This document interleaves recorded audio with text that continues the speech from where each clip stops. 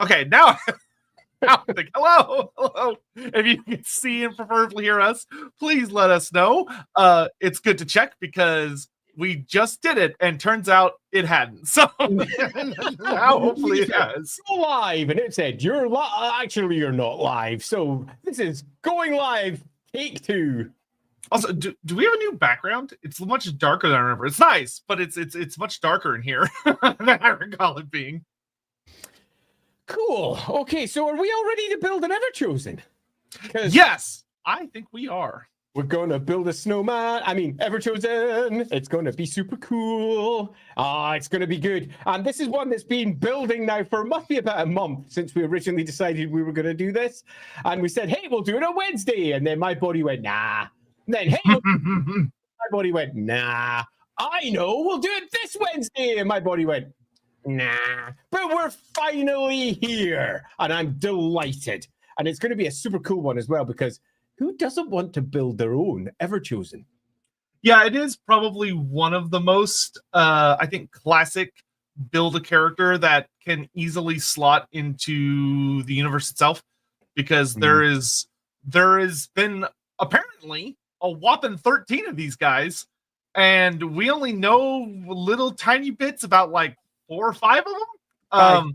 Yeah, and even within that 5, like, one of them is a little dubious about whether he technically counts because he doesn't really get anywhere. But there is a lot that can be done with EverChosen. Of course, we've talked about them quite a bit here on Lorebeards. I think we've talked about the EverChosen rather extensively during pretty much any Chaos stream, but also during a lot of our Ask Us Anythings or the Tomarcon Brothers series. We've had pretty extensive dialogues about what could have been done with EverChosens versus what has been done, and of course how they've changed over the years. So there's a lot of really interesting things to cover. There is. I'm quite looking forward to this one because the EverChosen is an interesting piece of relatively late lore in the greater Warhammer scheme. And for a while it had its lovely champion of light sitting over on the other side as well. That was a thing. And the EverChosen as a concept and an idea is kind of super cool. And has been really, really hard pitched almost since the mid-90s onwards. And I'm particularly looking forward to seeing where we land because this stream, much like all of our other build your own streams, is going to be us working with you to do it, which means we're going to be putting up polls, having a discussion about different stories we could have, putting up more polls and seeing where it lands. And it's quite possible that it could land almost anywhere. After all, we are dealing with chaos. So I'm really looking forward to it, not just because I had to do 0 prep for this one, which is always a good thing, but because this could land almost anywhere. And if it lands somewhere I like, I'll almost certainly use this one in my own games as well. So make sure you build something cool, everyone, because I want to use this one. Because as we've said already, for all the concept of an EverChosen, the idea of this great hero of chaos that is, for one reason or another, picked out by all 4 chaos powers to bind together the great tribes of humanity to wipe out the rest of the world. For all that character is of extreme importance to the Warhammer world as a whole, the amount of detail we have for them is not just scant, not just slight, it's almost 0. The only one we really know anything about so far is Archaon. The rest of them are a name, a couple of deeds. We attacked at Kislev Gates. Very little beyond that. I mean, what is known of Azavar Kul, for example, the 12th EverChosen? I can tell you how much when I had to draw him, so little that I had to draw a shield in front of him so that you couldn't see the actual Chaos Lord himself, because nobody knew what he looked like, or indeed if it was even a he. Such was the amount of detail that I was given at the time. So this is going to be fun, because we're going to go deep diving into something that is, I hope, going to be really, really cool. Yes, but before we get into it, we do have just a couple of quick little things to take care of before we hop into it.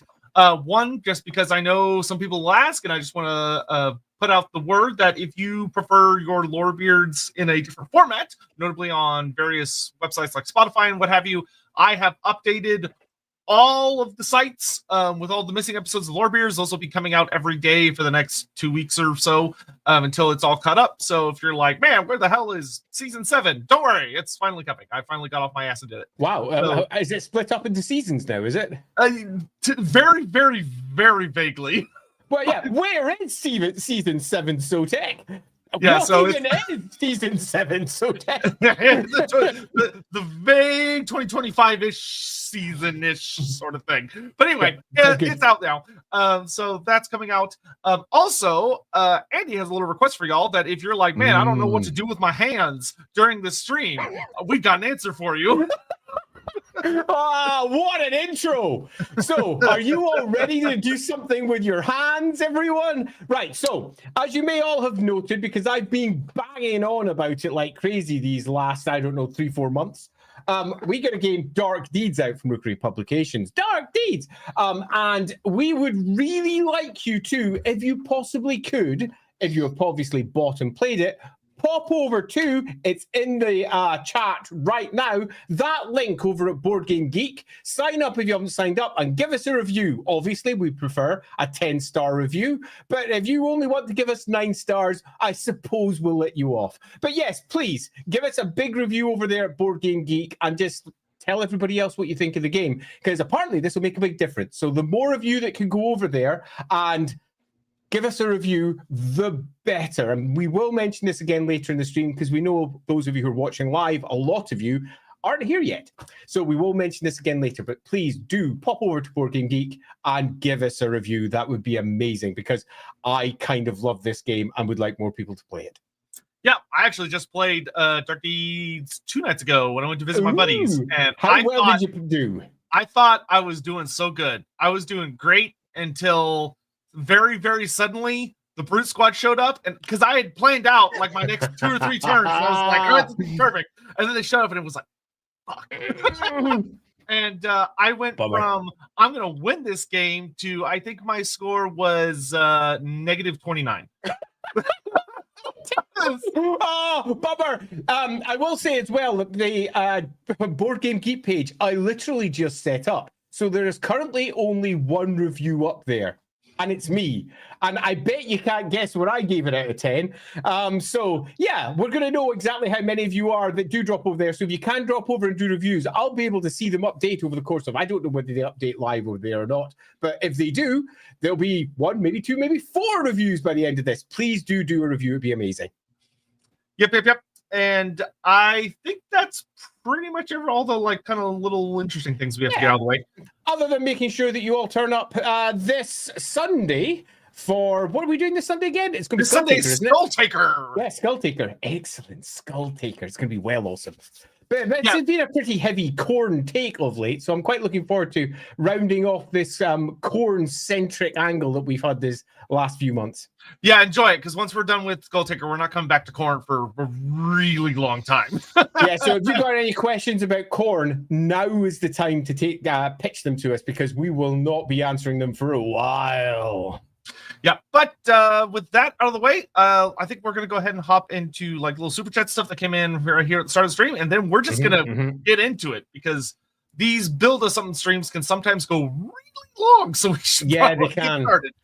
Yeah. Hammond, why didn't Andy drink bourbon that was left outside for too long? It was too whiskey. Too risky. Too risky? Is that risky? Yeah, too risky. You really think that would stop me? Shows you what you know, Hammond. Ricky Chapman, this will be the 3rd EVERCHOSEN we've built. Man, y'all have been busy apparently. Can't wait to see their rise and fall for the Dark Gods, for the Undivided, for the 3-eyed King. Well, we'll get into some of those discussions here in a bit. Because there's some interesting things about EVERCHOSENs, but we'll get to that. Holy Artist, just a question for Andy. Have you ever written a character of yourself, or do you know if there's a character based on you in Warhammer Fantasy like Sotek has with the Oracle of the Sacred Flax? Cool. I have made many characters in roleplay games of various types that are based on me or some equivalent at various points.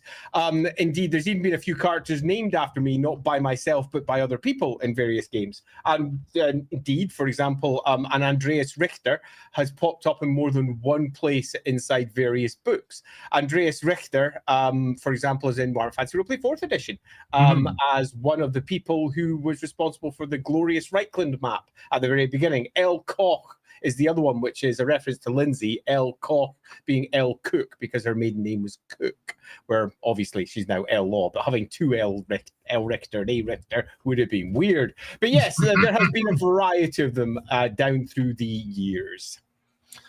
Let's see. Hutchins, we're going to have some dark deeds tonight. Yes, there will be a minion who will rise and fall, just like I did 2 nights ago. Indeed, I'm going to post that link one more time just in case, so that you can all pop over to Board Game Geek. It's over on both Twitch and over on YouTube if you would like to go and do the deed. John, thanks so much. Appreciate it. Thank you very much, Log. John Locke Cole, pardon me. Hugely appreciated. Let's see. Cobalt, all I want for Christmas is a Chaos Dwarf for Druki EVERCHOSEN. Okay, so I'm going to go ahead and get this out of the way. So me and Andy were talking a little bit before the stream, and there are when doing a build in EVERCHOSEN, one thing that me and Andy are keenly aware of is that in prior streams we have had a lot of an EVERCHOSEN could do this, it could be this, it could be not human, it could be like we've done a lot of what could be done with the concept of an EVERCHOSEN. But one of the things that's kind of important to keep in mind is that those are pretty out there. We got broad interpretations of the role. Yeah. And I think the goal for tonight is to try and work with y'all to create something that lands as true to what would a realistic EVERCHOSEN be with community involvement, kind of like how we did what would be a realistic god, like we did in the Making a God stream, where we came up with a really badass one god and stuff like that. So because of that, there's going to be one real restriction that we're going to put on y'all, which is that the EVERCHOSEN, unfortunately for Colpo, does need to be human. And I know this might suck for many of you out there, and it sort of sucks for me as well, because I have a really cool idea for something that's not human. But I think it's super important, if we are building something that feels like it's very much a part of the lore and would exist within the Warhammer world we know, that we have ourselves, as is prophesized, a human that binds together all the human tribes to destroy the world. And that, sadly, means human. But it is worth noting, humans do come in many stripes. So we've got many different types of human that we could potentially create our next EVERCHOSEN from, but we can get onto that when we get there. Yeah, so don't worry, there will still be notable choices. But that's going to be the starting mold we'll be looking at. I think so. And as much as I'd love to have, say, a Beastman, I think that'd be great, particularly because the Beastmen are all often overlooked. I think it's also worth saying the Beastmen are often overlooked by the Chaos Gods also. So I'm quite happy following this restriction while simultaneously being a bit disappointed. Can't help myself being, but I'm the one enforcing it, goddammit. And hey, if you're like, well, I refuse to take this line down, feel free to kick up as much of a fuss, especially in Super Chat form. And, in the future, on another Wednesday night stream, we'll come back and do an explicitly non-human one, which could be fun. So for Skaven in a trench coat, for example, it'd be fine. I need my EVERCHOSEN chaos adult man, the 3 halflings in a trench coat, just bringing absolute ruin to the world. Barsikowski, I hopefully pronounced that right. Did you know there was a dwarven tank miniature sculpted for 8th edition Warhammer Fantasy Battles and not released? How would you incorporate it into the lore? Zufbar? I've never heard of this. How have I missed that? Where have you found this from? Because if you've got any sort of link or any awareness of where that came from, I'd really like to know it, because I didn't know this. And I know quite a lot of the unreleased stuff because I've spoken to various people down through the years, but not an entire freaking tank, particularly because the concept of the steam tank is often directly associated with the Empire army. So to see it then copy pasted over into the dwarves in a different view would be, to me, almost inconceivable. I desperately want to know where that comes from. Yeah, the only thing I can think of that kind of like seems similar to this is there's been a notable amount of mentions in the past about like essentially like a burrowing mining platform, like a drill that's on like treads or wheels that gets mentioned quite a few times actually in the various Dwarf Army books, where you'll read about it like burrowing through part of the underway. And but it wasn't really intended as like a machine of war. It was more that it happened to get in nasty scenarios where it would then like manage to pull through. But this, I personally would not go for a tank, because I feel like kind of with Andy, I think it'd be too close to what the Empire has, and I would want to keep Empire and Dwarf tech pretty far apart. That being said, if you had a gun to my head and were like, deal with it, what are you going to do with it? Then yeah, I would definitely mess around with, I mean, Zupbar is the place of the engineers. It is a dwarf world that also doesn't get nearly as much attention as I would love. So for them to kind of have like released this like heavy mechanized machine of war that's like burrowing through the underway and stuff, yeah, that's probably what I do with it. Yeah, totally. I'm going to pop a link over on if you've got a link to it, because I've got a feeling that somebody just tried to post the link. Since I saw the link is here. Oh, whoops, sorry, but the comments coming in too fast. There we go. That link did not post. So if you could post it over into Discord, that'd be great. We've got an entire thread over on the LAWhammer Discord about the Everchosen, if you want to pop it in there, but it's about dwarves, so just pop it in Lorebeards chat or something. That'd be brilliant. If you're not part of Discord, though, I don't know, share the links with someone else who is part of Discord. Go join our Discord, for goodness sake. Yeah, you could DM it to Hawk if you want, because Hawk's a mod on Twitch, so he could post it. Yeah, that'd be perfect. Yeah, because unfortunately, well, not unfortunately, but a lot of our streaming stuff has defenses against people posting random links. Yeah. For understandable reasons. All right, so from there we've got Watchdog 3079. Could it be our Everchosen could rise during the time of 2/3 Emperor/Empress? It's So we've got a discussion to have about this later, I think, as to timing, because there's different ways that we can do this. And I think that the best way to answer this question will be after our intro, because during our intro, we'll both pitch different ideas and different things that we have to potentially consider, and then we'll land on something. Then once we've got that, this will be answered. Yeah, so that is something we will approach. Stephen Lucas, headcanon, most Everchosen are not faithful to the end times task, starting with Be'lakor. Several had tiny warbands and travel incognito for personal goals. So that is the way I would tackle this is I would say that kind of defeats the purpose of them becoming an Everchosen. What I'll say is this. One could argue that Archaon's reasons for becoming Everchosen is slightly different, or even massively different, compared to a lot of other Everchosens, where he's kind of portrayed in some books as wanting to use the role of Everchosen to destroy everything, including the Dark Gods themselves. Like, he's going after gods in general. So you could have an Everchosen that has like an ulterior motive, but ultimately that motive should still seek to be accomplished by performing the role of Everchosen. Because while the Dark Gods... Yeah, the Dark Gods are insane and crazy and goofballs, but they're also not stupid. And the idea that someone could like manipulate them into being crowned Everchosen, and then be like, "Ha, I'm not actually going to do any of that." Like, I don't think that would play well. The best way to think of the Everchosen, and this is going to be controversial to many of you out there, the best way to quickly consider it is think of the Elven avatars.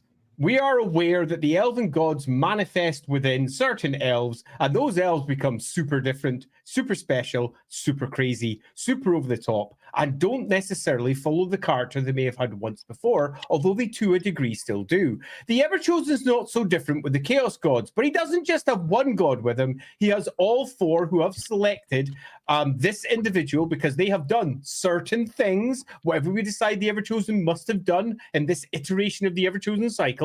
They have done certain things, and they have been recognized by all four of the great chaos powers, let alone any of the lesser ones, and effectively empowered. word. They become almost walking avatar of the gods themselves. A little bit like Horus over in the 40k world, because he fulfilled a very similar role. So we are not dealing with someone who's just a layabout who may run off and do his own little Chaos Warband thing, because he's got bigger stuff to chew. He has bigger walls to eat. He has bigger challenges ahead of him. He is an Everchosen.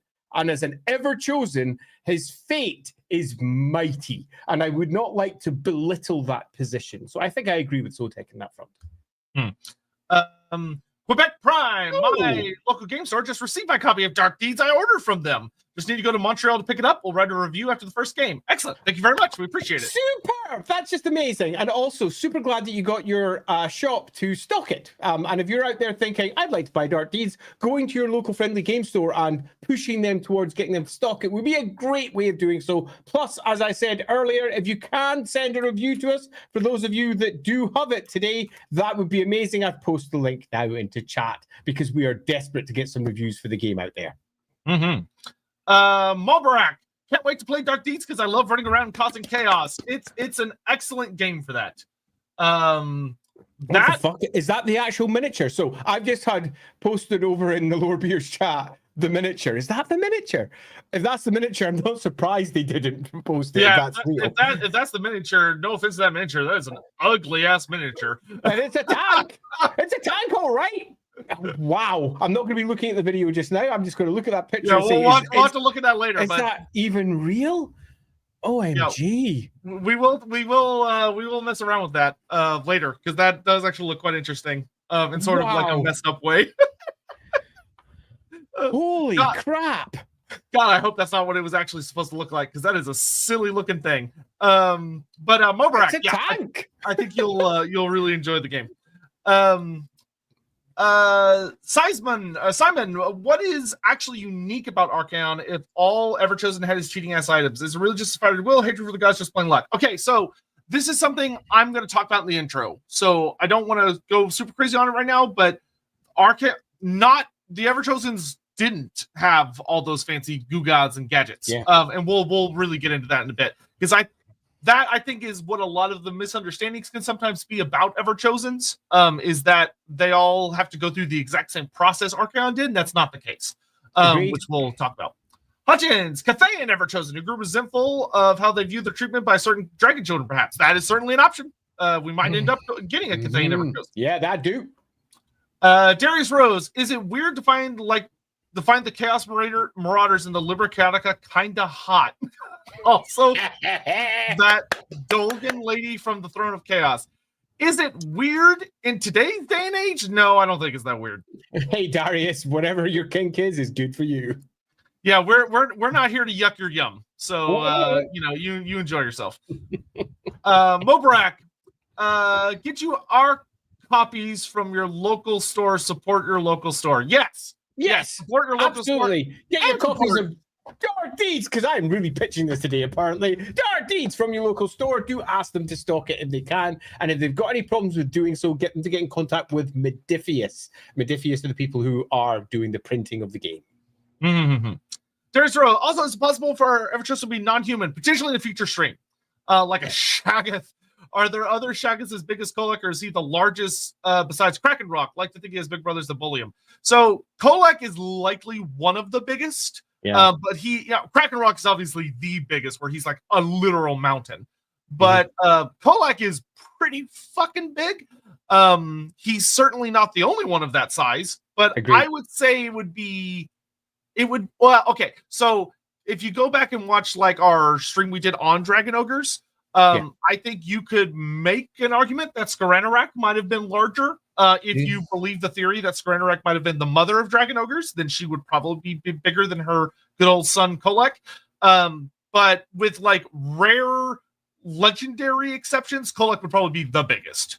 Yeah, I think that's fair.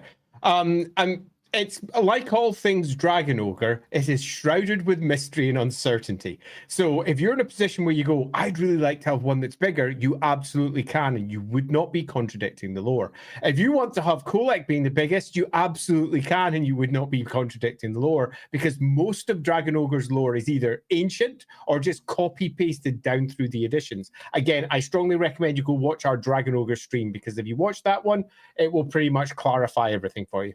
Mr. Thomas, protest super chat against the tyranny of not having a lizard man ever chosen. Perhaps a Slan ever chosen. A Slan named Criminal. Get out, you're banned. I would just like to say that I wouldn't just nix a Slan ever chosen. I would say that it is absolutely categorically impossible. The Slan do not corrupt. Except for that one time that we keep vaguely mentioning was theoretically going to be in a book. But moving on. The Slan do not corrupt. Mornington Crescent. With an Everchosen today and Skulltaker Sunday, it's Uzul all week. There is a lot of Uzul action going on. Which be sure to tune in to Sunday, where we talk about why GW chose to do that. Where they're like, we'll just name them all Uzul. Fuck it. Yeah, the Flyers of Azul. I'm the sort of... Oh, no. Yeah, Azul's everything. Would Gelt be Andy's Everchosen? No. I don't think he's cool enough to be Everchosen in Andy's mind. He's just an asshole. Screw that guy. WPKM managed to coax a local shop into getting Dark Deeds. Excellent. Thank you so much. They won't regret it. Do send us a review over on Board Game Geek. That would be lovely. I will indeed even post that link again. I continue to do so throughout the course of this stream. Hawk, I know you're here. Would you actually mind grabbing that link and just lighten that up like every 15 to 30 minutes? We'd appreciate it. Oh, that'd be amazing. Thank you, Hawk. Elementor Exposure. How about a favorite child of Miao Ying that falls to chaos and kills her second favorite child to explain how she became so cold and aloof? That could be an interesting story. Yeah, that could be a fun story, Elemental Exposure. I think there's something along those lines, or at least the foundation of it. We'll have to go into one of our votes. Draymond, off topic, but imagine a Monster Hunter style game where you play as an ogre hunter, white lion, giant slayer, and or a questing knight. Would pay good money for that. Yeah, there's a lot of pay good money for that. Yeah, there is a lot of crazy shit that could be done well in the Warhammer Fantasy verse if people would just pursue it, and if GW would let them. Though GW seems to be pretty lax with their video game license, so I think it's just more of if we had good developers. Yeah, I just want a Warhammer dating sim. Where's that? I'd be all over that one. Holy Artist, what would you see as human? Would halflings or ogres fall under humans in this case, or is it just Empire? So if you look at it and go, I'll put it this way. If you look at it and your initial thought is to say, oh, that's not human, that's a blank, like that's a beastman or that's an ogre, then the answer is no. Yeah. I bet humans do come from all over the world. So there are many different types of humans that we can gain access to. Like, for example, has been discussed many times here, humans from Cathay, including certain dragon-blooded humans from Cathay if we desperately wish. That would still be classified as human. But we are looking for something that is human in origin, not ogre or halfling or greenskin or skaven or beastman or anything that could be described as humanoid. Elf, for example. Yeah, if you had a magic item that would say get bonus damage against humans, use your who would that rationally apply to? Using Warhammer logic. Stephen Lucas, about small warpan comment, character limit. The goal can be grand and benefit the Chaos Gods while being very personal, like they use 20 peeps to off Malekith. That is very potentially something that will come up of an Everchosen that has an alter. I mean, I think realistically, every single Everchosen would likely have an ulterior motive. I could see maybe the argument, and that's something that will probably come up as a poll option, is whether there's someone that's trying to achieve a personal goal through the role of Everchosen, kind of like Archaon did, or whether it's like a deeply fanatical person that genuinely and very deeply worships chaos, because that's a pretty broad spectrum. But yeah, definitely. Super Orlok, maybe a more primitive Everchosen from the north of Nagaroth who fought the Dark Elves, maybe a sort of great chaos priest. Yeah, that's certainly an option. Someone that comes from the north, but on the Western Hemisphere instead of the Eastern Hemisphere. Just to take a moment to look at that thing. Never trust an elf. What the? Yeah, Wow. I can see how they like designed modern gyrocopters and gyrobombers in it. Like it's that same type of and the design. idea of the dwarf monitor from the old Man of War as well, because Man of War ships, for want of a better word, are pretty much 19th century or early 20th century ships. This thing looks like it was fucking massive. It does, doesn't it? If it was supposed to have 20 warrior models inside of it, like this was probably on an Ragnarok base. So like, good lord, that thing would have been. Yeah, indeed. They want to make a steam tank look putsy. Super thanks to EJ Cruising there for posting it to us. That was just posted over on Discord. But holy cremolians, look at that thing! Right, let's get rid of that and get back to our chats before we go live. Far more serious things. More serious things than dwarf super tanks. All right, so we're all caught up. So are we? Oh, okay. So we are ready. You want to do your intro then? Yes, I will. Go ahead. So think about EverChosen. EverChosens, as we know, are the great unifiers of the great powers of chaos. So that is a requirement right on the front page of that. If you wish to apply for EverChosen, you must be a champion that is able to earn the favor of Khorne, Nurgle, Tzeentch, Slaanesh, and you unify their favor into a singular individual. Now, contrary to what Archaon did, a lot of people look at Archaon and think, oh, so you have to get all these like gobbledygocks to get access to being EverChosen. That's not true. The only actual requirement to be the EverChosen is the crown. Which is the crown of Dominion. And essentially it acts as a force that allows the EverChosen's will to be like heavily multiplied and kind of crowns him as like the favorite of the gods, and allows him to kind of wrangle the nightmare that is chaos, especially the more demonic or insane parts of it under his thumb. But Archaon was, fun fact about him, good old Diedrich Kastner, which was his given name when he was born. Kastner he didn't come up with the name Archaon. He opened a prophecy that talked about the coming of an EverChosen by the name of Archaon, and he chose to fulfill that prophecy. So he became Archaon.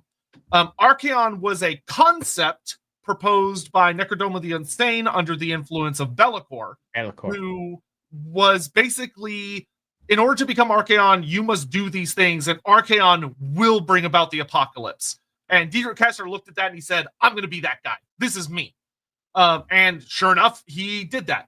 But all of the other EverChosens, they did not go through that process. They went through their own unique stories.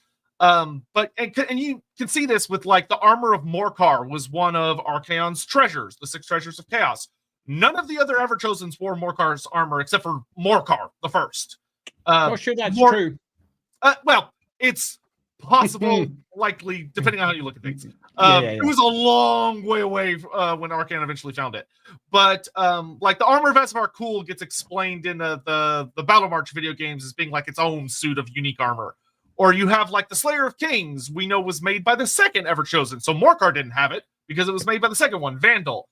And some myths say that it round up with Krakenroth the Black pretty quickly after Vandal. Or maybe someone else managed to get it, like maybe the 4th or the 5th EverChosen. But it just kind of bounces around. And like Dorgar is the Steed of the Apocalypse, he's a whole can of worms.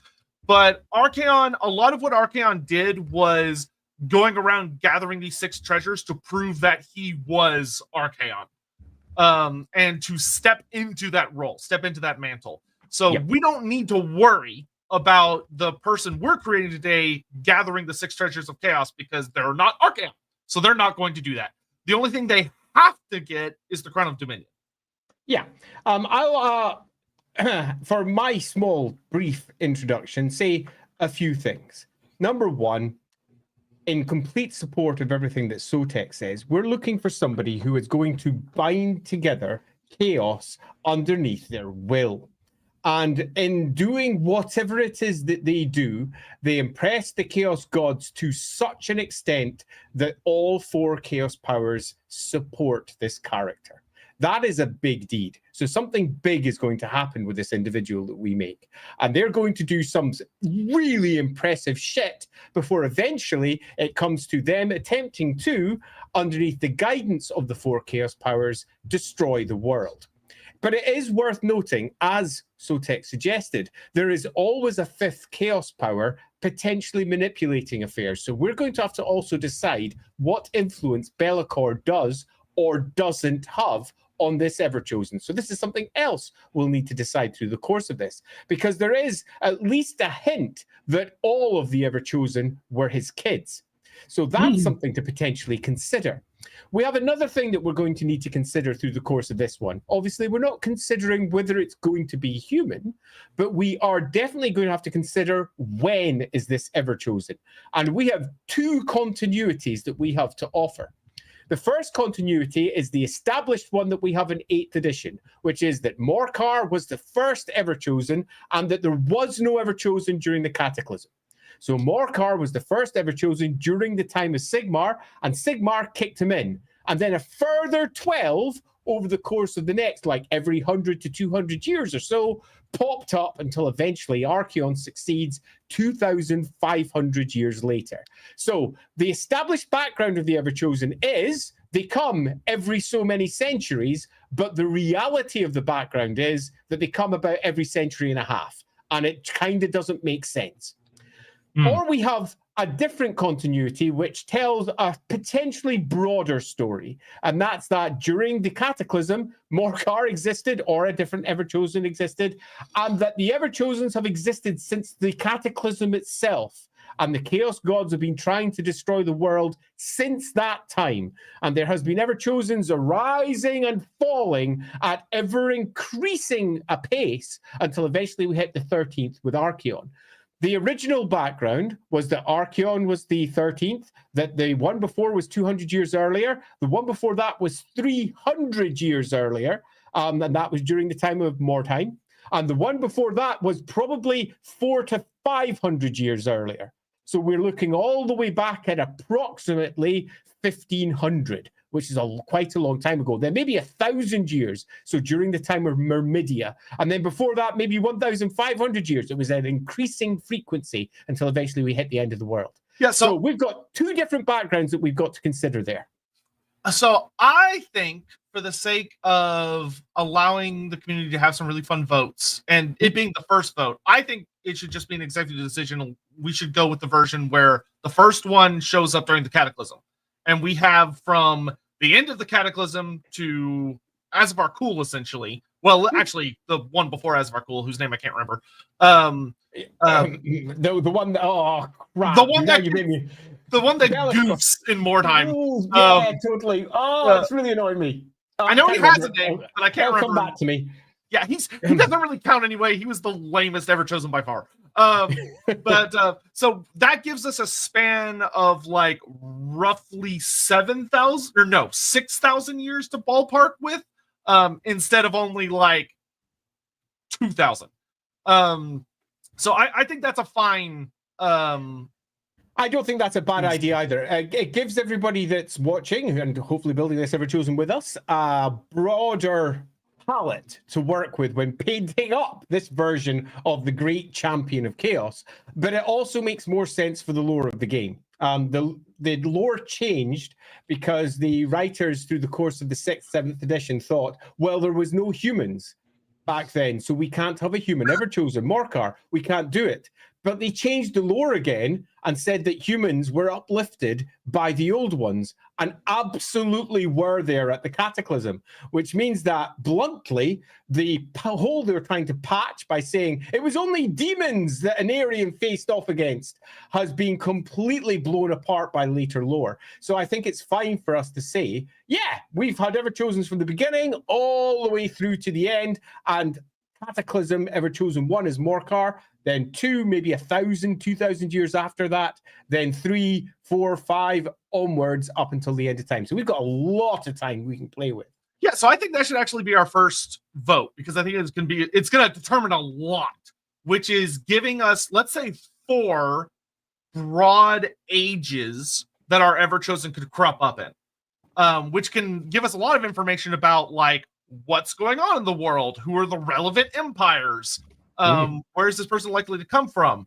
So I think that'll be the best way to tackle it. I think we can have like ancient times being from, I would say, like the Cataclysm up until maybe the War of the Beard.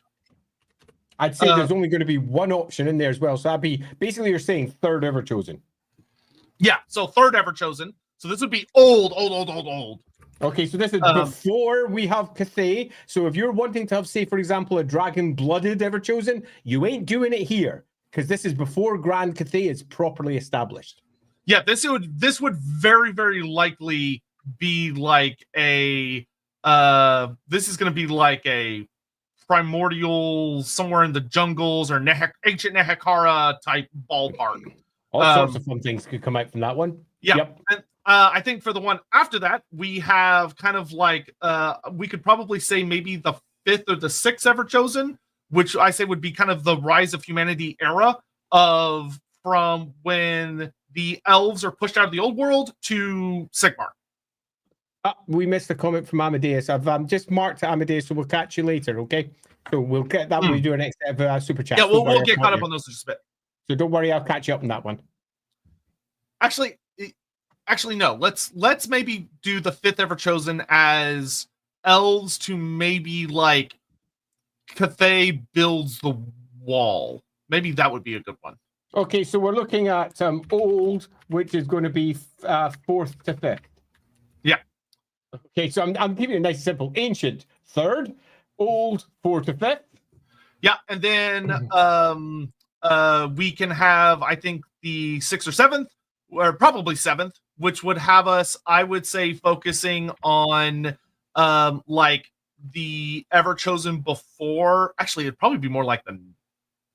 How about we go 6th to 9th and then go 9th to 11th? Yeah, that works. Okay, so we're putting it into 3 bands. So 6th to 9th, ancient, kind of be like old. What's my adjective going to be for the 6th to 8th? So maybe ancient, old, classic, because we're in the classical area. Classic, good old, a classical. I'm going to crown it to classical because that amused me. A classical one, and then finally 9th to 11th, or somewhere around that region, will be post it, the founding of the empire. So we're talking modern. Modern, yeah. Okay, so that'll be. Just to make sure that you're clear what's coming your way, you've got ancient for the 3rd, old for 4th or 5th, classical for 6th to the 8th, or modern for the 9th to 11th. Are you all ready? Because the poll's starting right now. 9th, 10th, shouldn't it? Because we know who the 11th is. Oh, yeah, oops. Yeah, more time. Oh, yeah, you're right. More time set. Oops. So 9th to 11th won't be happening. It'll be 9th or 10th. God damn it.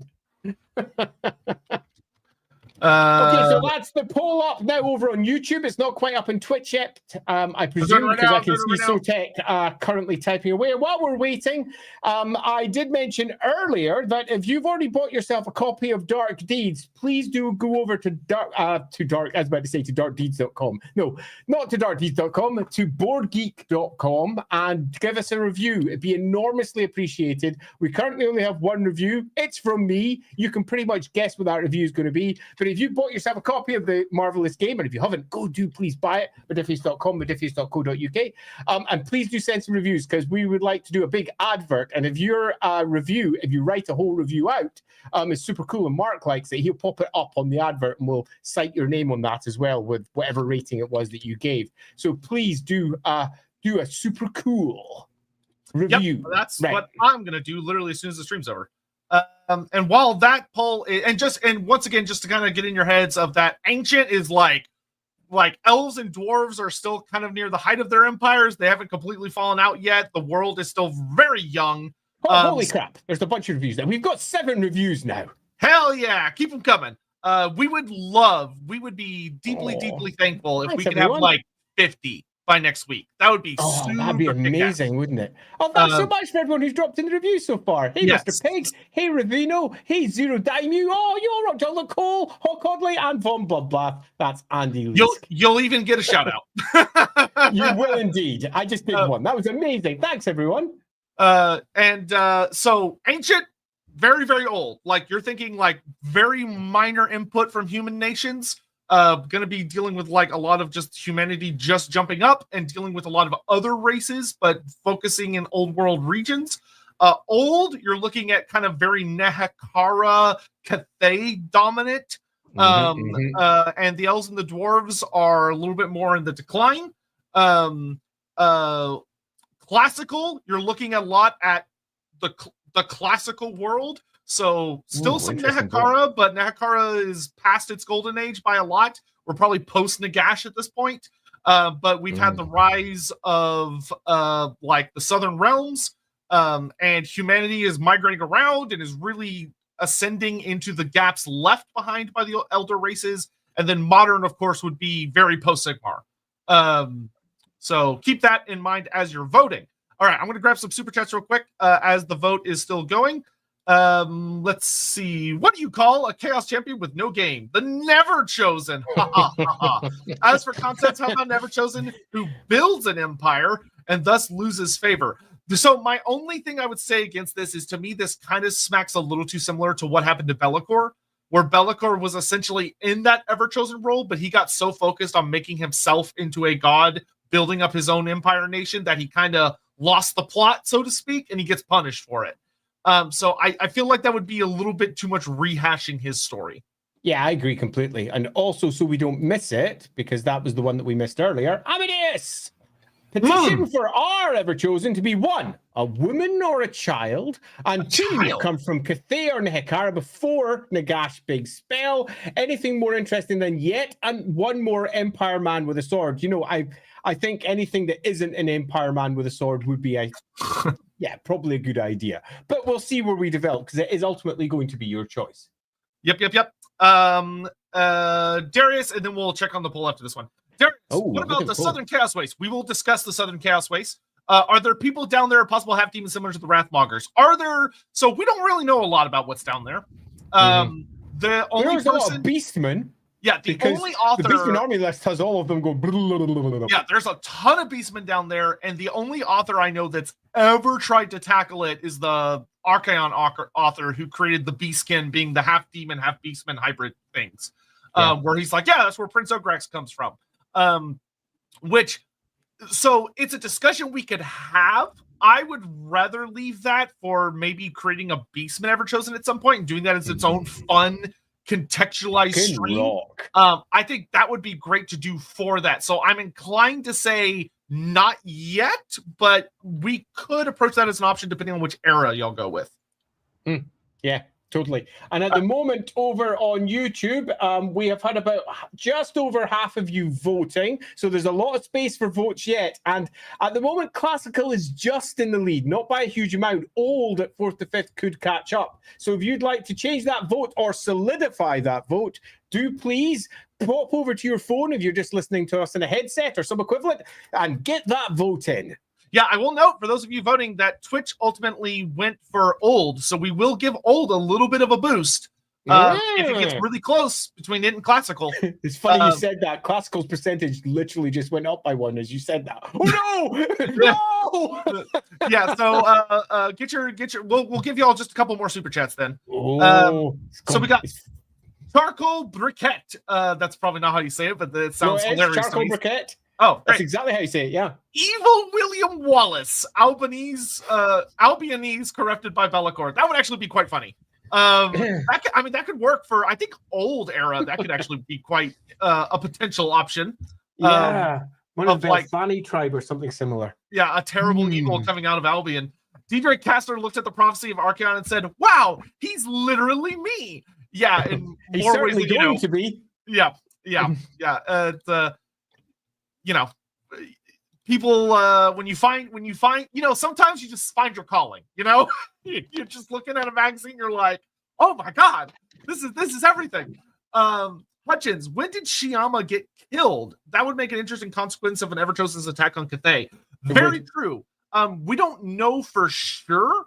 What little genuinely tiny lore we have suggests that she was killed a really long time ago, so you'd probably be looking at Old era. Definitely not maybe even ancient era. Yeah, either old or ancient era, because she is supposedly probably post Grand Cathay though. Yeah, Yeah. So probably old or classical. You could even squeeze it into classical. I feel like classical would be a stretch because the only the earliest classical at 6th, I think you could almost squeeze it in. Because like the earliest notes we have about her is that her siblings like barely remember her. That's a long time though. Which is but anyway, so we'll play around with it if we go to Cathay. That could be a very good point. David Whitfield, Morgenthorg, Ogre Captain of the Chaos All-Stars. He led them to 2 Chaos Cup wins, Spike Magazine MVP, #1 with a bullet for EverChosen. That is I love the idea of their like trying to have a serious discussion about EverChosen. There's the Blood Bowl fans in the back being like, we got the stats. All right. I think we can call it. Let's YouTube back. Okay, so over on YouTube, we shall end the poll with the classical winning with just 32%. It was 33% 2 seconds before I clicked it. Old is second at 28%. Ancient at 25%. It's all really close, massively outnumbering modern with 13%. So we're looking definitely at classical, old, ancient. How about over on Twitch? So Twitch went for old. So I think why don't we kind of split the difference and aim for early classical, late old. So kind of like 5th or 6th EverChosen. Okay, that seems to be a pretty good shout to me. So we're probably looking at possibly around about 1,500 years before Sigmar up to. I mean, really, you don't want to have maybe up to about 1,000 years before Sigmar, around about there. I would say, why don't we aim for post Great Bastion, post Fall of the Dwarven Empire?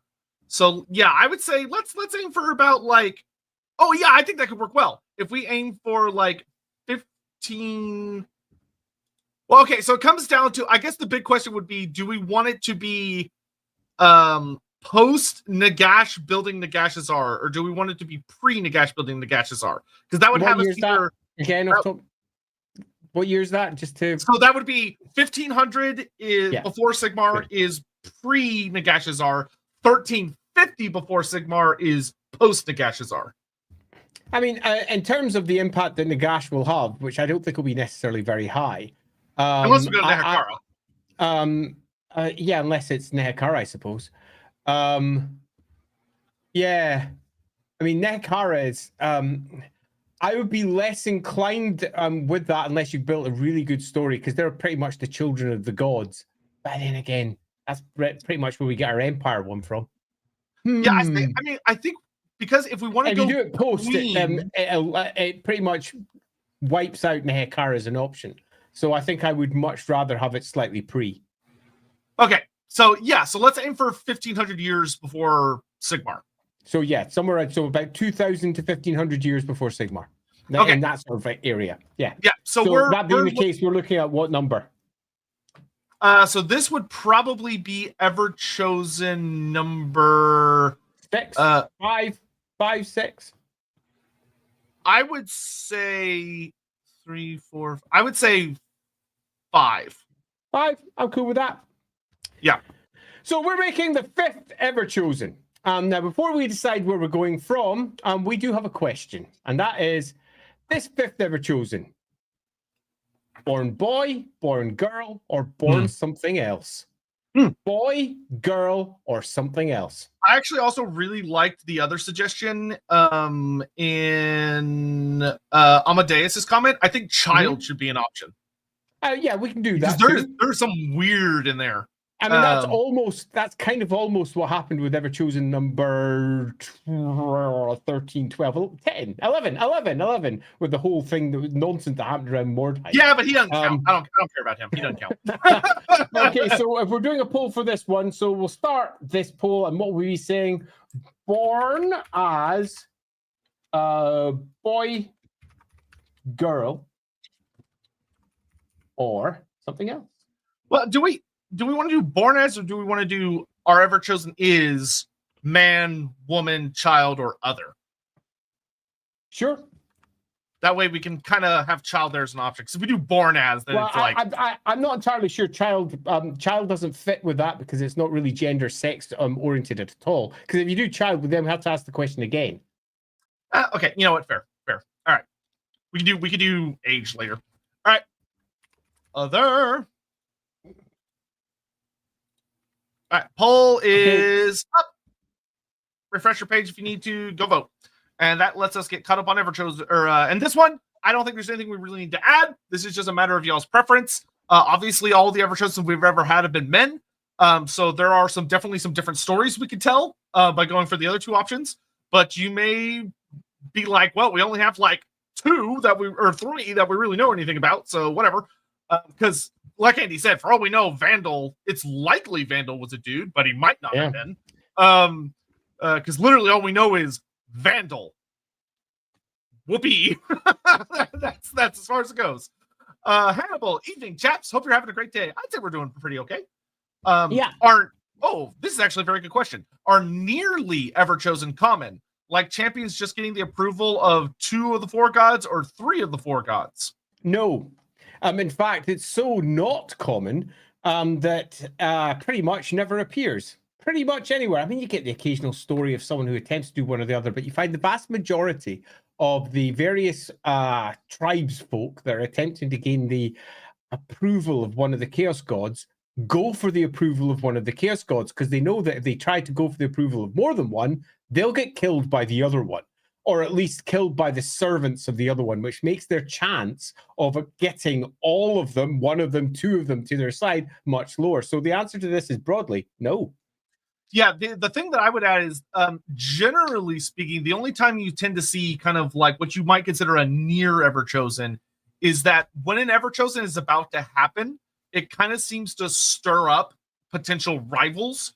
And you start to see like a lot of people reaching for it because they can almost feel it, like feel that something's about to go down. So you might have various individuals kind of come out of the woodwork.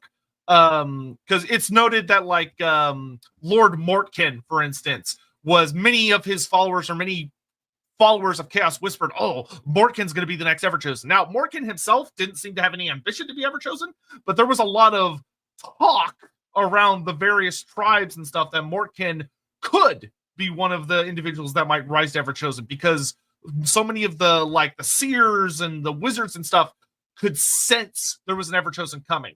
So there's a lot of politicking and scheming that has genuine political ramifications. But as far as like someone standing a realistic chance, probably not. No, I mean, the nature of chaos makes this exceedingly unlikely. And it's worth noting also, the nature of chaos makes an EverChosen exceedingly unlikely, which is why we've had so few of them.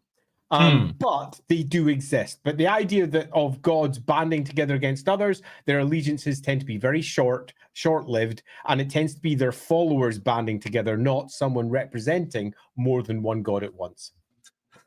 Woodstar Chris says the EverChosen needs to win a game of Dark Thieves before they get at the least crown. One. Yeah, and provide a review. Yeah, it would. I'm not gonna lie. There is something I love about the idea of there being a challenge that the EverChosen goes through where they play a genuine game, like a card game or something, to win a challenge. Stones or some equivalent. Yeah, you could actually. I think you could play around with that if you really wanted to be kind of cutesy about it. All right, we'll do one more super chat and then we're on to the end of the poll. Marathi, if they're from Nagaroth, have I slept with them? Hey, certainly a possibility. The answer is definitely there's definitely a chance of it. it wouldn't be out of the realm of options. Well, I'll say that. All right, so if I'm ending the poll over at this side, we have a very clear winner. It's not even close. Where women is so far ahead, it's barely worth considering. Which chat did the exact same thing. So we have... Okay, so we have got ourselves a female EverChosen. We have got a woman, somebody who is EverChosen for her individual choices. Where are we going to go next? We could go age if you want to decide whether it's a girl EverChosen rather than a woman EverChosen. If you would like to go down those lines, or whether you prefer to have some kick-ass women. Do note though that I'm not sure it makes a great deal of sense that someone young could ever be EverChosen. So I'm going to need you to justify it. Let me cook. All right, chat. Here's your option. This is going to get a little weird, but we're dealing with chaos, so it's going to get weird. Your first option is, we'll say, standard adult build. So, like, it's what you would expect of an Everchosen, someone in their prime adult. Your second option is a crone, an old, haggard individual that has different kinds of strengths, but because they're Everchosen, probably still an absolute beat stick in combat. But someone that is on the much, much older spectrum than we tend to think when we think of Everchosens. Someone that has been working at this for many centuries. Where Archaon's been kicking around. I think Archaon was kicking around for like a good century and a half before he becomes Everchosen. He was around for a while. Watch LAWhammer. Yeah, so we could deal with someone that is much, much older. The third option, so when I say a child, don't think of it as they're literally like very, very young, but imagine someone that due to mutation or curse or something is a perpetual child, is always a child. And how that might alter the way they express themselves as a champion of the dark gods. Because you might think a child isn't scary, and I would say, bitch, go read Night's Dark Masters and check out the Necrot character. She is terrifying. She's just a little girl, but it's a vampire staple. Yeah, she is super spooky. So I think that gives us 3 interesting options. I think we should have a 4th. Oh, go ahead. And that is ageless, as in they're not necessarily an adult, they're not necessarily a crone. They have just been going on and on like many champions of chaos do. They're now beneath their chaos armor. Who knows what they are or are not? They are an ageless character. So loosely speaking, just to make sure that you get the idea, we're going for someone who is an adult within their first 100 years of experience and has carved out their experience in this time. A crone, someone who's been going for centuries, very possibly a magic user, who is rising up and taking the title of Everchosen and near the end of their natural life. Next will be appearing like a child due to mutation or whatever else. They are an eternal child, and all of the awkwardness that might bring if you were making an anime of it. And then we move to ageless, someone who is of indeterminate age. You could never tell. They're a freaking chaos champion after all, but they have been going potentially for centuries, attempting to carve out their position amongst the tribes of chaos. I'm actually 200 years old.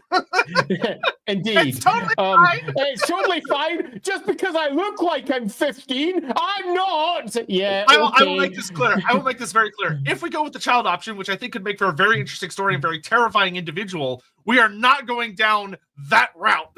No way at all. So, if you choose child, oh God, I hope it isn't going to meme itself out. But nevertheless, that is your options. Ready? 3, 2, 1. Vote. Yeah, if you want the Marathi option, don't go down the child route. Oh God, no. We're gonna be saying we're just gonna nix it because we don't need to be telling that story. Korinchima, hypothetically, can the Ever Queen become Everchosen? I mean, it'd be by the rules that we've set up here, no, because we're going with human only in this one. And by the rules of most of the examples of what the Everchosens are, almost certainly not. And I'm going to actually say, hypothetically, no, because she is possessed by another goddess. It literally couldn't happen, unless it could. And if it could, then holy shit, that would be awful. So and the bigger question is, could the Ever Queen fall to chaos? And the answer is yes. And then you'd be left with, would it ever become Everchosen? I think the answer is probably no. Because the 4 great chaos powers would squabble. They would never let all of them claim it. It would be a mess. Yeah, unless you're the writer that came up with the Everchosen or Everchild, and you say, well, I mean, she's already got Ever in the name, so I mean, that could make for a super fun Everchosen, the Everchild. Donoman, my suggestion: Cathayan, dragon-blooded Everchosen, who terrorizes the Far East and is the reason why the Isles of Elithis became lost. Feel free to use anything from my post on the Lorebeards channel on the Sotek. This is where my name is getting there. Giddy, I saw your what I can only assume was extremely late night and or feverish writings with incredible amounts of map details. Kudos to you. You got a lot of work done. Hopefully you were having a responsible sleep schedule. Darius Rose, perhaps we could do with the great migration period of the 4th century with the tribes of the 3 Empire and Bretonia migrating and attacking the classical realms to flee this Everchosen. So I think we would have needed to be very solidly classical era and leaning towards modern for that. So we're a little too early for that, but that is definitely a time when a Everchosen I think would have made a lot of sense. Yeah, I agree. Jack Flanagan, Andy and Sotek. It's rare I have the pleasure of catching you guys live. I've been rewatching your older episodes to inspire my current playthrough of The Enemy Within. You two are amazing. Well, thank you. Hopefully you're having fun with it. Thanks, Jack.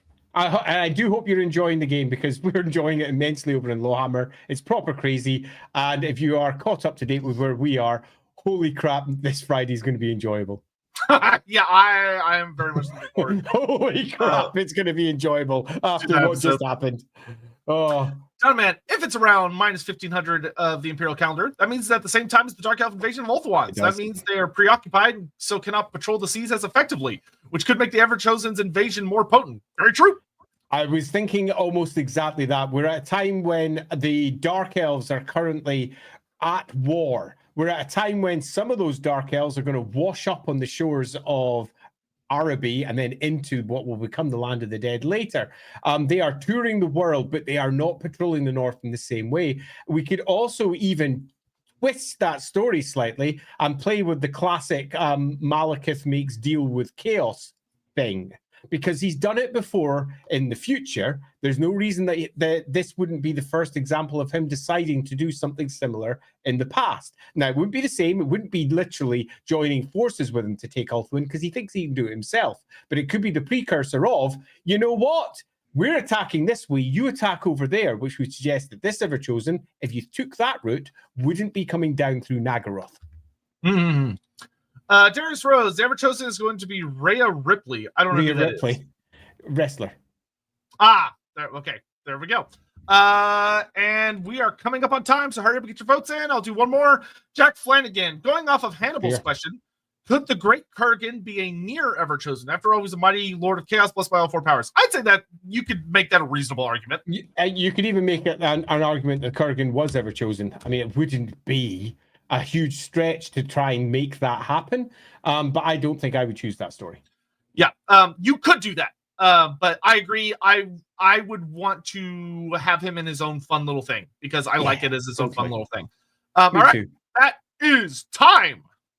Alrighty, let's have a quick look. We have a very clear winner over on YouTube. What about over on Twitch? Twitch, we basically have a tie between Aged Crone and Perpetual Child. Interesting. Over on YouTube, massively Crone with the mighty 36%. Adult coming in at 28%. Child's last at 14%. So a huge chunk over towards Crone. We have got an old wizened woman as our Everchosen.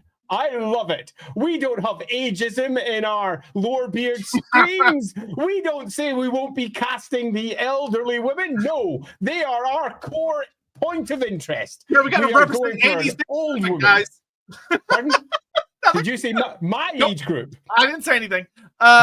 So we've got our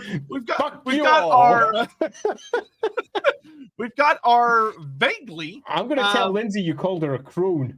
Sorry guys. There's not going to be a VOD for this one. On his brow. There's going to be no VOD. There won't be a podcast version of this one. I'm sorry if you missed it live. You missed it. But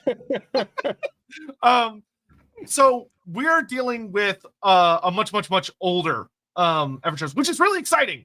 Because that's something that Warhammer is really bad about leaving behind is characters that, I love the Lich Priests of Nehekara because they're the really horrible form of immortality. That concept of not having eternal youth, but living for a long time.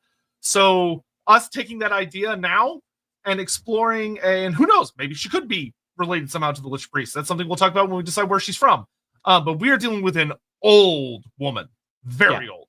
We're dealing with someone who's really old. We're not necessarily dealing with someone who is hag-like from, say, Kislev, but we're not necessarily not dealing with that. We're just dealing with someone who is in the latter stage of her life. So if we're talking standard human lifespan, someone who is either... how close was those seven I've ever chosen them? Yeah. Quite. So we're looking at someone who's probably in their 60s up to their whatevers, and that doesn't necessarily mean their actual age. what this represents is how they appear. So it's either somebody who may appear at certain lights relatively young, but is much older when you see her up close, or alternatively, someone who's just proper old and crone-like and wizened and bent. So that's the general area we're looking at, and we can pin it down once we start getting our story into place. Yep. So I think the next place that we can go, now that we kind of have an age, we have this elderly woman, is figuring out where she's coming from. Because we actually have some really interesting options. There are a couple of big human empires kicking around right now. I think the big things, so we have 4 options that we can narrow it down to. I think the 2 really obvious ones that we have are Grand Cathay and Nehekara, because they're both fairly strong at this point. The Great Grand Cathay at this point is now Grand Cathay, just so that we all have it clearly. And it is very much at its point of the Great Expansion, where it's consolidating its furthest outwards borders that we'll have at its later date. It's gone from being the smaller Cathay that it was before into Grand Cathay, where it absolutely is everything that you would expect it to be, although in a more, let's say, earlier state than it would have later. Yep. And something that's really interesting to keep in mind is this is also the time period, this minus 1500 ballpark we're in. This is the time period when the Great Earthquake is unleashed that cracks the Great Bastion. It tears open all, and that could be part of our story. So that's something to keep in mind. But so we have her, and remember, this is where she's coming from, not where she's attacking, which are 2 different things. So we have Nehekara, so kind of think Nehekara Southlands ballpark. We have Grand Cathay. I think another good option, of course, is like the Northern Wastes, Eastern Steppe kind of ballpark, because we know there's a shitload of humans up there these days, because they haven't yet migrated. Checking our Grand Cathay not Grand Cathay, I mean Nehekara timeline, just double checking here.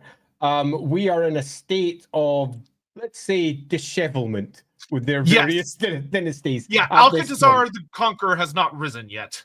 Yeah, absolutely. So we're dealing with dynasties rising and falling after the treachery of Nagash.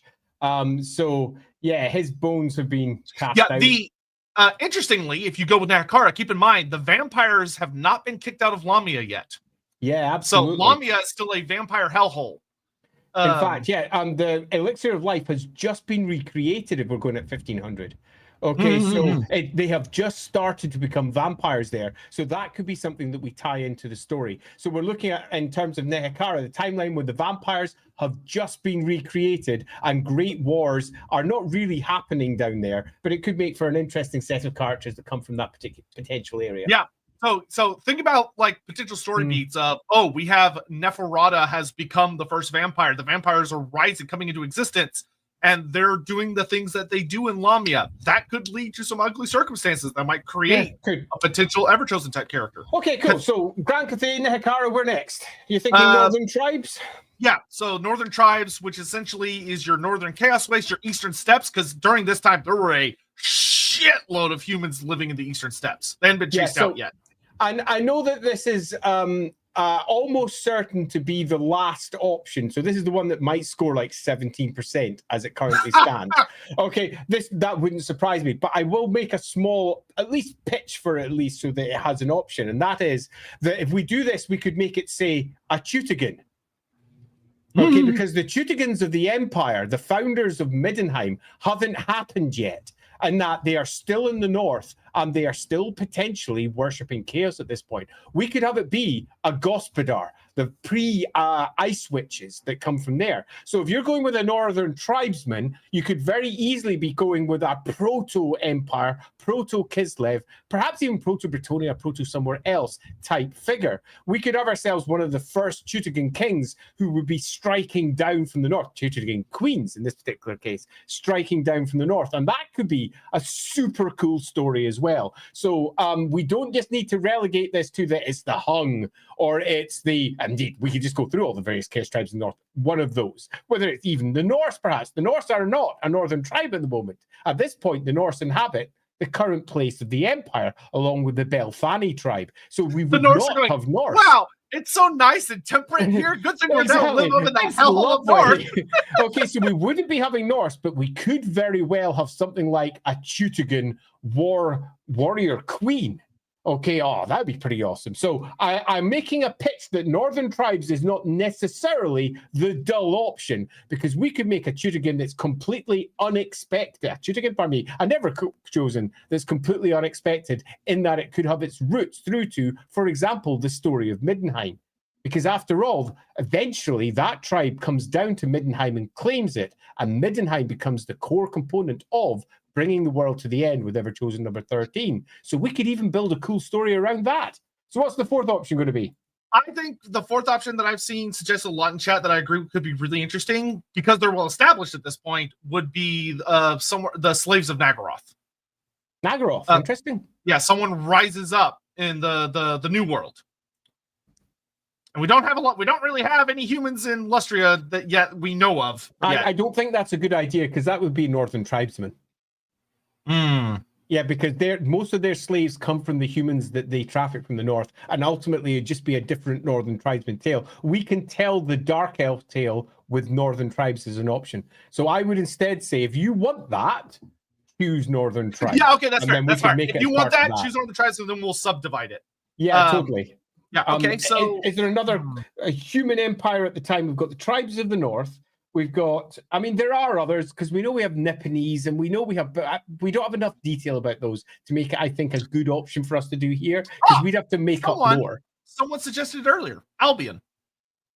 Albion's a nice, obvious choice. It had ancient peoples in the place. We've got Belfani tribes, folk who live there. We've got lots of ancient folk. That works really nicely. Plus, we do know Be'lakor has a lot of connection to the place. So that gives us the four options being Grand Cathay and possibly dragon-blooded, Nehekaran, possibly related to vampires in some way, Northern Tribes, which could be Dark Elf slave stories, or it could be stories about the proto-tribes folk that would eventually form things like the Empire, Britonia et al. Later, and then Albion, the ancient blooded humans who have been pretty much underneath the old one's fingertips since day one. Yeah. We're very much the old one route. And chat, I do hear y'all. If you go for the Nehekara option, we will have subdivide between like Araby, Nehekara proper, or the Southlands. Like we'll subdivide. I think we might end up subdividing most of it, because Northern Tribes has tons of options as well, as there's potentially Grand Cathay as well. Yeah, so regardless of what option you choose, we're going to subdivide, so don't worry about whatever you do, we're going to get more. Are we ready? 3, 2, 1. Let's start the poll. Cool. Okay, and then I can get live over on YouTube. Let's get slip through some super chats. Yep. So we left off with here. The Predator rule said others voted women to change the mold. I voted women for a Dami Mommy. Well, hey, you know, it's important to know what you need in your life. And we did indeed get a dominant mother figure who will get your ass in line. Worry not. She might not be quite what you had in mind with that sentence, but maybe you're into older women. I don't know. Aliflux, fallen hag corrupting the spirits, maybe explaining the lack of wood elves abroad. So this would be, I think this would probably be debatably before the rise of the Ungles as we kind of know them in the modern hags. Oh, definitely. That would not be the era we're in. I mean, you could argue that the Ungles had hags at this point, but given the loose nature of how the hags have been changed by Total War, I think the answer to this is probably they might not have. But equally, the answer could be the Ungles have always had them since day one. But because it's uncertain, that's a tough question to be. Now, what I will say is if you really want to, I would probably vote for either Albion or Northern Tribe. And what we could have a discussion about is potentially that the invasion route goes to Kislev, and maybe this is how we get the Ancient Widow. Maybe this EverChosen is what kicks whatever that was into motion. Obviously, just going to say 17% for Northern Tribes was far too much of it. Far too generous. Much lower. They were like, "How dare you call us basic?" It's pretty close between Grand Cathay and Nehekara at the moment over on YouTube. That's what I figured it would be. 10,000 ants. Could an intelligent chaos dragon become EverChosen? Within the context of this stream, no. Within the Warhammer world itself, unlikely. But I think no. Possible? Yeah, I think no. I just no. Not the way Everchosen's work. Yeah, the thing about Everchosen is you always want to think of them more as a figure that's supposed to be a willful uniter, as opposed to Age of Sigmar, bringer of the apocalypse. I am the biggest thing on the battlefield.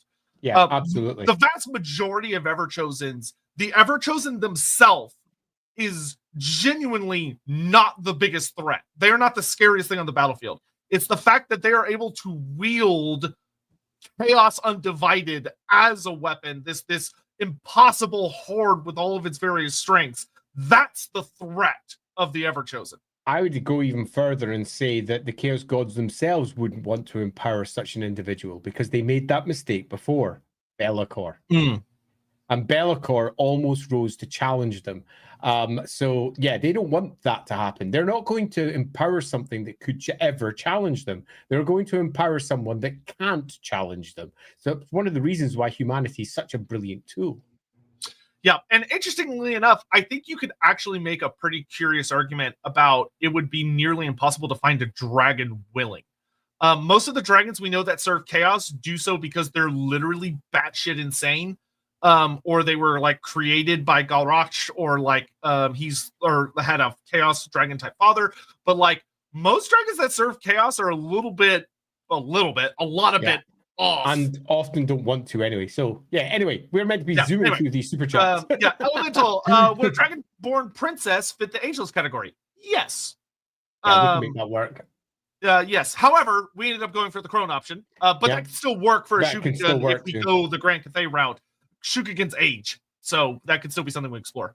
Mornington Crescent, I like the idea of someone setting out to defy Be'lakor as their father again and again and wants to destroy the world to destroy his chance of final ascension. That is a potential story. Someone that's doing it out of spite for Be'lakor, which would be a very clever way for him to manipulate them, which is something very much that he would do. Holy Artist, so we got Grandma ready to kick ass and chew bubblegum, but no bubblegum left. That is where we're ending up. Listener Chris, Grandma bringing out the flaming rolling pin. She pulls her sandal off her foot.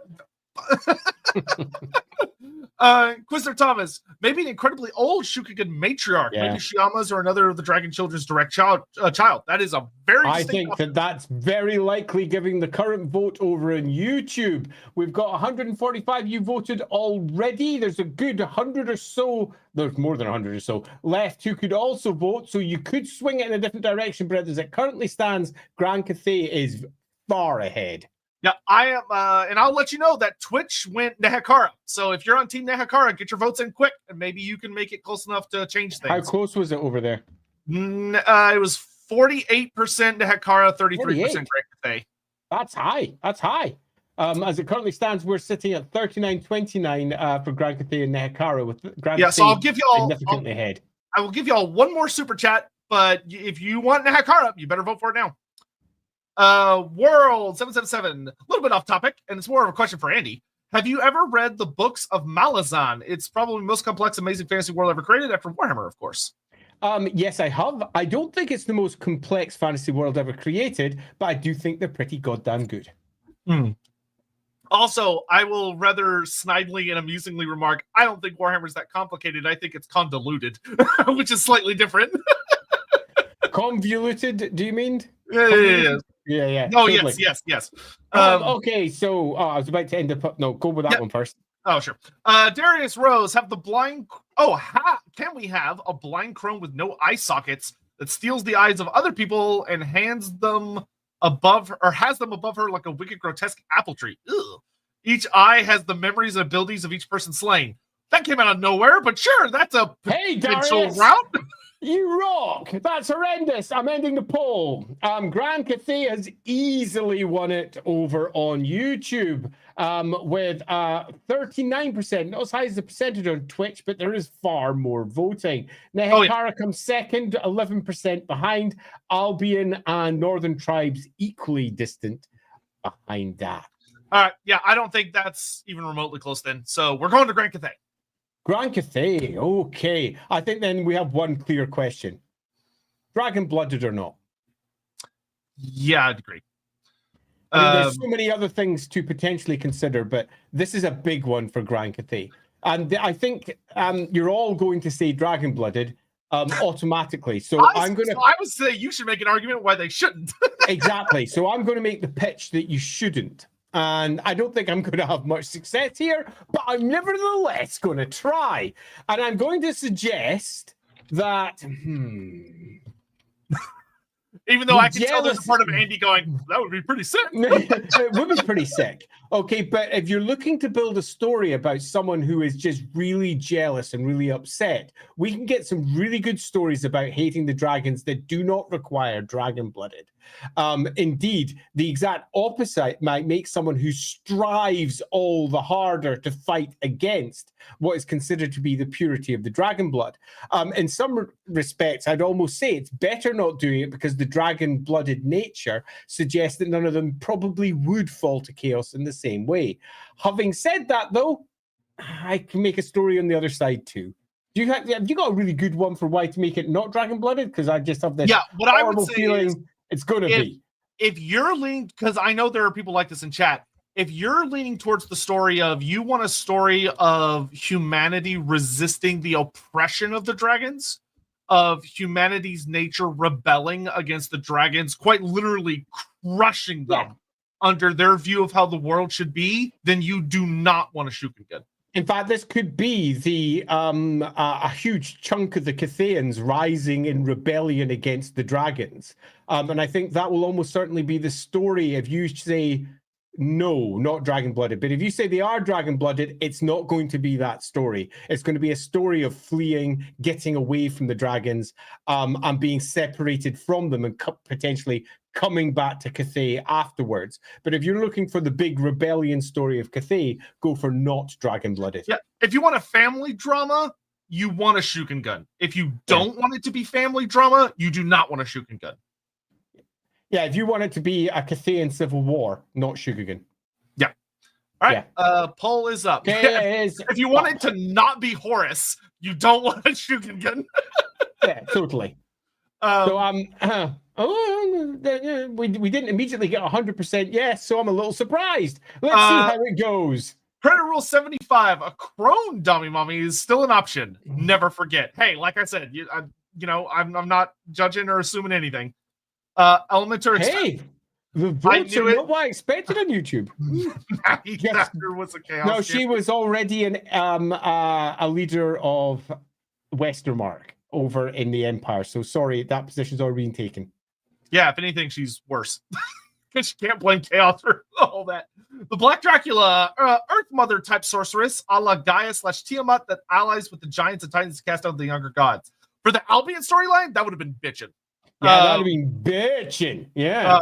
Yeah, that would be a very cool concept for an Albion storyline. Yeah, very, very much so. I think for a Cathay storyline, probably not as much. Though, if we end up going with a non-Shukengun, there may be a way to kind of twist this a little bit into that. But we'll get into that if that's in which I'll go. Sotek, give me a Shukengun EVERCHOSEN. My life is yours. Well, you better vote. You better vote hard over on YouTube because at the moment it ain't going to be happening. Predator rules. Warrior Queen equals Dummy Mommy. Never forget. Predator rules. We believe you. You've been very reinforcing on this point. We believe you. Don't worry. No one's doubting you. Wow. Dynaman, I just realized this EVERCHOSEN is the Warhammer version of the demon Nana from the Mighty Boosh. I don't know what that is. I've never watched the Mighty Boosh, which is something that still surprised me because it seems like it'd be completely up my street. Yeah, I don't even know what that is. I apologize. EVERCHOSEN Bloody Mary, Queen of Snots. It's Queen of Snots. I see what you did there. I see what you did there. 10,000 ants. Where did Dorger come from and what is he? So Dorger, very brief, Dorger is a demon. He is a shape-shifting demon that is known as the Steed of the Apocalypse. And as for where he came from, kind of like with all demons, especially when you're dealing with like a kind of undivided, vague creature, but Be'lakor dubs him in the prophecy as the Steed of the Apocalypse. So Be'lakor foresaw a great need and potential for Dorgar, for Archaon to ride it into battle. Though, to be fair, Archaon in fantasy is a little unimaginative with his shape-shifting demon creature by making it just be a big horse instead of big horse. I don't know, I think Age of Sigmar had a much more interesting take with the three-headed chimeric entity, but who am I to say? Yeah, other than that, it's kind of a mystery. There's a story you could tell there about why it has that name. Where did it come from? Why does Agramon, the demon prince, have it within his stables? There's a story, but we don't know what it is. Dorkar's just kind of there. And just as we take this brief pause, I would like to say thank you, an enormous thank you to everyone who's put a review up for Dark Deeds over on Board Game Geek, because if you weren't here at the beginning of the stream, I asked for everyone who's bought the game to go and do so if you possibly could. I posted a link, and hopefully Hawkins indeed just posted that over on Twitch as well. So you're on Twitch, that link is up. I'll pop it up for everyone else as well. I'm not actually prepared for that. But if you've bought the game, do please pop over to Board Game Geek and give us a quick review. At the moment, we've got 8 in, and if we can get 50 reviews in by this time next week, that'd be amazing, because we're intending on doing a big advert for the game, and we're going to be doing quotations of different reviews in there. So if you'd like to get your name on our big advert, then please do post a review. Now I'm going to go get a link for you. For those of you on YouTube. Currently at a rest stop in a little road trip. Let this Everchosen kidnap a brood mother and Skaven slays and craft an army of rats worshipping the Big Four.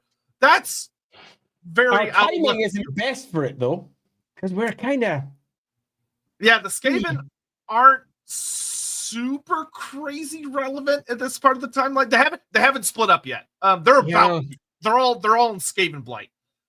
So unfortunately, the Skaven aren't relevant to the time we ended up going with. Thanks, Hawk, by the way, for posting over on YouTube. So thank you, Captain. Unfortunately, that is not a viable option for this Everchosen. Gaston, I don't know why, but I like the idea of an Everchosen who plays more strategy games than smashes skulls. Well, there's a lot to be said about a villain that's clever and tactical as opposed to run forward, smash, bar. I mean, Gaston, I agree, but you've got to get Khorne on side. Yeah, you do have to have to. This isn't one of those. This isn't like when we were building up the various versions of the Tamarkan brothers, where we could build almost anything and make it work. Here, we've got to have someone that not only can impress Khorne, but can beat living shit out of all the other potential candidates that might be coming forward. This has to be someone that impresses all 4 Chaos Powers to the point that they will put aside their differences and say, yes, this is the one. That being said, it could be someone that favors more strategic strategies over Bash. But I think a core component of this character has to be their capability in combat. Absolutely has to be, whether we wish that to be the case or not. Now, how that manifests, well, it could be lots of different ways. Yeah, keep in mind, if you're voting, that you've got about 1 or 2 more super chats left. Kobo, the idea of an ancient decrepit Shukengun matriarch becoming an Everchosen of Chaos goes unbelievably hard. It does, undeniably, it does. It's a not difficult story to imagine. Yeah, I can totally see that one. Although it must be said, if you want that story, you're going to have to change your vote if you're on YouTube just now, because at the moment, Node's winning by an enormous amount. Dinoman, other point. How dragon-blooded? Are they first generation directed kids with dragons or more diluted? Well, if you vote for Shukengun, we'll figure that out. If you don't, then we don't have to worry about it. Yeah, we don't have to worry about it. It looks like we're heading towards a gigantic civil war as it currently stands over in Cathay. If we went non-dragon blooded, I'm posting this before the poll will likely be read afterwards. It could be kind of like the typing rebellion IRL. Basically, a guy claimed to be the brother of Jesus and caused one of the deadliest conflicts in human history.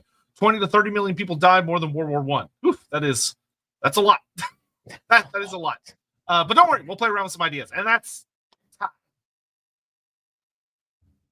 Twitch chat was super not helpful. They went pure 50-50.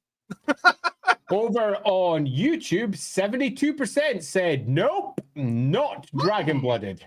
So that's heavy no over on YouTube. So we have got ourselves a non-dragon-blooded Cathayan. So we are looking for effectively civil war. We have got a group that rise up against the dragon, and a lot of what the story is going to be here is going to be about the Cathayan people effectively marshalling against the dragons. So a group that marshal with and a group that marshal against, and what ultimately turns to the great story of chaos trying to eat Cathay from within, but we also have to figure out how to pull in all of the northern tribes as well, and the great attack they're going to have to go with.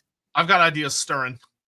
Okay, loving it. So, something that I really, really like about this is that because of the time period we're in, 1500 years before, one of the things that's really interesting that we kind of talked about a little bit earlier is that Cathay has relatively recently become fully unified. Cathay, like the Great Bastion, has only been completed for like 200 years. Yeah, it's new. And Cathay is being solidified as a concept. But one of the things we talked about, if you go watch our number of old Cathay streams, is that there's an interesting conflict introduced here, which is that the dragons suppress many aspects of human nature in the name of achieving harmony. And that includes things like going to these cultures and saying, you may not keep your gods. You may not revere spirits. You may acknowledge and revere your ancestors. You may acknowledge and revere the dragons, but you are not allowed to worship. We forbid it. That the dragons are taking people to become their concubines, their mates, which some of them, like we know Zhao Ming's a little more human than some of his siblings, but the other ones are not so much. And there's a lot to say that it might not be an entirely pleasant experience. Yeah, totally. There are some deeply horrific aspects of Cathay that are existing in the background of the Onyx Crowmen, which are these horrifying elemental creatures of yin magic that are so embodied in shadow and stealth that you can't consciously look at them, constantly spying on people, and people that are going against the grain just disappearing. They just vanish.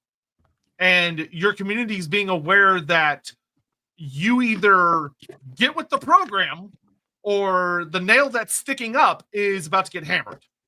Okay, so I think there's an obvious story that we could at least start with here. And that's that possibly this is a lover of one of the dragons, not dragon-blooded herself, one of the lovers of the dragons who gets to see firsthand what happens to her children.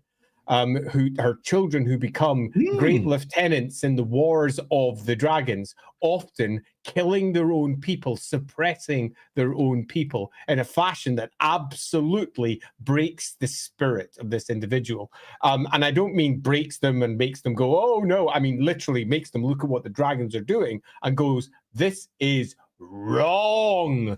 Because you often find that some of the most common converts to chaos are those who are revolutionaries in one fashion or another. They are seeking change, which is ultimately at the root of what Tzeentch is, change.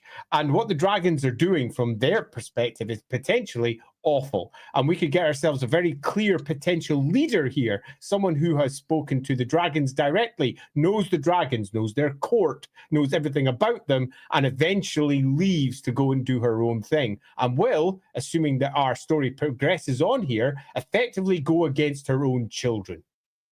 Okay, so that's a super exciting story. So we have former lover option. I think another option could be a remnant of the old culture. Someone that was perhaps a priestess or had like a high standing in that she was very close with like the spirits of the land, the nature of her people's relationship with the gods, and the dragons come in burning and crushing everything, literally taking the cultural identity of the various groups around Cathay and squeezing it with an iron fist until there is only the dragons, of seeing how these spirits, it would have been ugly. There would have been people who wouldn't conform being killed. There would have been these spirits being haunted or trapped or contained. And there would have been ramifications to that of like, imagine having like a temple you've dedicated your life to, your family's dedicated your life to. It goes back as far as you can remember ancestral wise. And then these authority figures come in and say, we're going to burn all of this. This is not welcome. We're going to take all your tapestries. We're going to burn. We're going to tear down your temples. We're going to make it look like it never existed because worship is not allowed. Cool. Okay, so number 1, suppression. Dragon Lover. Number 2, Old Cathayan. Let's go with number 3 being something along the lines of frontline soldier. Someone who is on the front lines of the Cathayan expansion, the helping the building of the Bastion and the great wars against chaos that led to the Bastion having to exist in the first place, and then realizing the truth of what she fought for, and not because she was a dragon lover or anything else, just seeing the people and the persecution of the people that comes about underneath the dragon's rule until the great harmony of Cathay is put into place. So the eradication of the old by the dragons as they form Grand Cathay into what it will become. So loosely, we're looking at somebody who is a character that was at one point a loyal soldier in the army, but the scales have been lifted from her eyes and she realizes that what she's fighting for is not what she thought. I think those are 3 really solid options. Anything else that we think we should go for? If anyone's got another idea for a 4, you have about 10 seconds to get it into the chat. If you don't give it to us within the next 10 seconds, we're going with the 3 that we have. Yeah, so and quickly I'll type. Go ahead and like grab 2 super chats real quick just to give you all a second. Sounds like good. I know there's a bit of a delay. Hutchins, the Yellow Turban Rebellion. Yep. There's quite a history you can pull from. Inquisitor Thomas, I doubt the Predator rules 75 devotion to Tommy Mommies. Why? Inquisitor Thomas, why would you say such hurtful things? The man has been so communicative about his desires. How could you doubt him? And then last, does this character cast by nagging at the young people? Not necessarily. I mean, that's such a stereotype that I think we should probably try to either support or avoid. So having a quick look down through most of the options that we're having put in chat, most of them are involving stories that we've already got to a degree. For example, a priest that lost their shrine that's brought up by Matt there. That could very easily just be the Old Cathayan. So if you want that option, go with Old Cathayan. Quite a few people asking about the Monkey King. We can deal with the Monkey King a little bit later. A matriarch of a prominent noble family, for example, says Inquisitor Thomas. And again, that's very much Old Cathayan if you want that, or alternatively, soldier if you'd like it to go I in that direction. Fall under either of those storylines. Yeah, totally. So we're not really getting a unique, different idea really popping up in any of these. So I think I'm quite happy with the 3 we have, unless Sotek's got a new idea that jumps up. I say let's fire it. Okay, I'd say let's fire it too. So with that in case, let's press start that poll. So that's our 3 options of dragon lover. So somebody who has been a lover of the dragons, knows them intimately, quite literally, and has decided to rebel against them and what happens with her children, and thus rebel against her children.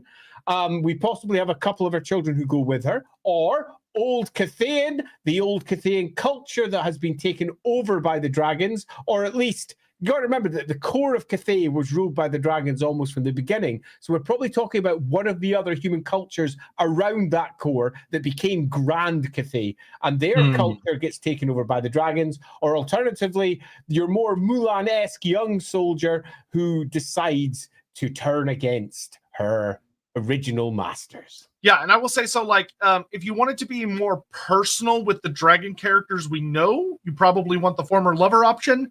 If you want it more about, like, the human nature of, like, what the dragons are suppressing, you probably want more of the second option. And if you want more of, like, a human whose story was very pro-Cathay but becomes very anti-Cathay, then you want the third option by seeing, like, the horrors of what Cathay is doing and like the ramifications of many other things. And hell, if you want to have fun with that one, you can even tie it into like when we did our Wolf God stream of like seeing how like the like a culture is being actively like cut because the bastion's been built and it's cutting off the winds and all this other stuff. So think about that while we get through some super chat. Quebec Prime Prime says we got 20 years of Warhammer family drama. We want the uncorrupted indebtable. I don't know if that's a word. Perhaps undetectable. I'm not sure. Quebec Prime. Yeah, unsuppressible. We'll go with that. Human will. I think that's what you're going for. David Whitfield suggests name Dowager Zoo, Floral Death Sun. his envious wife and mother of Dragonborn, who murdered her way up the ranks, serving all the chaos powers in turn and thus winning their favor. So when you're dealing with it, so this is a fun idea for a chaos corrupted character. I don't think it necessarily works as well for an Everchosen, because Everchosen have to go out and gather a lot of force. An Everchosen cannot be subtle. Subtlety is not something they're able to do, because they have to go get the loud approval of not only the 4 powers, but all the tribes and beastmen and demons. Word about them has to get out. So they can't really be the murdering their way up the ranks, working from within the system type character. It doesn't work for that, I would say. Aliflux submitting Eartha Kit for the VA here. Check out Snuff Out the Light. It was cut for Empress New Groove. I adore her. Yeah, she was amazing. Eartha Kit's great. And she's not exactly appropriate for a Cathayan voice over, but nevertheless, Eartha Kit's just freaking great regardless. Yeah, she is amazing. She is absolutely fantastic. And then Luigi Super, an idea, do an Everchosen based on Zheng Zhu, I probably butchered that plans to use the end of the world to create what he thinks is a utopia, his own version of AOS. So I don't know who that is off the top of my head, but seeing as it's a he, we would have to make it into a she to fit our character. And depending on what option we go, that might be like a potential motive we could consider, though we'll see. Daniel Palakios, it would be cool if this Everchosen was a tiger beastman. It would be in the motif that tiger and Eastern dragons are mortal rivals in a lot of Eastern myth. Yes, but unfortunately for the sake of this stream, we're going purely no. It has to be human for the sake of this stream. We'll definitely approach non-human Everchosens or just characters in general in the future, because these Creata ones are really fun for us and seem to be very fun for y'all. And we've come up with some really fun things. So this is something we might mess with in the future. That being said, I don't think it would have to be if I was going to explore the Tiger Beastmen versus the Cathayan Dragons, especially if that takes from a lot of that mortal rivalries in Eastern myth, I would probably leave Chaos out of it. I don't think you need to introduce Chaos into that dynamic. If anything, Chaos takes away from that dynamic. Let it be that they oppose each other on genuine lines that are not being influenced by the Dark Gods. Because that's fine. Like, we all like our elves versus dwarves, or Bretonia versus the Empire and stuff. You don't always have to have Chaos brought into it. Marcus, really happy to catch this live. You two rock! Are you planning to tackle any Beastman topics soon? We talked about Morgar very recently. Yeah, Morgar was not that long ago, so probably not anything super soon. But at some point, absolutely. Yes, definitely. But we have covered the Beastmen relatively recently. Yeah, and we've also done Malagor as well. Yeah, we did. Yeah, so we have a couple of good Beastmen ones. Hoplite, I've seen the comments in the Dark Elf streams. A Slanesh heavy crone Everchosen is drawing many human warriors to her army with ease. True, but Everchosen gotta keep things balanced. Everchosen are keeping that balance is a core aspect of their nature, especially when we're dealing with more of a crone figure. I would love to see her express Slanesh in a different way than the cut. When we do Lorebeards, I really like to get away from the things we've seen a bunch. We tend to avoid stereotypes where we possibly can. Yeah, so this is something you could absolutely do, but it's something that I would probably dodge because I want to try and find something different. And I think we can say with that, time. All right, so if it's time, we got a very obvious winner over on YouTube. How about Twitch? You go first. 43% says Old Cathayan over on YouTube. That quite significantly beating out the alternatives. That genuinely surprises me. I wasn't expecting it to be that heavy. I was too busy yapping and missed what Twitch voted for, so I'm asking them if anyone noticed. So hopefully one of they also voted Old Cathayan. Great.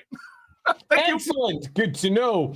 So, Old Cathayan. So, we're looking for a story of rebellion. We're looking at probably an a woman who in her youth was outside of the control of Grand Cathay, and Grand Cathay arrived during her lifetime, and she watched over the course of potentially many years her people be suppressed, her people be completely dominated, her cultures, her customs be destroyed and replaced by what is now the new Grand Cathayan harmony. And it's something that she never accepted for whatever reasons we decide to choose. It could just simply be she liked the way of life she had, she doesn't like what the dragons brought, or we can bring more to the story if we wish to do so. But yes, we have a very different Everchosen to the one that I was first expecting. Yeah, so this is really interesting because the big thing that I find particularly fascinating about it is that we're really leaning heavy into that aspect of human nature rebelling against the dragons. It's almost, in a way, the thing I really like about this is that it's very easy to see from a heroic perspective of that there would be people down on the ground who would see this Everchosen as a genuine hero of fighting back an oppressor, which is a very genuinely likely role for Chaos, but one that Games Workshop is particularly bad at wielding because they always make Chaos so hilariously over the top evil that it's silly, and they kind of lose sometimes the more malign, insidious nature of Chaos, which I think this could lean well into. Because once again, the thing about Everchosens, in my opinion, that really defines them is their will, and this is someone who would have incredible deep wounds that would provide that drive to do anything. Okay, so I think we need to decide how old she is, in general. And we're talking how old she is when she does her attack as Everchosen, not how old she is and for the various events in her life. Cool. Just because she is, and we've gone for crone, she could be anything from around about 60 to 1,000 without too much difficulty, ranging from someone who looks exceedingly old to someone who is just very old, or to someone who's just in her later years. Quite a number of people have, for example, dropped Michelle Yeoh's name all over the place over in the comments, and she is a woman who is now in her older years, and would make a fine Everchosen on the older side, but we have chosen the word crone. We might go much further than that. But in terms of her actual age, we need to determine what has she witnessed. Now, if she's on the younger side, as in some of the region of 60 to 120, and I know that doesn't sound that young, but if she's on the younger side, she will have witnessed effectively the consolidation of rule from the dragons over her tribes and her folk. I would suggest, though, that that's not hugely likely because most Everchosen journeys take about a century anyway, as they slowly but surely gather whatever is required for them to stand on the shoulders, because they often get there by slaying those before them, and then stand above all the other clan chiefs in the north, all the other great czars that may have gathered, and they become the czar of czars. They become the great leader in the north who will gather everyone underneath their banner. It takes time. It takes multiple battles. It takes wars, and it takes victories. So I'm going to probably nix the super young option out of our older options and say that we're looking at least a century of time to do all of that. So you're looking at about 120. And then we're looking at the next band being up to about 400, so proper old. And then the last band being somehow up to maybe as much as 1,000. So I would say let's do like 120 to 200 as our first category. Because 200 years would be that she was alive to see the completion of the Great Bastion, which was a pretty significant event. I may indeed have she may indeed have been one of the reasons why I don't think she's necessarily one of the reasons the Bastion was first raised, but she so we're probably not using that as the story for that age. This is someone who's has seen the Bastion finished as she's off ranging. Yeah. So now, if we make her in the medium category, then this is someone who will have been affected by the Bastion. So we could say like her people, like she's witnessing her ancestral lands literally being bisected, of peoples being separated, families being cut off forever by this wall, in addition to all of the other things going on. So maybe like the 300 to 600 range. So, so we've got the first one was 120 to 200. So what about like 5 to 6 for the medium range? So the second one would be like, you'd need to start at 201, surely. Oh, okay. Well, if you want to do it that way, that's fine. So how about 201 to about to 500? That sounds good. Okay, so 201 to 500 means that very possibly she is the reason that the Great Bastion was raised, because of all the war that she's brought down as she's attempted to gather various forces to the north. And she was responsible for it being built to a degree because she's done so many of the raids. So I'd say the in-betweeny one, the 200 to 500 one, she is a personal part of that story. Then we've got 501 plus. So what are we talking about here? We're talking ancients now. Yeah, this would be a super old lady. Who was around before the War of the Beard. Like she is proper old. And she's probably been spending several centuries in the north. Yeah, we need to build this into the story. What big stories do we have? There's not a lot of timeline stuff for Grand Cathay. And if we look back to most of its really old stuff, I mean, that happens a long time ago. Yeah, if you're going ogres when they were destroyed, that was like, like 2,700 or something like that? Yeah, I was going to say, if she's in that third category, then this is a character who likely saw the destruction of the ogres. Saw the Celestial Dragon Emperor bring down this meteor that just... Okay, I like that. So that means that we're not just talking 500 plus, we're probably talking 1,000 plus. Yeah, we're talking proper crone. Okay, I'm quite happy with... So I'm going to put 4 categories on my vote, which is going to be 501 to 1,000. Because I do like 4 options, then 1,001 plus, and we will summarize each as this. 1 is a relatively young figure who is dynamic, fast, and has managed to, with the rise of the Bastion through the course of her lifetime, band all the tribes around all of that together and attempt to crush it. The second one is one who was a tribeswoman, probably of the north, probably from one of the wandering tribes of the north around there, that were well within the borders of what Grand Cathay would become. Her people got massively oppressed and brought underneath the rule. She eventually moves north out of it and pulls all of the forces up there together under her banner to attack again and again, and helps form the Great Bastion. A bastion that she's going to try and bring down in her great attack against the wall. 501 to 1,000 is a far older story. We're predating the Bastion, and her eventual final attack will be bringing down the Bastion, or at least that's her attempt to do so. Anyway, we're talking a proper old character who doesn't have many roots in any of the old stories of Cathay, because we don't know those roots. So that's a tougher one for us to pin down, unless Sotek has a good idea. And then lastly, at 1,001 plus, we're talking about a woman who saw the destruction of the ogres, possibly a tribeswoman who used to be on the border with them, and that was enough for her to flee. And her story is one of constant fleeing and persecution, and eventually rising up against the dragons in an attempt to destroy them forever. Yeah, so I think the general thing that I would add to each of these categories, just to add my own little thoughts as you're about to vote, is that if you're going at the 120, 200 option, you're looking at a really fast-paced EVERCHOSEN. Super quick. Just crashed. I'm going to have to rewrite the poll again. Well, the gods. That sucks. But I'll yap for a minute. You'll have time. So 120, 200. Because remember, this is the age of the attack. The story of rebellion.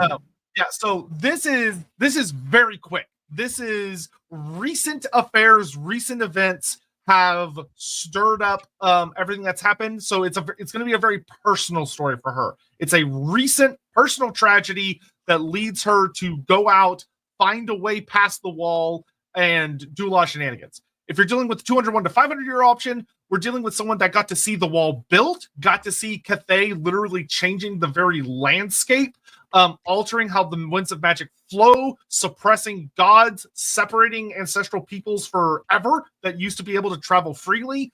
And she would theoretically have been someone that was opposed to the wall or forced to help build the wall. There's another story interesting there. The wall would be very central to her story.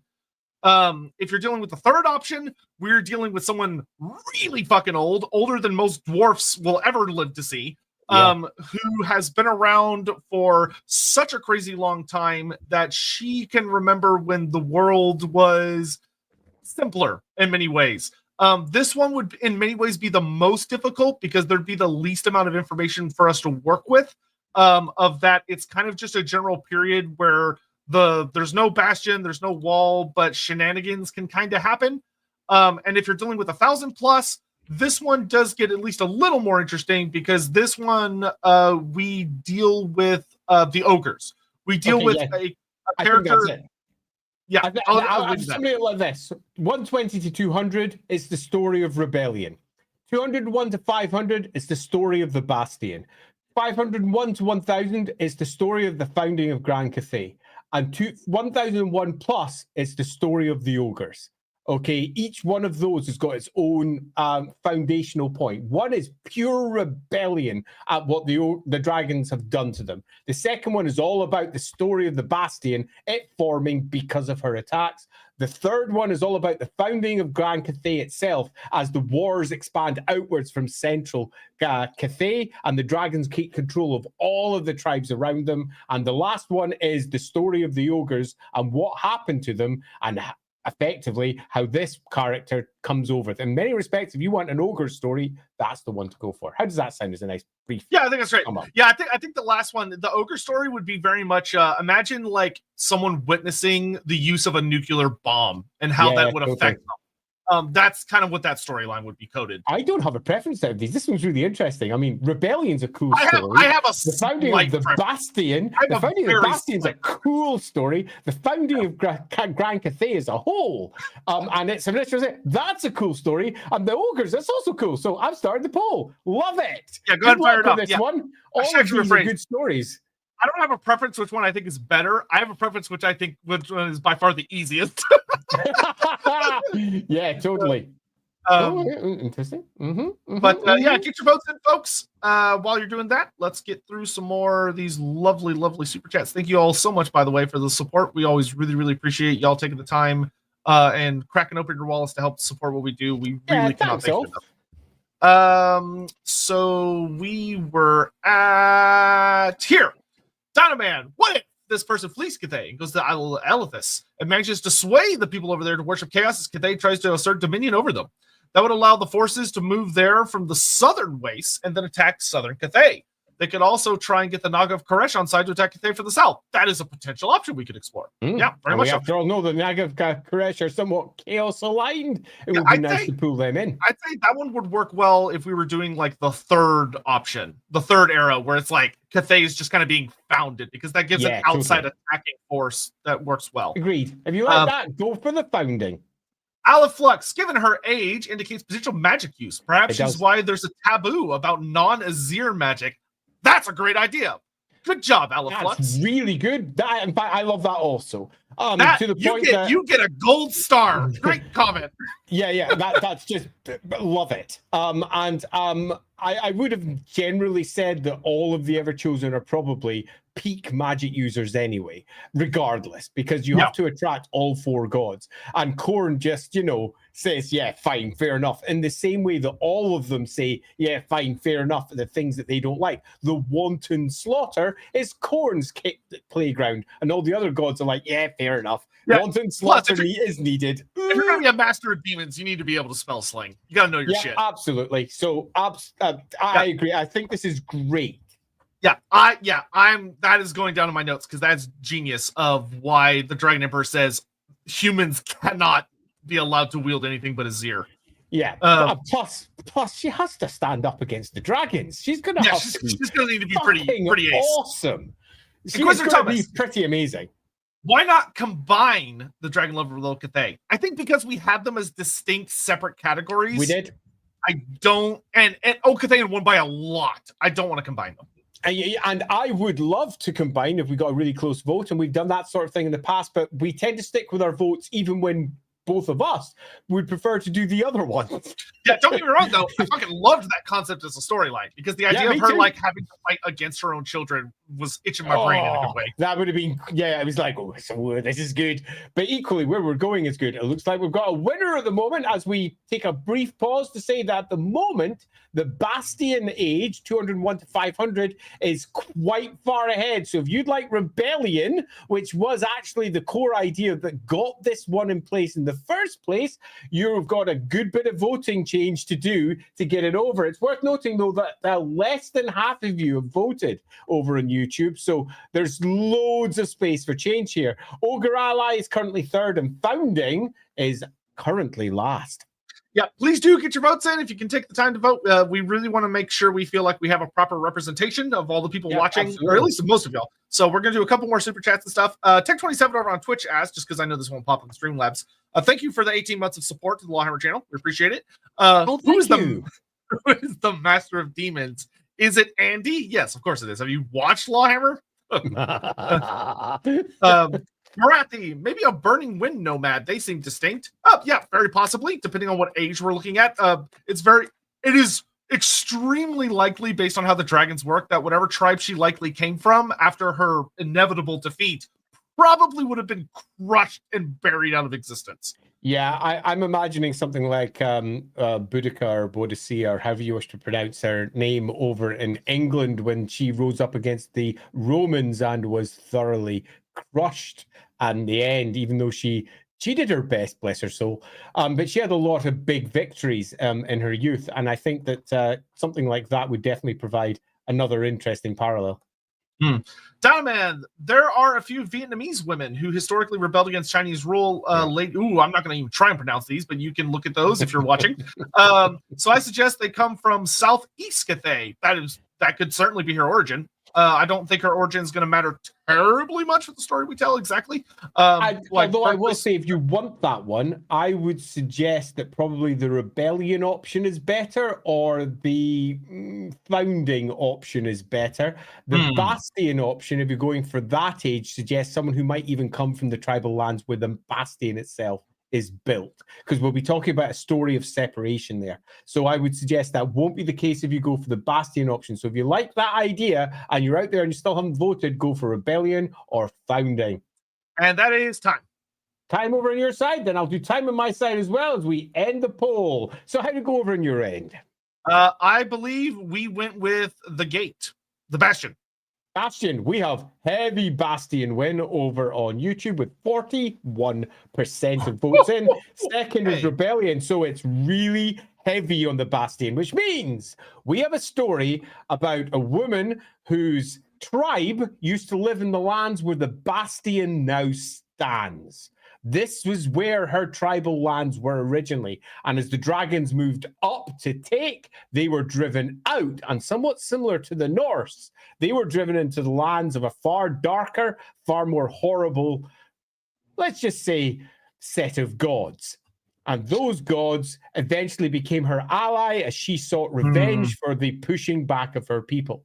And much like many a Norse individual has taken to the practicality of, if you're driven there, if you don't worship these things, you're gonna die. Yeah, so I have two fun thoughts on this, which is that I've seen a lot of people suggesting this idea in chat where they're like, oh, can something like really bad have happened and she fails and then she goes off to become Everchosen? Of imagining like her tribe being one of the ones that, if you want to build a Lorebeards verse, of maybe she was worshiper of the wind god we built in our wind god stream, and her and her people fought against the building of the Bastion because they could see what was coming and they knew it was going to be bad. Now, they not only lose the war, maybe she gets captured. She's enslaved along with many of her people to help build the wall, because although the Cathayans, the dragons, will happily tell you that the Celestial Dragon Emperor placed every brick himself personally upon this wall, which is like 3/4 of a mile high, after the Iron Dragon smelt each of them in the breath of the Fire Dragon. It's a very romanticized, epic tale. It probably included horrific amounts of labor. And it's very likely that not all of it, or even most of it, was voluntary. If you really want the story to be as horrific as possible, You can have this story of a tribe that fought for their ancestral lands, fought for their ancestral culture, their ancestral god, and their god fails them because it's not powerful enough. They fail in battle against the dragons. They're not powerful enough. And then they get enslaved, brought into work, and she has to see her people wither away and die. This could take decades. The wall took 100 years to build. She sees so much horror and she escapes with maybe some of her people, maybe alone, and she goes up into the north where maybe she finds a power who maybe helped her get free, especially a certain bringer of change, a change in situation. Maybe she finds a power that in that she sees from some perspectives, very justified form of vengeance. Yeah, I think we've got a relatively strong story. And that's a story of peoples who were underneath, it doesn't really matter whether it's matriarchal, patriarchal, whatever, because our Everchosen doesn't need to be the leader at this point, although she very much could be. And you tend to find with most Warhammer stories, they often personify the various clans or tribes or whatever by characters. So if we're going by a classic Warhammer mold, she would probably be the leader of her tribe. She would probably be perhaps the spiritual leader who is speaking to the gods on behalf of her people. And the dragons come along and basically say, it's our way or the highway. And our way is quite clear. The gods need to be abandoned. You turn your back on them and we will protect you. And we will protect you against everything. And some do and some don't. And she forms part of the initial rebellion, the war against the dragons, and she loses.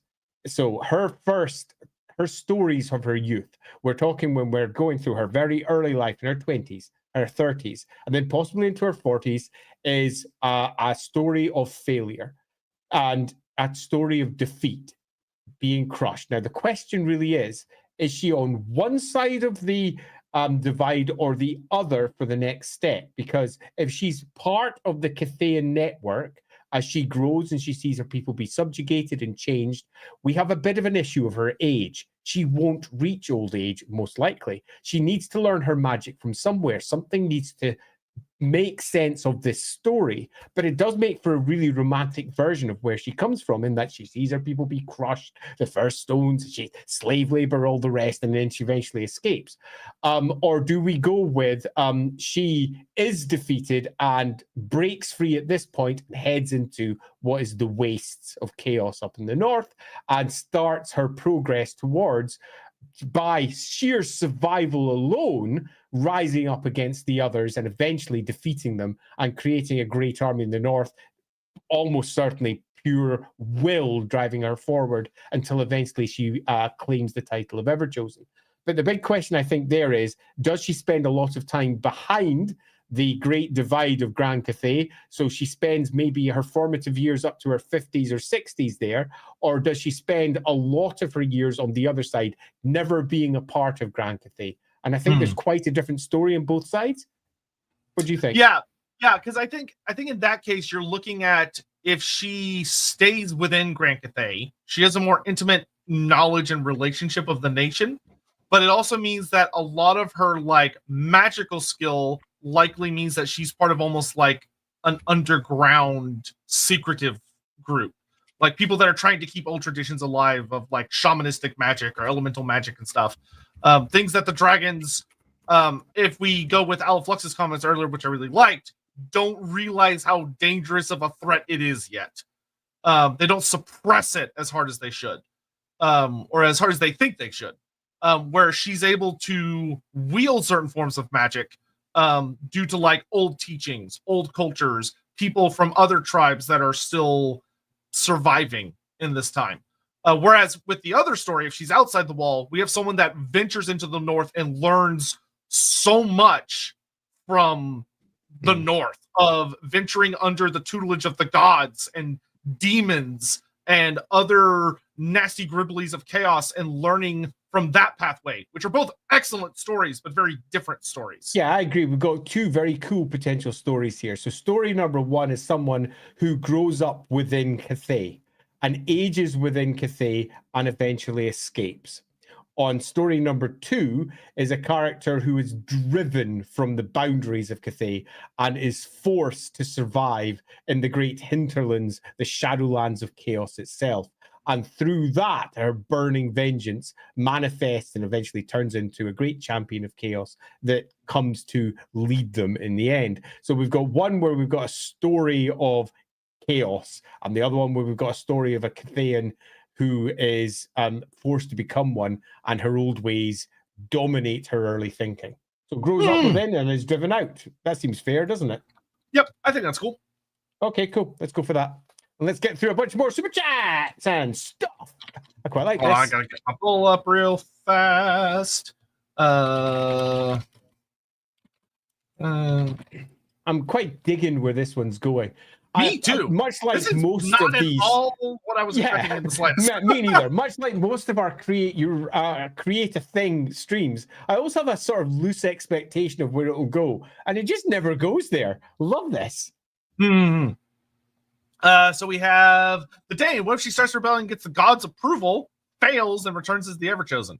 So yeah, this is kind of what we were kicking around earlier about, like, if you want to build a Lorebeards verse, which I would do because I love everything we talk about on here. The idea of like her being a priestess or having a relationship with the wind gods, a shaman of the wind gods, and the wind gods trying to fight against the dragons and just losing.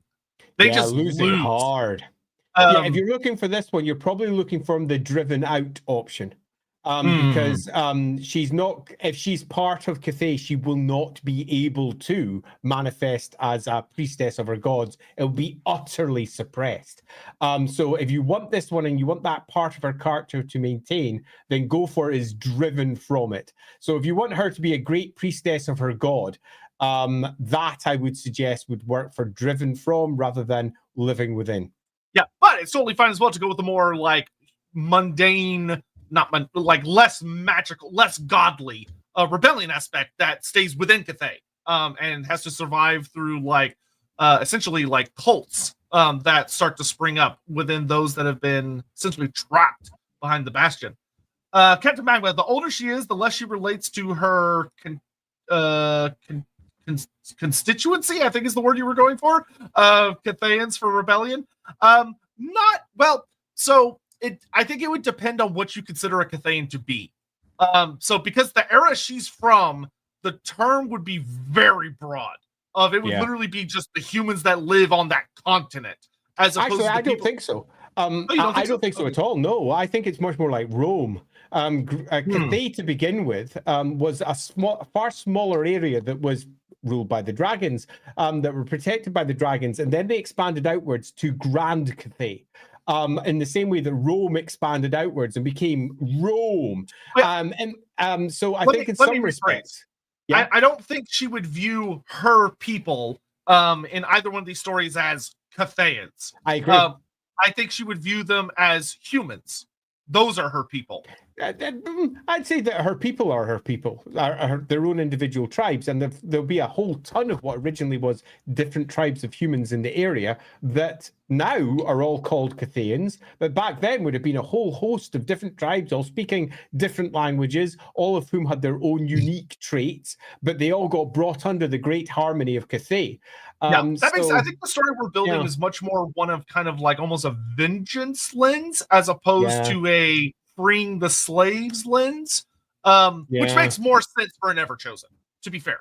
Because Everchosen really does get done by literally bringing the apocalypse. They're not really the freer of slave trope, which Chaos Champions can be, but Everchosens, that doesn't work as well. Unless they're like, I'll free you from the slavery of life, which is, an option. Salter, choosing an Everchosen while painting Dawi. As long as we leave the Dawi alone, we're good. Fortunately for you, the dwarves aren't super relevant. However, I'm gonna pitch an idea a little later that's gonna make you hate this lady. So, because of the dwarves. So stay tuned, because I think Everchosens should be dangerous for the world. So stay tuned. They bloody should. They should never just be about one thing, even though that's often what GW does. Korenshima, too bad this Everchosen could have mirrored An Lusheng, who's I don't know if it's Yusheng or Lusheng, whose rebellion started the Tang Dynasty decline. there's a lot of super chats of, oh, if only it could have been so-and-so that started this completely different rebellion in the same part of the world. There was a lot of rebellions. There is every part of the world, really. Yep. Charles C.K., a good question might be if the old pre-Grand Cathay people she's from had their own gods, or they were like dark gods by other name type tribes. Possibly a mixture of both. Yeah, possibly a mixture of both. So I would probably say, look at it as we've already decided that she's from the north anyway, which means that they're going to be aware of the chaos gods that lie beyond the horizon and the mountains up there. But at this point, humanity is much more led by their chieftains or their leaders, and they don't so much have priests and priestesses as they have their leaders who appeal to the gods to either keep them safe or alternatively just ignore them. And generally the chaos gods are the ones you want to ignore you, because if you get their influence or their eye, things tend to go a little bit bad. So you appeal to them only when things are dire. And it does suggest to me that we've got somebody here who is a leader of her people, and she fights and she fights and she loses, and she eventually turns to the awful option, the terrible option, turning to the dark gods who are themselves vengeance incarnate, who wish to destroy the world and anything in its path. Very much a god you would turn to in desperation. But the story that leads up to that particular appeal is going to change according to what you choose here. If you go with grows up, we're talking a certain amount of time before eventually she gets out. The alternative is that she never really gets into Cathay and is driven out and out and out until eventually she appeals to the horrors of the north because her own gods have failed her, or if you want to put it more correctly, the local gods just haven't helped. They've just not done anything, and the dragons have minced their way through them. All right, I'm going to give you all 3 more super chats vaguely worth of time. Yeah, so if you haven't voted, closer. It's worth noting that a good chunk of less than half of you have voted over on YouTube. So please do vote. At the moment, Grows Up Within is currently ahead. So we're going for a more sedate option rather than rebel hard. Chaos. If you want to have driven out before it, that's the second option. It's currently, though, in a relatively distant second with a 60-40 split. Alflux, seed ahead of time. Her failure to down the bastion perhaps hides that she slipped her corruption into it, into the Celestial Compass, into the Celestial Dragon Emperor. That could be a fun storyline. That also plays on some things we've talked about Lorebeards before. That's her failure, because we know inevitably she's going to fail. But maybe her failure wasn't total. Maybe there was, and that does kind of lean into what is often said about Everchosens, that even when they're pushed back, some aspect of the damage they do is permanent. Every time. Yeah, there's a little bit, the world is eroded a little more each time, even when chaos is pushed back. That could certainly be something we explore. Amadeus, what I love about her is that she opposes what the dragons sell as harmony to Cathayans, and her tool is finding balance between very mercurial spiritual powers, becoming the harmony of chaos as the Everchosen. Oh, that's very clever. That is super clever. Amadeus. Gold star for Amadeus. Yeah. Oh, loving that. The idea of the harmony that she brings, the harmony of chaos to face the harmony of the gods themselves against the supposed harmony of the dragons. Oh. Yeah, that's excellent, because that helps sell this as a deep fucked conflict for the dragons. Like, this not only threatens the dragons on a physical level, it threatens them on like a genuine philosophical level. Yeah, like that is a good villain. Like, that is like, this woman isn't just a threat to Cathay as a physical geographical place, but as the concept of a nation. That's great. Yeah, excellent. And this is basically, we're turning this almost as well into a certain amount of gods versus dragons as an outcome for humanity. And she's representing gods, and eventually the worst of the gods, the most warlike of the gods, even though there are gods of war and similar, but those that seek pure destruction that she has been forced to turn to because of what the dragons are doing to her people, and humanity as a whole. Yeah, I kind of love that. Hannibal, princess in the peeing. I don't like that phrase, but the princess in the pea concept with the Great Bastion, or the Great Bastion with the Seed of Chaos. Yeah, I see what you're saying. I see what you're putting down. And last one we'll do before we close it up. Hound of Ill Omens. The cool thing about ogre allies is you can have the first sightings of chaos ogres. Very true. If we had gone with the ogre 8, that definitely could have been a fun explanation. But where we're at, the ogres have been chased out for quite some time. All right, close it up. Okay. Which went pretty heavily that she stays in Cathay. Interesting. And equally over on YouTube, grows up within Cathay, 59%, pretty heavily. Pretty definitive, I'd say. Okay, so we're now building a story of a woman who was the leader of her tribe in the area where the Great Bastion is now built. They got eminent domain. Indeed. And the dragons in their push north, as they push past the great cities that we are aware that they have into that northern area and define their northern border, take over the peoples, including our Everchosen's people, as they go. And this brings, in some cases, war, conflict, and assimilation. And you don't get a choice. You will be assimilated into the great way of the dragons, the great harmony of what Grand Cathay is going to represent. And she is, probably captured? Or are we talking made an example of? Exactly how do we pitch this part of the story? I would say both. I would very much say both to kind of lean into, to help us have a good story as to what makes her different from everyone else. What made her so extreme that for her, apocalypse is a viable option. Yeah, we are looking for her to have a tale where it is quite obvious that she is going to turn to the worst.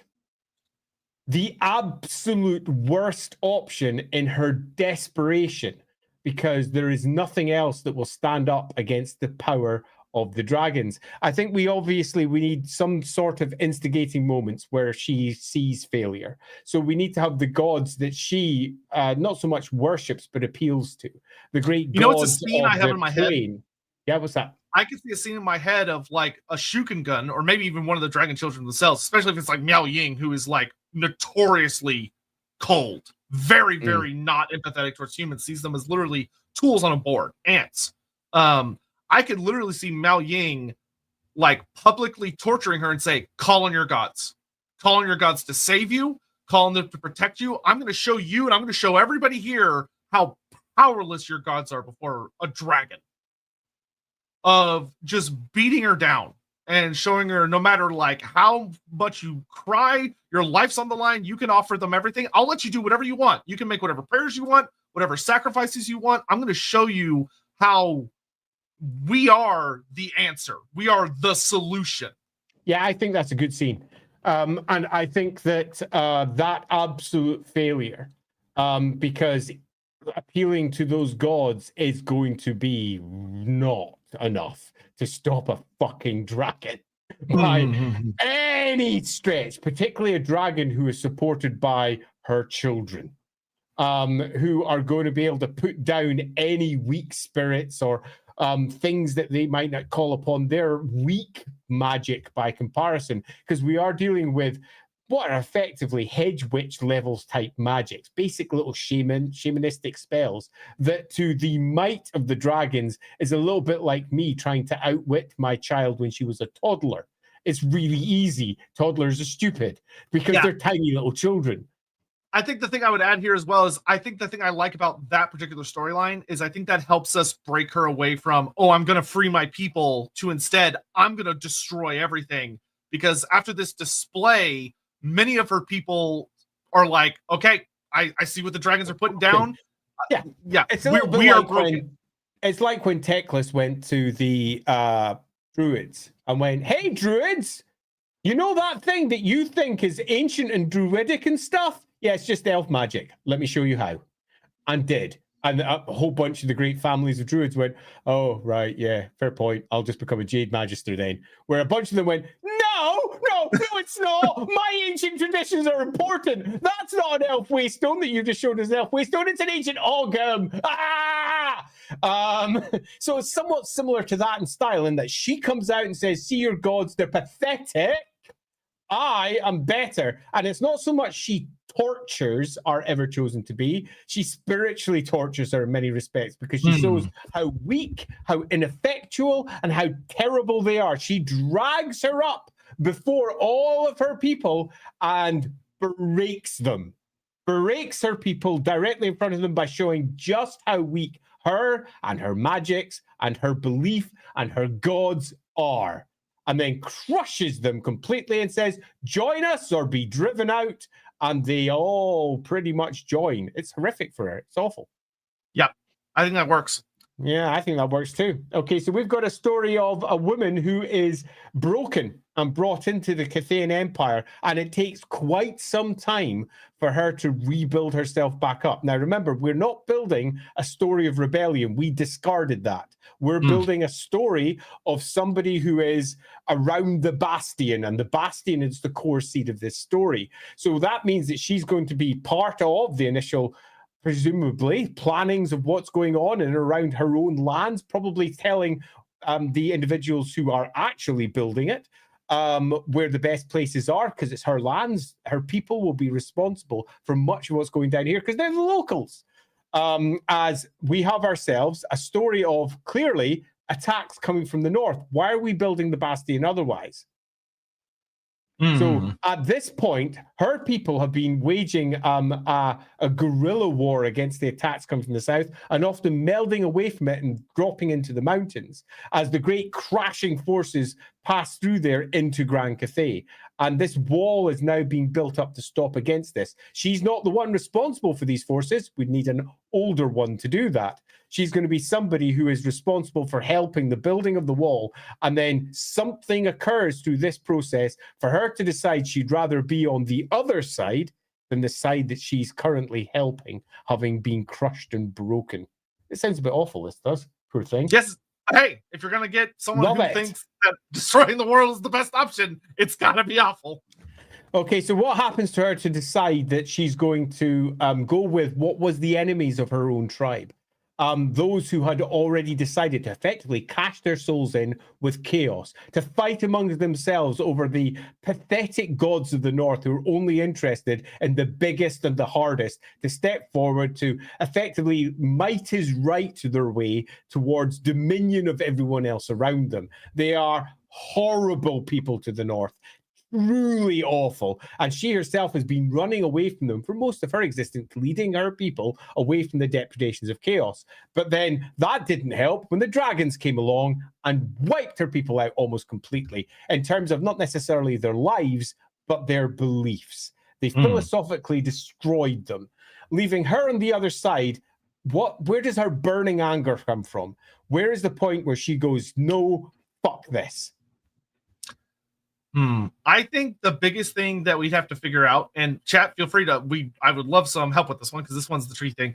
I think the thing, especially, I love the idea of her taking that Cathayan mentality of harmony and she brings it to chaos. So I think trying to find a way where she is confronted with Cathayan harmony and she sees the potential, but also the flaw simultaneously.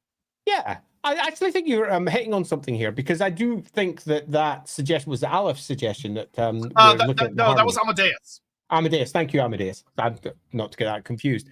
I think that possibly we then, because we've chosen the behind the Bastion route, so to speak, for her upbringing, we should use the philosophical route. She's been destroyed philosophically.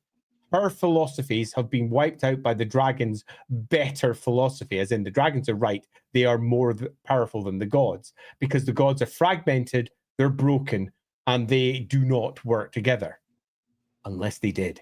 So she learns from the other side, and she learns that the great harmony has a strength, and it can be used for possibly the revenge that she's seeking for the absolute annihilation of her people. There's something in that, but we're still looking for an instigating moment, something that moves her from simply being someone who's trudging along within this new Grand Cathay and the beginning plans of the wall because they keep on getting attacked, and turning into somebody who goes, yeah, no, I can do this. If I forge forward, I think I can bind all of these fuckers in the north, the remnants of my tribe who come with me, or whatever else, into this particular perspective. It's the only way we can win. And the only way we can win is to effectively turn all of those disparate, broken idiots in the north into a grand harmony.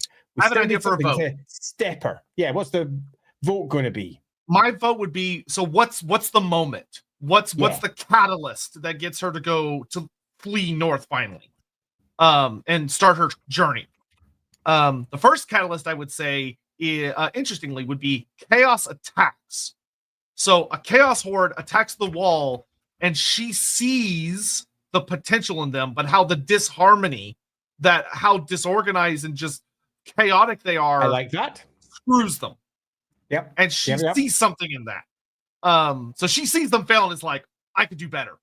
I could do better if I controlled that. This would be the option. So we've got somebody here who's already a leader of people, and perhaps she's a leader of people within the Cathayan side at the moment. She's still leading large workforces of her people or some equivalent, dealing with the surveying or whatever. She's seen lots of individual small attacks, but we're talking here a relatively large one, and effectively it falls upon itself. It's defeated possibly not by the dragons, it's defeated by chaos.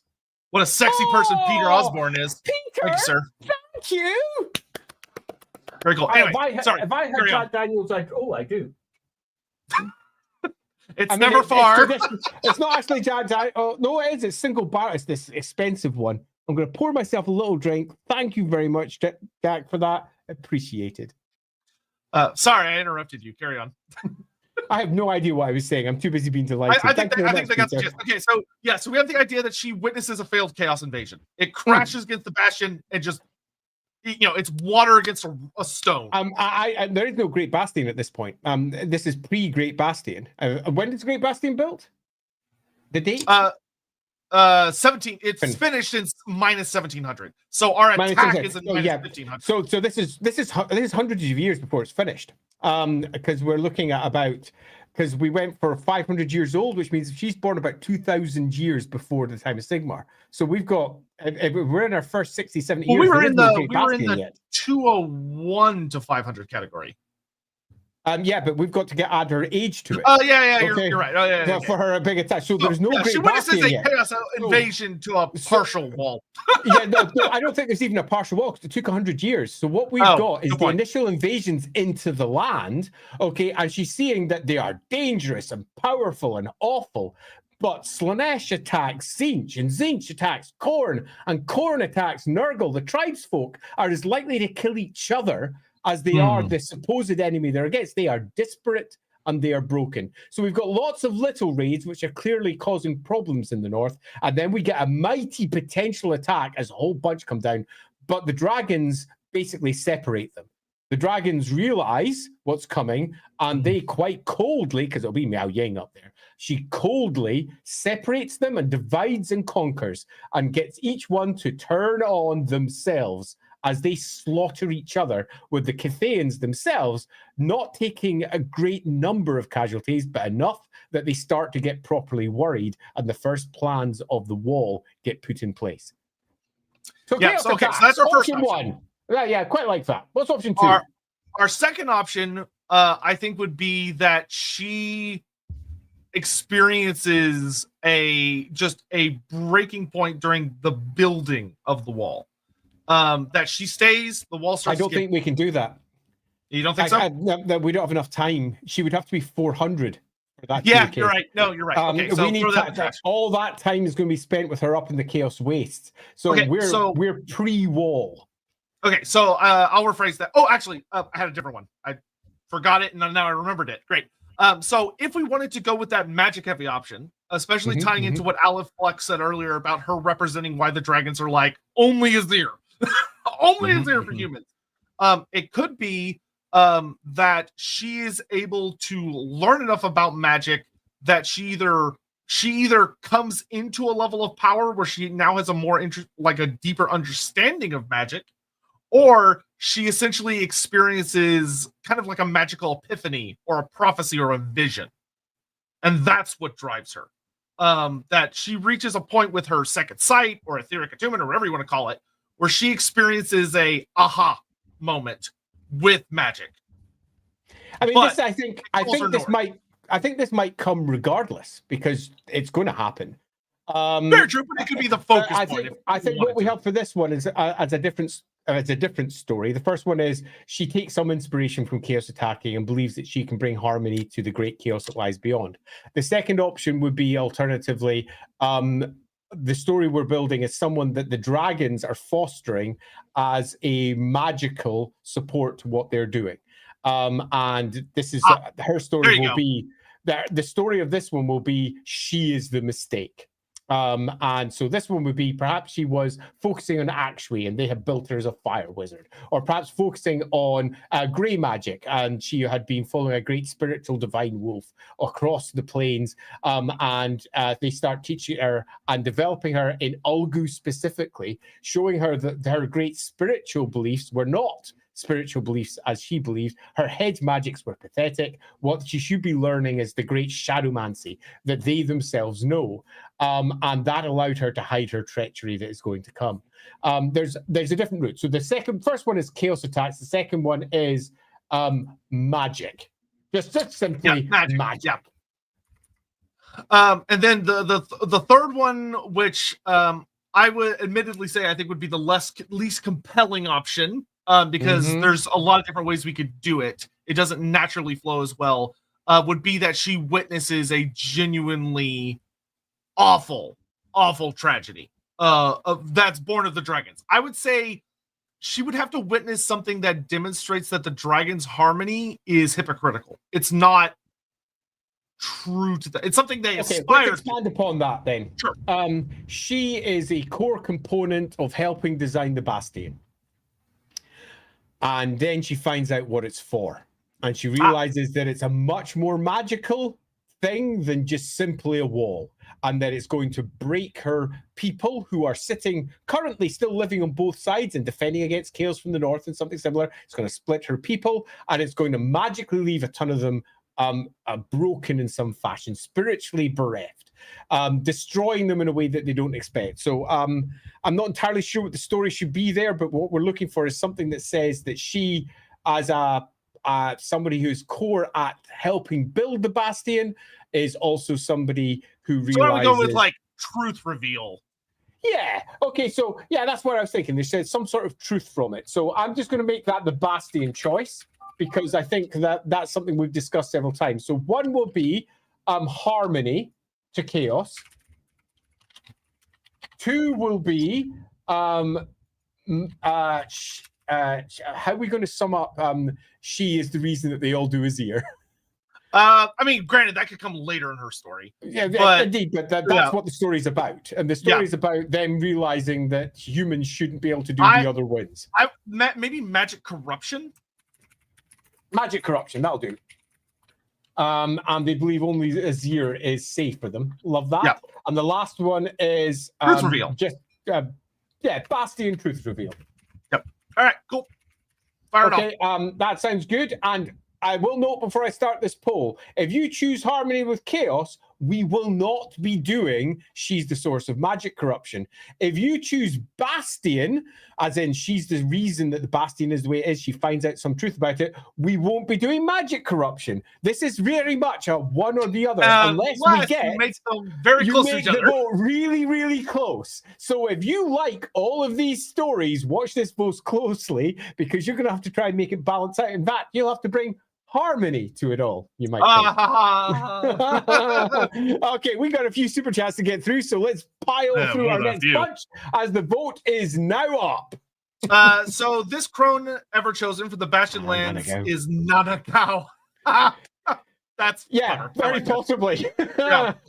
Kornshima, will Face Flaya show up in this Lorebeard verse? No, because he died fighting Malekith and Story Whitebeard. Remember, we changed Destiny to make it where he killed them, but in the real world, he dies. So no. In the real world, he dies. Nip that in the bud. Mr. Pig, you have another reason she wants to tear it down is her tribe ended up buried under the bastion after being forced to build it. Ooh, that'd be kind of macabre. But would not be, we need mortar. Ooh.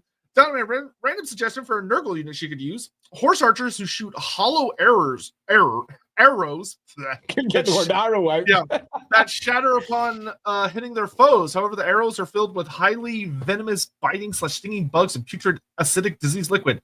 That I will say that doesn't have to be crazy relevant to this particular thing. That's just a great idea for gross Nurgle shit. Yeah, yuck. Yep. Lishor Chris, fun thing, if Lorne and Cathay wins, is that even in modern times, the dragons still have to deal with the Tzeentch cult infesting the country. Yeah, a part of her legacy, in a sense, which is great. The cults of Xianxi. WPK, please ensure her story isn't just about Cathay. Don't worry, we're getting to that part. Though yeah, Cathay is at the moment, we're dealing with her formation years and what makes her, and she's Cathayan. At least she's from that part of the world. So this is going to very much form the core of what she is. But when she actually moves up into the Chaos Wastes as a potential Everchosen to be, that's going to change everything up there as she binds them all underneath her rule. And then as the north heads south, it won't just be attacks into Cathay, but she herself is almost certainly to move down into Cathay because it's where she has got the biggest personal grudge. But that doesn't mean that we're not going to have lots of other stuff happening around the rest of the world. Yeah, so I would compare this to like thinking someone coming in and being like, oh, don't make Archaon all about the Empire. Like, the Empire is his personal hate baby. It's his grudge. But there are other aspects that come into the story, especially once he actually begins the Everchosen quest. Quite.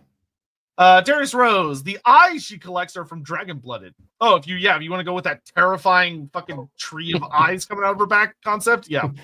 Fucking hell. Dinoman, at some point during a rebellion, I think she should kill one of the dragon children. You could very easily, especially with the era we're dealing with, you could very easily tie this into this is how Shyama is killed storyline. I have a different goal in mind for her to tie her into the pre-existing timeline, but I don't want to say it yet because we're not there yet. But if you wanted to do this to be like, oh yeah, she fucks Cathay really hard by killing one of the dragon kids, you could do that. Yeah. Plus, agreed. There are 3 other missing dragon kids besides Shyama, so she could kill one of the other ones, and that wouldn't be that extreme. Like, that could totally be fine. Darius, the glass breaks. Me and Jim Ross. It's face flat. No, sit down. Shush. Shush. Super Orlok. He had his moment in the spotlight. It's over now.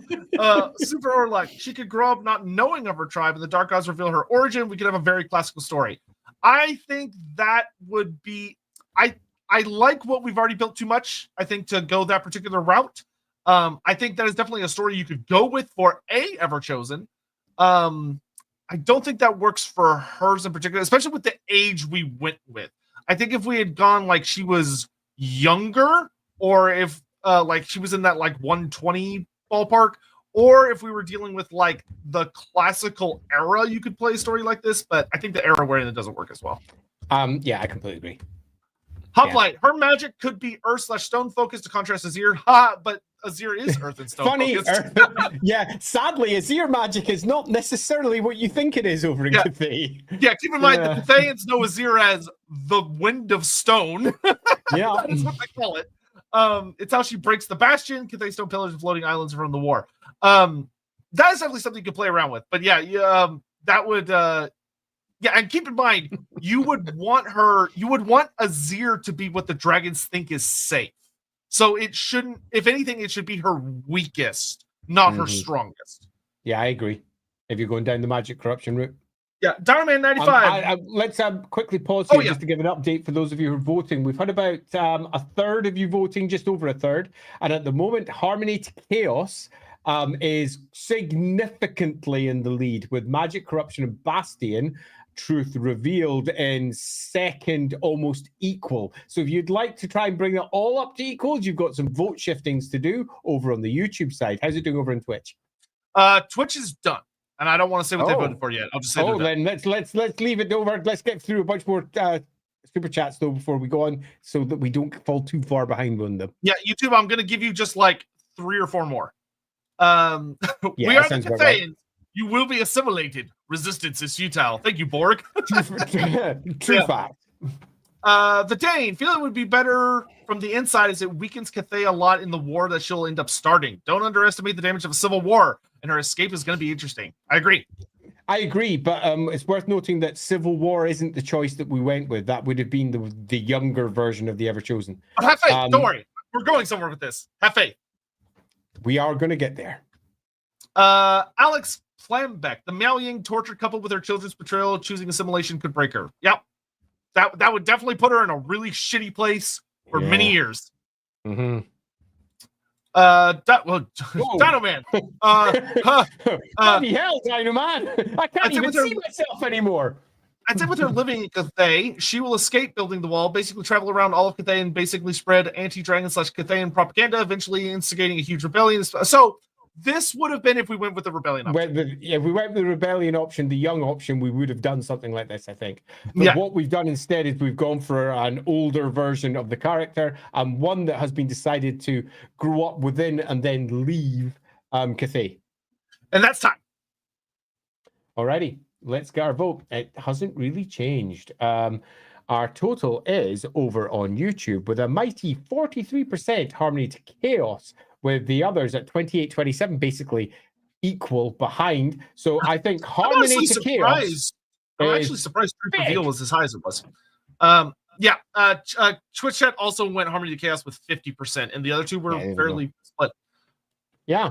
So what we've got is a character who, let's run out her basic timeline here, who starts off as one of the tribesfolk in the north of what will become Grand Cathay, in the area where the Great Bastion will be built. At roughly ballpark minus 2000 Imperial calendar.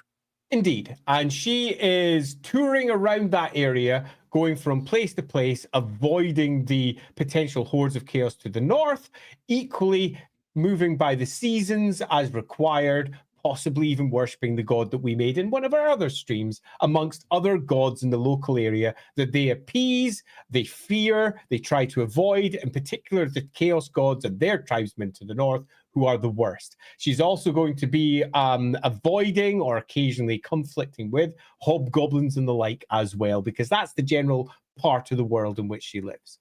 The dragons eventually move into this area. So Charles K, yes. Yeah, the answer is yes. The dragons move into this area and they pacify it, and they absolutely destroy her philosophy, her way of thinking, by proving the falsity of it, or as they would say, showing how weak it is and showing how much stronger the strength of the dragons and the harmony they're bringing is. But she never truly believes it, for all it is brought to her in stark terms. She, as a representative of her people, has to effectively say in front of all of them, yes, you're right. That is how they break her. They have to show just how weak she is in front of all of her people, and her people go with her, effectively falling into the Cathayan side of affairs. Over the course of the next so many decades, many chaos attacks come, most of which are pretty feeble in comparison to the great might of the dragons that are put forward.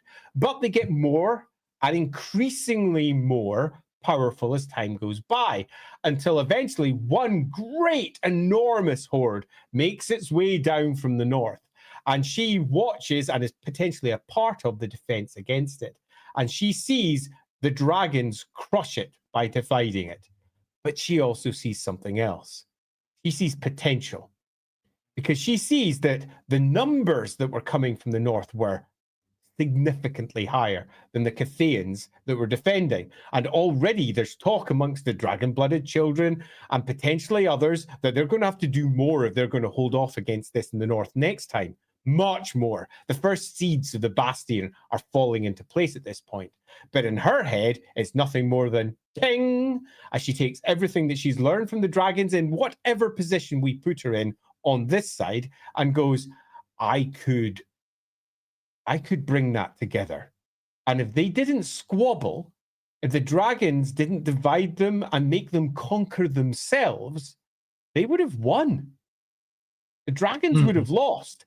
And worse, on the other side, they're saying the same thing. of course, Miao Ying right at the very top's like, of course we crushed them. But underneath, they're like, yeah, we crushed them because we outwitted them. We outwitted them and used their weakness against them. But if they ever bind together, we're in trouble.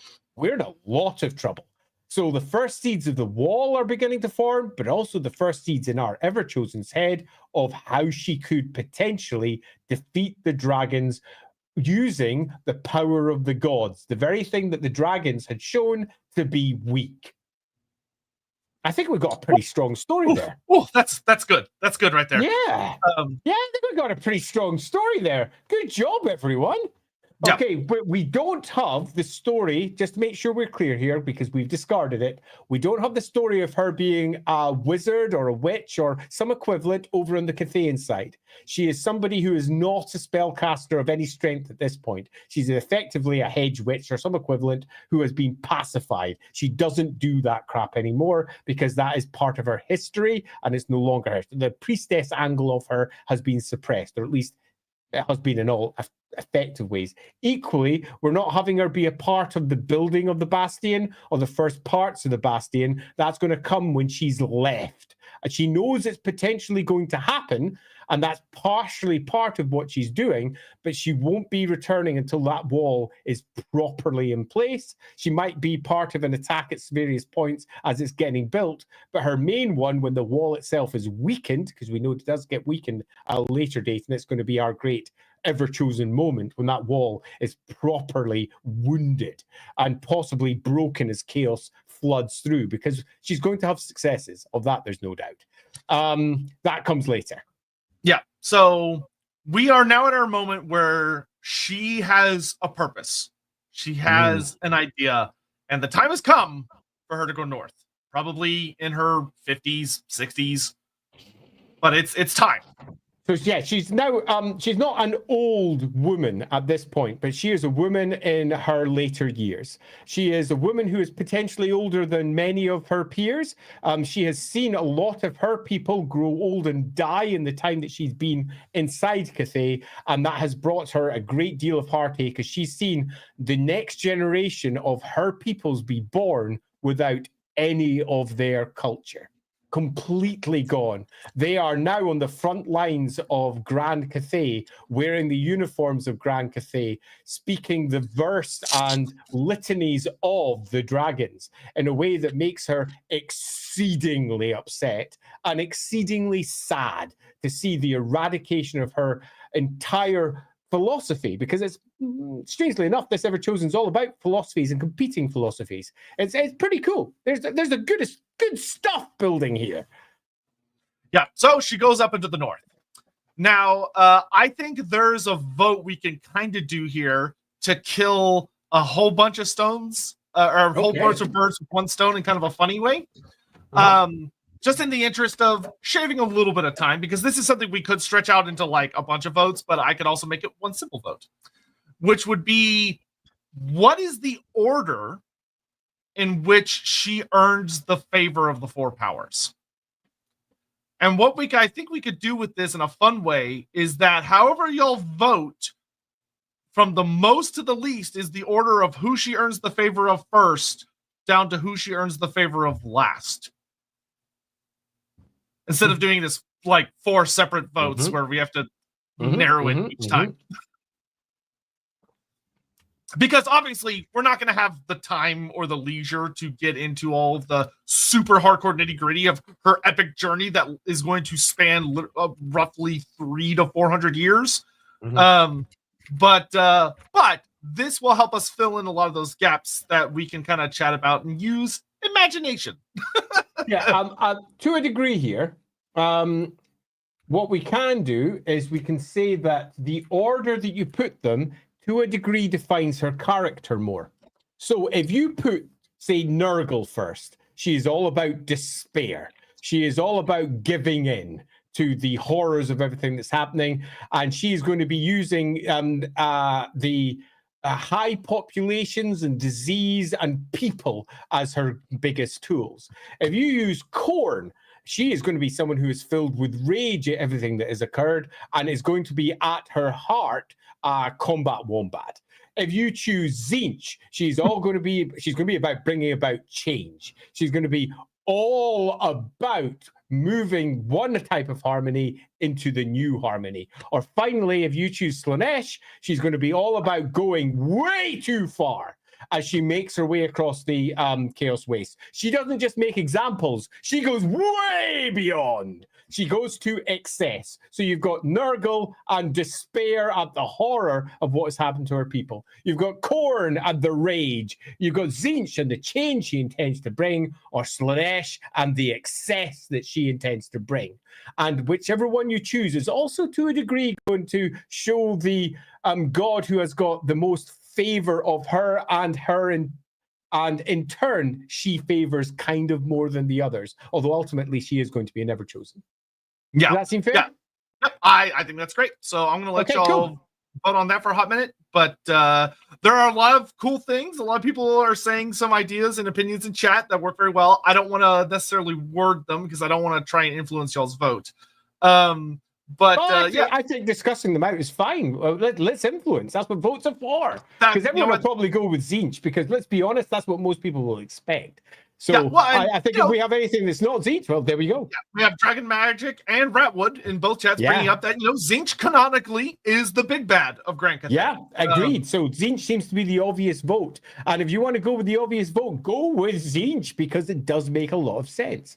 Yeah, but Luigi Sieber coming in with the counterpoint saying, no, I think Khorne should be the first because it's all about revenge. It's all about rage. I agree, and it's also worth noting that Khorne is the most powerful of the Chaos Gods, if we're ranking them. So Khorne, ultimately, if you want to win, is the one that you want to curry the favor of most. So absolutely nothing wrong with doing that.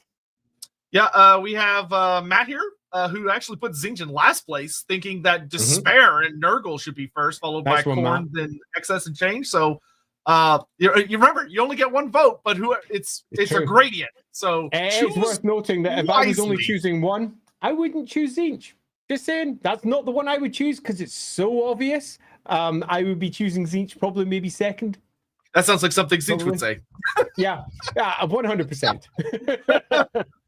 Interesting. So far, only about a quarter of you have voted. In fact, less than a quarter of you. It's coming up to about a quarter over on YouTube. But at the moment, Tzeentch is indeed leading the field. Okay, so if you wish to influence that. Super chat stuff here. Cole Patterson, she sounds a bit of like a Lorgar figure to me. There are some similarities. I think she's a little more preoccupied with concepts of culture and identity as opposed to the ability to worship, though that is a way you could take her story. But I also think that I would deliberately avoid it because I don't want a Logar clone. I know there are some people that want Primarch clones in fantasy. I think I like to deliberately avoid it because we already have those stories. I don't need to tell the story again. True fact. Colbo, the Harmony to Chaos idea is absolutely brilliant. Yeah, Amadeus struck fucking gold with that comment. Full credit there, because that I would not have thought of that, and that's because it seems so antithetical, but it's literally what an Everchosen does. Like, that's good eating. It's good eating. Jason Clark, on the idea of people buried under the Bastion, referencing a Total War mod with Bastion Builder, corpses raised as troops, souls stolen to serve Shyama forever. Wow, that is bleak as fuck. I actually really quite like that too. Yeah. I also quite like the idea that possibly, because we are dealing with an Everchosen who's got some age, that a lot of her early attacks will have been against the Bastion as it's being built. So a lot of the corpses that would lie beneath it are corpses that she has left there in her wake as she's attempted to stop the building of the Bastion. So yeah, I think that there's definitely something to that as part of the ongoing story. Yeah, one of the things that's kind of fun about this potential Everchosen is that she could be very different from what we see like with Archaon, where Archaon is more of he sort of goes up and is just building. But he's kind of off in the like the margins of the world, versus like Asvar Kul. Asvar Kul was more of where Archaon's kind of ping-ponging around the world until he finally in like 2519 or something goes and is like, haha, I got the crown, and then he builds up. So his story is much more about him just roaming the world. you also have like Asmar who Asmar from the get-go, King as of far as we Kings. can tell, He's the king of kings. Yeah, he bulks. Asmar bulks, and then unleashes and just destroys everything in front of him. Whereas he becomes the king of kings, destroying all the other kings, gets them all to follow him, and then dies. Yeah, whereas with our sweet grandma here, I like that we kind of have almost an Everchosen that's more of like someone that's probing, something that's constantly testing, trying to mess with this. I love the parallel idea, which keeping up the parallels with her, which is really fun, of as the Bastion is building in strength, she's also building in strength. Of the Bastion is almost like a mirror to her in a sense of that they are there's this rivalry almost between her and it, which I think could make for a really interesting, compelling story over the course of centuries, where she's testing her might against the Bastion, but in a way the Celestial Dragon Emperor is also testing the Bastion's strength against her, which like that would almost make for a good, if you were telling a story, having the story be like flashpoints where you're skipping ahead decades of these various attacks and showing her perspective sometimes, and showing the perspective of the builders of the Bastion other times, the Celestial Dragon Emperor's perspective, and how that would be a very interesting story. Yeah, of that there's a relationship there. Yeah, particularly because it's going to be a story that takes place over the course of centuries. Her great binding together of all of chaos underneath her banner isn't going to happen until almost her 500th year, somewhere around there. Okay, yeah. So we have a long story ahead of us, and at the moment it's quite clear with just over a third of you voting that Tzeentch still very much has the lead in that story. Yep. Over on I'm gonna YouTube. do this last super chat and then it'll be time. WPK says, will you give her a name at some point? It doesn't matter. Feel free if you can come up with a great name, sure, but naming is difficult, and it's one of those things you should really think about and try out a lot of different ideas, and it would take up a lot of time for very little gain. Yeah, plus naming when you're dealing with other people's cultures can often be a landmine of mistakes, as you accidentally blow up your own feet as you name it, and something you think sounds cool, but in the, say, Chinese just sounds truly awful. So I think I would much rather us discuss it out and possibly land upon some name ideas, but leave the naming part to either your version of how this Everchosen lands, or alternatively diving into the Discord chat afterwards and coming up with a whole bunch of different names, and then the chat there voting and pulling out their favorites. Okay, so we are just about ready to go with what we have. Anything? Okay, so what's the order on your side? I believe Khorne was in first, followed by, I believe, Tzeentch, then Slaanesh, then Nurgle. Is that right? I'm pretty sure. I know for a fact it was Khorne and Tzeentch in the first two spots. Then I think it was Slaanesh, Nurgle. Wow. Okay. Oh, sorry, right. My bad. Okay, no, it was Khorne, Tzeentch, Nurgle, Slaanesh.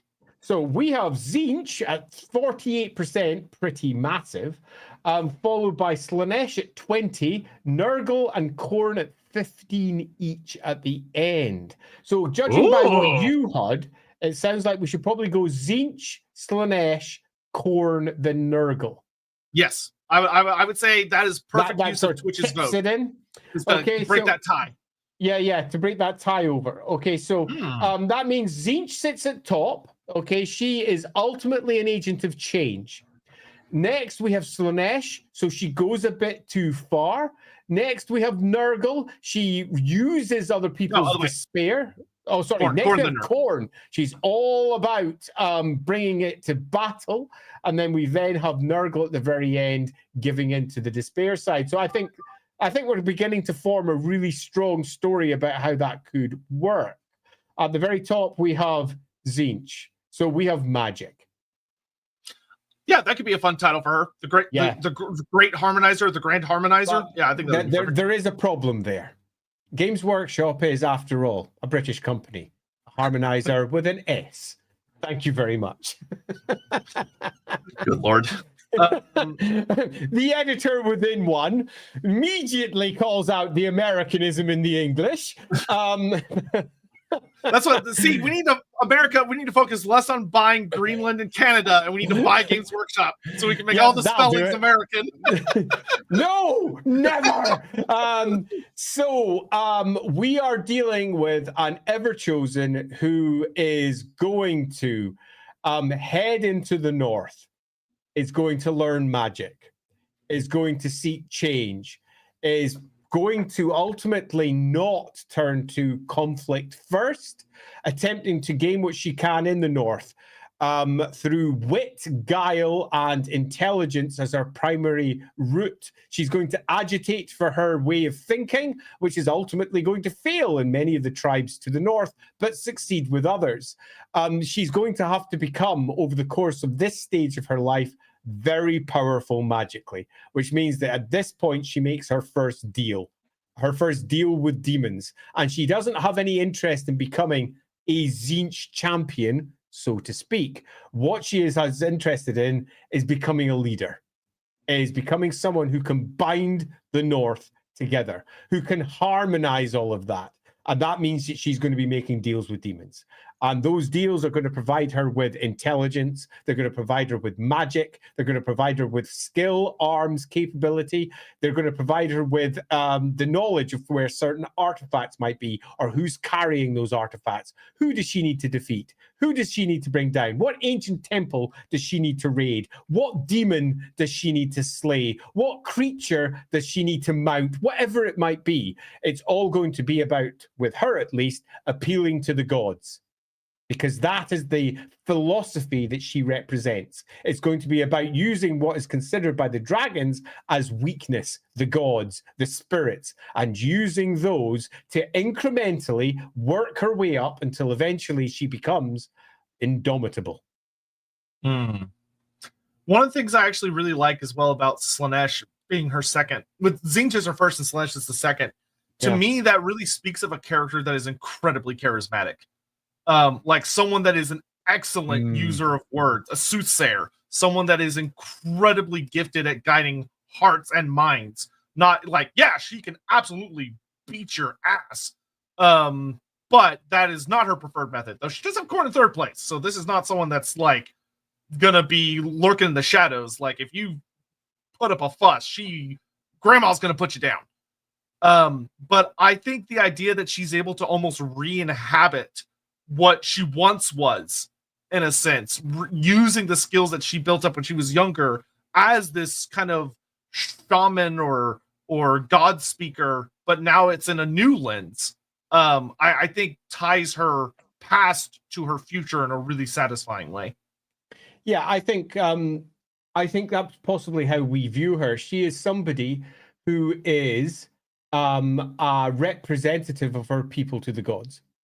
And she never, ever swears to any of the gods. She is all about avoiding the gods' worst excesses.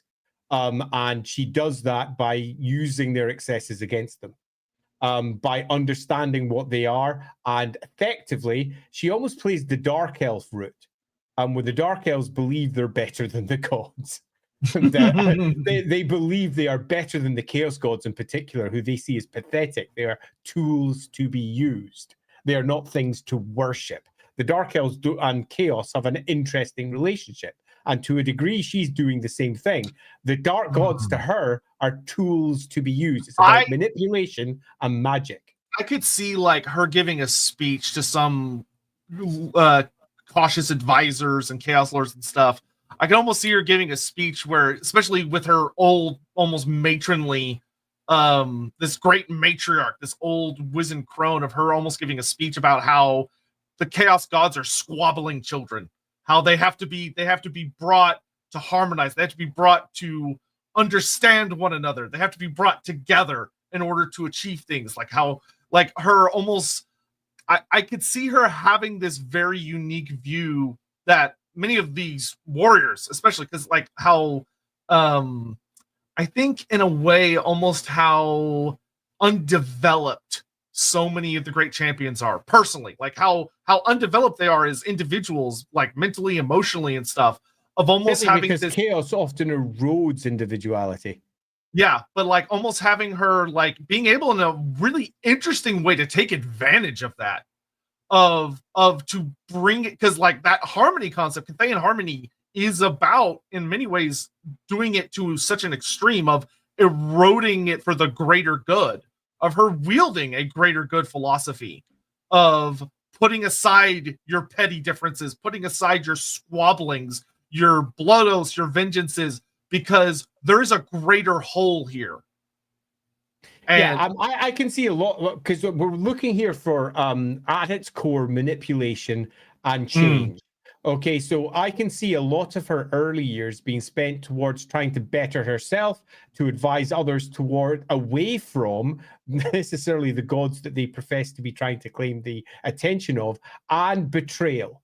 She is going to be taking out figures that are too lost to one god or another. The great champions of chaos are to her almost enemies, because they are keeping the different groups in the north separate in a way that will piss off some of the chaos gods, but nevertheless impress, as she eventually works her way through some very impressive figures in the north.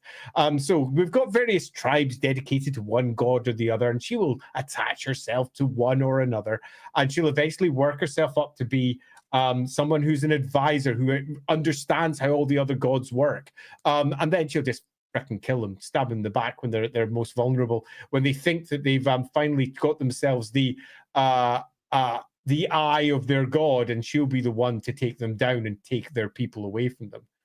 She strikes me as a figure of both, as Sotek suggests, charisma. She can speak eloquently to the individual, but then, having taken out that individual, she can talk to the group and say, we must do this, and possibly even move on from them. Leaving them behind and saying, well done, my children, you have done better. We've got rid of this individual. Go forth and conquer in the name of the gods. In many respects, championing the idea of chaos undivided rather than championing the idea of and also like divided. A grandmother of chaos hits insanely hard. Like, that's such a fascinating individual, of like seeing like a gathering of chaos chieftains and what they're expecting the grand harmonizer to be, and then she shows up and it's like, oh, she's just this little old lady, and then she's like fucking terrifying. Yeah. And as the years go by, she becomes, I think, almost certainly she's going to become magically very powerful.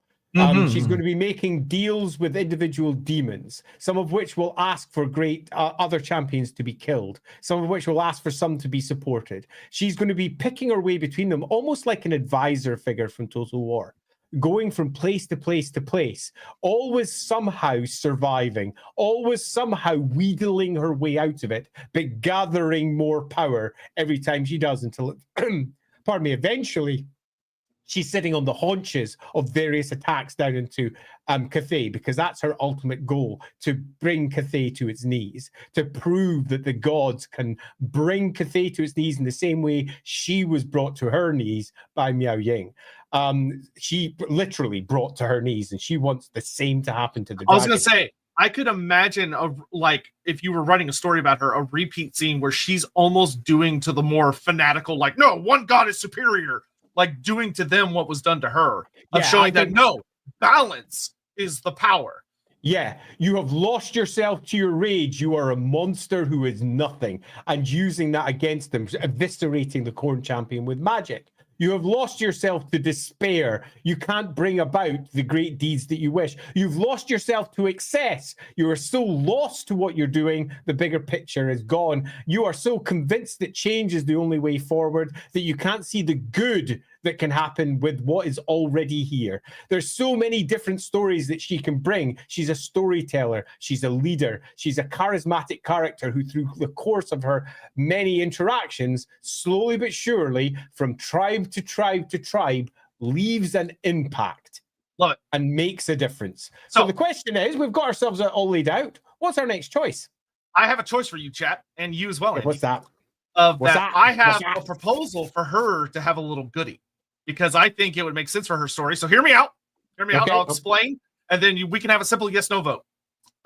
Or if you want to add more options, you can. See how it goes. we all know that Everchosens are pretty cool because a lot of them have really powerful, crazy artifacts. And that Archaon in particular is pretty cool because his artifacts are related to different older Everchosens. But of his artifacts, only 2 are accounted for, which is 3, I guess, if you count the crown. But it's the Armor of Morkar, which obviously goes back to Morkar the Uniter, and the Slayer of Kings, which goes back to Vandal, who made it. But we have a couple of unspoken for ones, and there's one that's really, really powerful called the Eye of Shirian.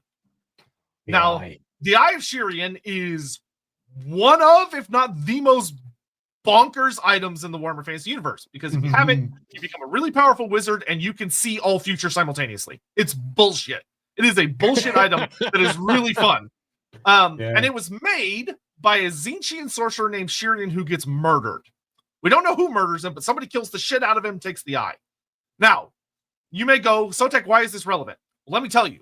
Where does the eye end up? Well, the eye eventually finds its way into Cathay, where the eye is taken and possibly corrupts a dragon that we know as Flamefang over in the West. He has a Cathayan-ish name, and it's been long theorized by myself, and I think many people, that this dragon is one of the 9 dragon children that is corrupted by chaos and takes the Eye of Shirian, or is corrupted by the Eye of Shirian, and dies only to be resurrected later, depending on which version of the story you go with, and eventually fights Archaon, and Archaon kills him, takes the eye. So my idea is, what if she is the one who kills the original Shirian? She takes the eye. It is her artifact. She is what introduces it to the legacy of the Everchosens. Or she's Shirian. Or she is Shirian. Yeah, you can just make respell it. X-I, she. You just respell Shirian in an Eastern fashion. The thing I love so much is this could also tie into our, even though she's that differently. I'll let you figure that out. But like, if we play around with this, it could be that is her lasting impact. One of her lasting impacts is that when she inevitably falls and dies at the battle in Cathay, that the dragon child that takes her down. Close. Oh, that's very close. That the dragon child that took her down takes the eye, and it ends up corrupting him in the end. That she introduces corruption to one of the dragon kids as an after effect. It wasn't even her true goal. It is simple. That's just how fucking scary she was. Yeah, I really like the idea that she's Shirian and she corrupts the dragon and ends up being, because she's the great bringer of harmony. It's one of the dragons that kills her in the end. It has to be, so it's her own dragon that she corrupts. That makes sense. So Flame Flying is one of the dragon kids. Yes. I mean, we've got a very clear story there. And ultimately, her last attack would be the one that falls on itself. It always does. But it's a dragon that does it. If you go with the Archaon version of the story, the Eye of Shirian is inside Flamefang. Because he eats it. And that could mean that she, as in Shirian or Shi Lian or some equivalent, Shi Rian, Shi Lian, will get eaten by this dragon, and through perhaps the eating of her, perhaps that what causes the dragon to corrupt. So maybe that dragon is ultimately not one that corrupts, but corrupts because it eats the Everchosen. And in some respects, she, with the eye, chose for that to occur, realizing that would bring about at one point Archaon. Oh, we got a story building there. I don't think we even need to put this one to a vote. We need a different vote. What do we do? That's just too cool. Yeah, I mean, I'd love to keep that. If there's anyone in chat that says no, I guess we can make it a vote. But I don't feel like we really to make a vote there. That's too cool. Yeah, I kind of feel like we're coming up to the end of the story. Yeah, we really are. I mean, because what we've got there as a story is, loosely speaking, we've got ourselves an advisor-like figure from Total War who moves around the Chaos Waste in the north until eventually she gathers enough information, scores enough lore that she creates herself the eye of her own eye, possibly plucking her own eye out for it. Oh man, perfect, her own eye out. Okay, we after all have to pull back to what Darius was suggesting with eyes beforehand, and perhaps Hey, there you go, Darius. We brought it back. I think possibly Darius is onto this because it's going to be ultimately about her. So she is collecting eyes so that she can see all possible futures. And she's been going from champion to champion, plucking their eyes out. Some of them greasy, horrible, oh my God, Nurgle could you imagine horrors. if, like, to be one of, like, to be on her council, one of her champions, she has to take one of your eyes. So she's got to take. when you fight like her Swords of the Everchosen or whatever, they all only have one eye. That's fucking every cool. single last one of them.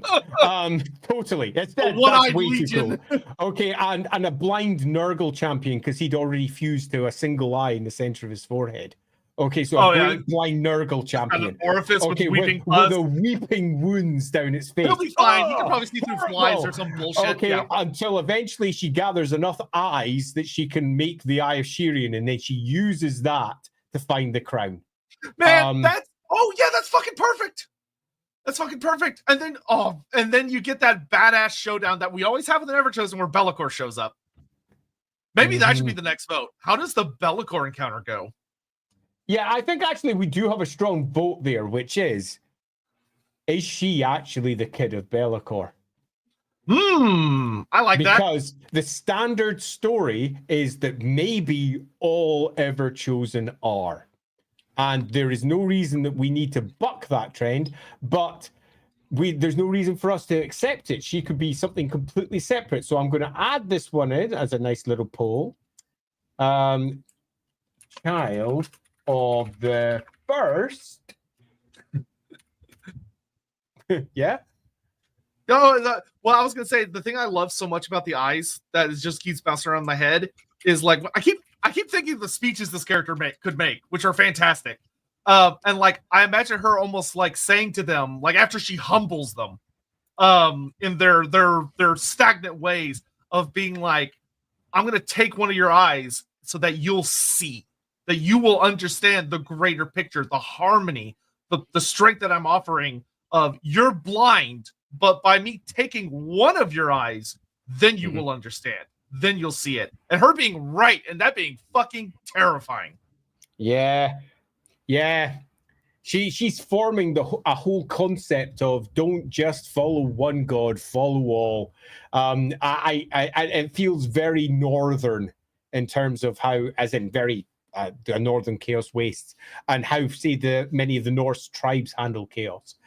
There's something really cool about that. Really like it. So Child of Be'lakor, yes or no? Anything else we need to add to that? No, I think that works fine. Because that would color their interaction in a very interesting way, regardless of which version. And if you choose yes, okay, we're going to be having a story that has a certain amount of intimacy with Be'lakor, who was once the ruler of all the northern tribes himself. If you say no, she is a usurper. She is someone that is outside of Be'lakor's plan and possibly will be brought down by Be'lakor, because Be'lakor doesn't like things that go outside of its playground. So choice number one, part of Be'lakor's plan, or choice number two, very possibly ultimately destroyed by Be'lakor, possibly betrayed by Be'lakor for not being part of it. So that's kind of where you're going with your choice. Yes, oh, man. If we get really close, we'll go into a bit more muddier water. Yeah, there's something I want to say about her interaction with Be'lakor, but I'll save it till the vote's over because it might color y'all's decision. I don't want to color it. But this is spicy. This is getting spicy. Like we're actually getting to where it's no longer a theory; it's more of like an actual story. And this is getting spicy. Good spice. Let's see. So Stefan Lucas said this a while ago. Yes, absolutely. So we went with Shirian as a sense, but I do like the idea that I think someone said something similar. I don't remember if there was a super chat or not. I don't think it was, but someone said something. I'm so sorry. I should have picked it up when I saw it. But someone said something along the lines of like loving the idea of Xianxi instead of it being like you're not saying Tzeentch, because obviously you don't say the Dark God's names, but it may be being based on her name, which if you were to Contheianize Shirian, it could sound very close to something like Xianxi. I'm actually completely. I mean, Shirian. It's so close that it is. I mean, which would be great because then like they're referring to her to refer to the great enemy. Yeah, indeed. And the great enemy is the harmonization of chaos. Okay, at the heart of it is Tzeentch's greater plan for the destruction of the universe. I love it. I think that works really quite neatly. Gaston, I love the idea that each Everchosen still has specific beef with chaos and aren't really true believers. Yeah, it depends on the Everchosen, but it's actually a fairly common-ish motif sometimes with them. And it makes sense because, like, if they're gonna buck against dedicating to one of them, they either need to have a really specific goal in mind or they're not fully on board, which works fine. Let's see. Darius, maybe to make her even scarier, she commands that every follower can only see what she can see, like a synapse creature where their eyes are gone/blind. I don't think that's necessarily required. I think the idea that she just takes an eye from them is fucked up and spooky enough. Ian O'Brien puts on / create the eye, sees the end of the world of chaos is not harmonized. Well, I mean, I honestly could see her almost having an idea that maybe ultimate destruction is harmony. Yep, I agree. As much as I love the idea here, Ian, I think actually what's more likely is that upon getting the eye, upon achieving the crown, upon doing everything else, she realizes she effectively is going to lose this battle, but is ultimately going to win the war because Archaon will come and will eradicate everything, bringing harmony to the lot. The dragons are going to lose, and that shows that the gods win, and that will be done through her eye that will be worn by Archaon. Literally, her eye staring out of his helmet. Love it. So yeah, I think that works quite well. She's the perfect encapsulation of that villain that would literally die with a smile on their face because she knows what's going to happen. Yeah, as she's eaten by the dragon, she just sits there and waits for the dragon to literally consume her. She knows, that's it, I have won. It's beautiful. Jason Clark, change the squabbling, wield a brass fist of discipline, obsess over the unity of all, to spare her people dead before she comes to the south race against her. Yeah, Andy, I think, did a really good job fleshing out how each of the different god aspects would be represented in her rise. Cole, holy hell, this stream has just been another one. Yeah, this one's banging. I'm not going to lie. I'm having a blast with this one. Yeah, me too. I'm loving this. Also, just to mention over on the vote, it's currently almost 50-50, but only as it currently stands, less than a third of you have actually voted. So please get your votes in because you will make an enormous difference if you pop it in. Now, Yep. Vote quick. I'm only going to give you a couple more. Darius Rose, usurper's eyes are lost. It might be that she just takes, if she takes the second eye, then you're fucked. Yeah, I've got a feeling that she will probably blind any who refuse to accept her. Yeah, because they're spiritually blind. Yeah, totally. Because they refuse to see the truth. So she's like, you don't need these.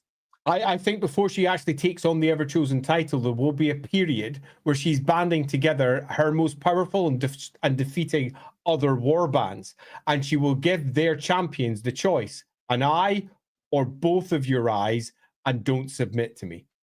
And that's such a good fucking awesome way to terrify chaos tribes of that. She won't kill you if she takes both your eyes. She takes both your eyes and it just leaves you to wander the waste, which is a horrible way to go. Yeah, not good. Love it. Donovan just made some fan art, possible version of her in Hero Forge. Oh, okay. I'll grab that I'll grab that, mess with that in a little bit. If you can post that over in the LAWhammer one, that'd be great as well, Dynaman. Was it in the LAWhammer one? If you haven't posted in LAWhammer already, do please post it over. That'd be awesome. All right, one more. David Whitfield, the eyes have it. In the realm of the blind, the one-eyed shall see, her mantra to her followers. Yeah. Fun. All right. Time. Okay. Time. 54% says no. How's it over in Twitch? Twitch went overwhelmingly no. There we go. She is not the child of Be'lakor. Be'lakor is not going to be happy to see her. Bellacor's chosen Everchosen is almost going to have their eye plucked out by her.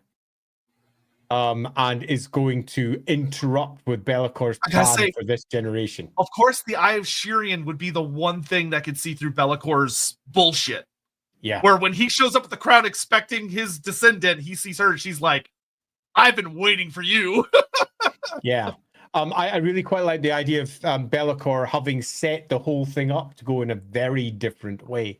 And then when she eventually creates her own eye, the Eye of Shirian, or Shi Lian, or whatever we decide her name is, she creates that eye. She sees through to the truth of what the Everchosen is and to Be'lakor's schemes behind it, and immediately realizes the only way she can claim that crown is to effectively outwit Be'lakor, which is going to be the next step on her path. The next step in her path is outwitting Be'lakor's chosen successor to become the next Everchosen, and to kill that particular successor, and take his eyes and bind it to her will. I quite like that as an idea, and could also have that moment where Be'lakor is seething.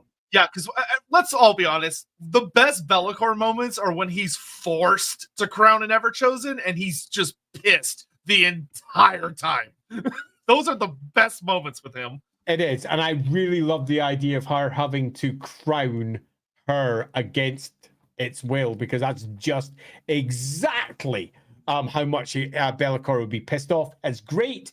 And I think one of the great trials. Oh, fuck, yes, this. Yeah. One of the great trials would be taking. Yeah. Justin, you and I think the same. That. One of the great trials that she'll need to face will be killing Be'lakor's chosen one, who is perhaps one of the great Chaos Lords of maybe the Cull, or maybe just one of the ones in the north, maybe even taking out one of the great Chaos Lords of the Umberigans, or the Tutigans, maybe one of Sigmar's own ancestors. Make sure I didn't say descendants. I didn't. It's late enough that I doubt my own English. One of his ancestors, who taking out Sigmar's ancestor, for example, who was going to be his chosen Everchosen. And yeah, that ain't going to happen, is it? No. She foresees everything that happens, and perhaps he's already gathered one of the artifacts that he thinks is important. And she, using the Eye of Shirian, her own eye, completely outwits it. I like that. That's pretty cool. Yeah. So she goes through the trials. She gains the crown of domination. Mm-hmm. And now I reveal something I've had in my pocket this entire time because it's fucking cool, which is that the year is 1500 years to the dot before the rise of Sigmar. And she has gathered her horde. She has the crown of domination.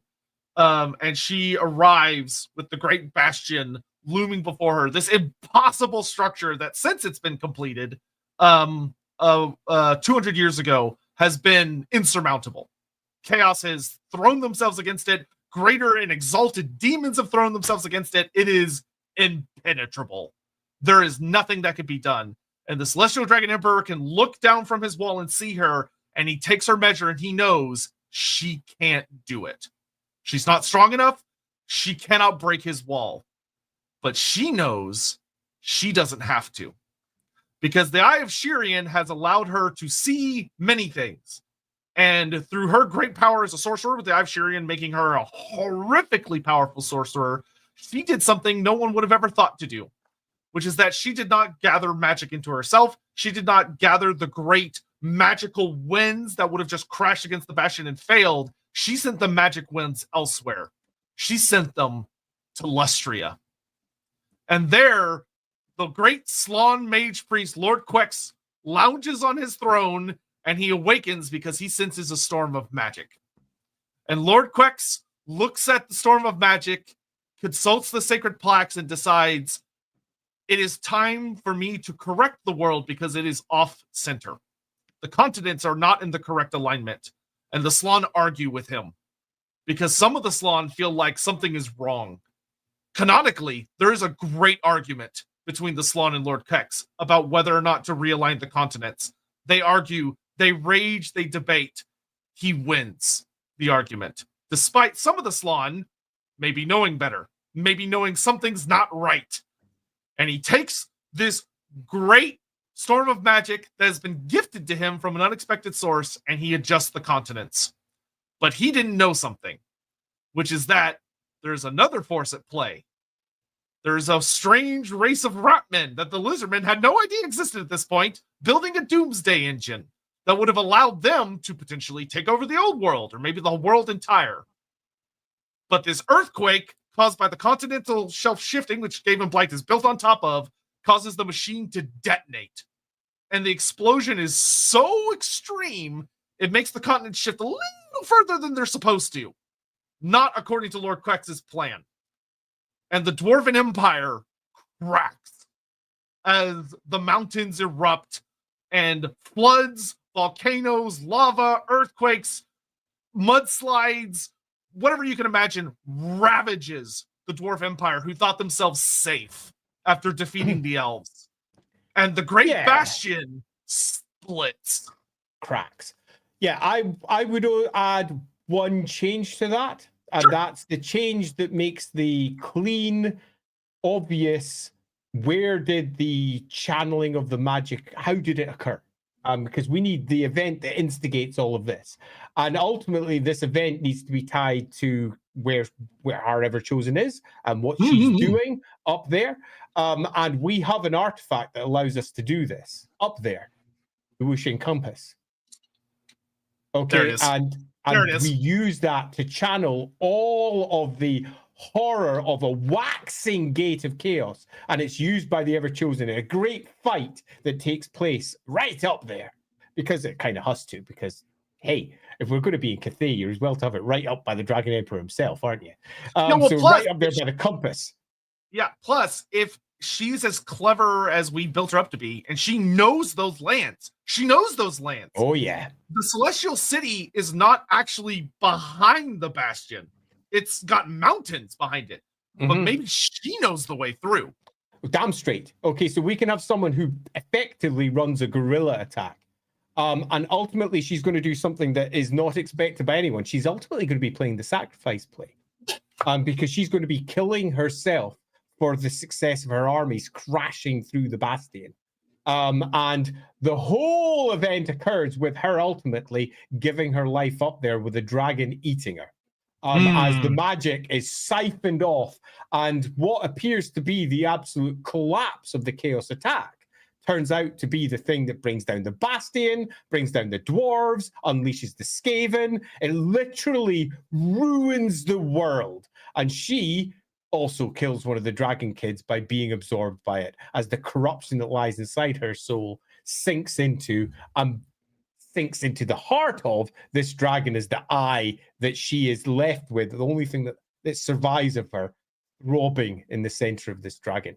I think there's definitely something there. We get our big dragon corrupted one. And it's like, with that global mess, that's an Everchosen, like causing just global catastrophe.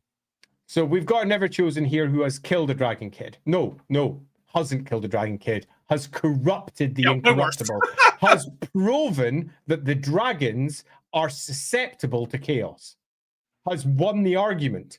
Her argument was that the harmony that they espouse is a lie. The gods are more powerful than these dragons. And she wins the argument. She completely wins. And she not only wins that argument, she also cracks the Bastion. She has chaos flooding their forces through there, starting a war without their Everchosen specifically at the lead, because she's already inside the dragon. In many respects, she's an Everchosen that won't die until Archaon comes around, because that dragon is now on their side. Oh, it's horrible. Love it. As the lizardmen are reeling with the enormous amount of magic that's flooding in their direction and deciding which direction to go with until eventually wallop. That whole story is kind of cool. I kind of love that. There's a bit of a timing issue with the amount of magic that gets flown over there and their big debate, but we can easily have their debate happening almost instantaneously inside their slan minds. Yeah, all I know is in 1500s when Lord Quex moves stuff. Like, that's when he finally moves. So maybe he's been kind of sitting there for a while. Yeah, totally. So there's some issues there with potential timing, but I think with a little bit of a rejig and a twist here, we've got ourselves a beautiful story of an Everchosen that will be some Cathayan equivalent of Shirian, who is also another potential rejig of Xiangxi, which is also awesome. and is ultimately the downfall of what is the Bastion, the dragon's philosophy, literally everything that she wanted to bring down, she has, and she also sets up Archeon. Mm-hmm.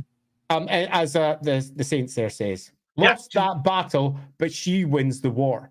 She's part of the story of the Everchosens who ultimately wins the war of bringing down everything that the dragons represent, and she completely succeeds. It's like, as far as an Everchosen goes, like, she stops a Skaven attempt to take over and destroy the world, and also scatters them.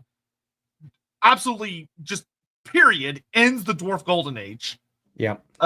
The Lizardmen are messing with things they shouldn't be, because by doing it, if you have her be responsible for this, which I think works so well, she also fucks up Lord Quex's plan, because he had a very specific alignment he was aiming for, but because he didn't know about the Skaven Doomsday Engine, his alignment is wrong. Yeah. So she takes out like 4 birds with 1 stone. Okay, so I think that there should also be, with our Shirian awareness, she has become aware of the Skaven. She's become aware of their plans. I think that this is where we start broadening her tale. She almost certainly will have had a host of warpstone being shipped into places where it could easily be captured by the Skaven. So she would have purposely set up losses from her own forces near what would eventually become other Skaven attack points, so they can get hold of the warpstone to build their ridiculous device. Amadeus says, in canon, they say that the Dragon Emperor's very essence is linked to the Great Bastion. Could it be that the cracks, well, it's not just a crack, like the wall rips open in a few places, but Xi'an is the first and only time a mortal ever wounds him to his soul? Could this be the wound that festers and why he's recovering in the constant presence of his wife? Yes. Yes. And I absolutely think that, because it's just perfect. It explains all of the later stories about the dragons and how kind of broken the Emperor is, and in terms of his appearances, in terms of what's happening with him and his wife and all the rest of it. It gives just a lovely seed for all of that. Yeah, I love that, Amadeus. Yeah, and that she literally is... She plunges the knife. She gets the revenge shot. Oh, she does. It's just, and it's by the Bastion, because the Emperor's. Then we have another story to tell. His impenetrable defense. We have another story to tell then, that the seeds of the Bastion are started by her. That's setting him up for it. Setting him up for the dagger blow. In many respects, what we're doing here is we're repeating the story that she will use, which is she sets things up, then she knifes them in the back. She sets things up and knifes them in the back, effectively getting her win. So yeah, we could even have her various, as we progress onwards, her minions that are moving south. And we went with Tzeentch first, so many a Tzeentchian cult, spreading the ideas of you need to have the Great Wall to defend, and supporting that by sending attack after attack after attack down into the great valleys that she's known since her childhood, understanding the local terrain, driving through it, causing the massive problems that will be eventually turned into the Bastion later. And she's used her eye to see the weakness that will eventually come about because of it. That's kind of cool. That's kind of cool. She's got a plan, and she's a master manipulator, and she effectively wins and everything, but she has to lose her life for it. It's such a good play. I really like this one. Yeah, I'm really liking. Right, we should get through all of our super chats at the end, just in case there's some other cool ideas that come from that. And then I think we'll head towards a conclusion. When does Archeon get kicked in the balls? Not until a very specific, bizarre meme timeline that never happened. It just never happens. Yeah, people love it. Can the tree with eyes? He nuts him with his head. One of those, the Americans going, he won him? Darius, can the tree with eyes still be there on her back? Yeah, I think you could absolutely do that. I mean, you could, but I see no thematic link with the tree. The tree would be unnecessary. The tree, I mean, we could have ourselves eyes rising up and she does her magic and I'm blinking and weird. Or we could have her herself having eyes around her body wrapped around her, almost like tentacles around her body that all blink as each eye is taken into her. There's lots of things we could do with the eyes, but I think we would probably want to. I mean, you could even go back to the original idea before the Eye of Shearing became a thing, where it was the helm of many eyes and he always struck first. And that could be some bizarre thing that pops up. But I don't see a strong thematic link for a tree. Or just she on she. That's actually a good one. That's actually a good one. good job, man. Yeah, you got me, Hammond. Wouldn't she say AOS with the eye? Maybe. Sure, probably. Yeah, I think almost certainly. And in some respects, we could even then build a story that the Eye of Shearing, in many respects, sees everything that is to come. Yeah. Now, whether she'd be like interesting or she'd be like, that's beyond the point I give a shit, is, Donovan, this makes me think of Thor Ragnarok, the Dragon Emperor. You can't defeat my wall, Shirian. I know, points at Lord Quex, but he can. Yeah. Yeah, quite. She doesn't need to defeat the wall. Yeah, Hammond, she created the Warhammer version of Not Like Us. I don't know. I don't see how that's really related. Oh, yeah. Thank you, Amadeus, again for that. Amadeus, you're on fire today. Diamond, building on Amadeus, commenting how to evolve other cultures more. Maybe before this, Cathay's under siege. Cathay, under the Emperor's rule, was actually still pushing out and starting to dominate cultures outside Cathay. However, now his soul and power is wounded. The great power in the east becomes much more isolationist as he retreats back to Celestial City, going from an active presence to a dormant one. Yeah, you could absolutely paint that. I think that's quite a good line. This is effectively the end of the expansion of Grand Cathay, as it moves from being expansionist to being existing within its borders, and a more tight control over the Wuxing compass. We missed one comment there from Like Lord. Oh, no, I just wasn't there yet. Oh, okay, cool. Funny how this letting the Skaven in will also lead to the era of disharmony. Yeah. But I mean, her thing there is really to prove that the Cathayan dragon's form of harmony is false. It is, which she will very effectively do in just a couple thousand years.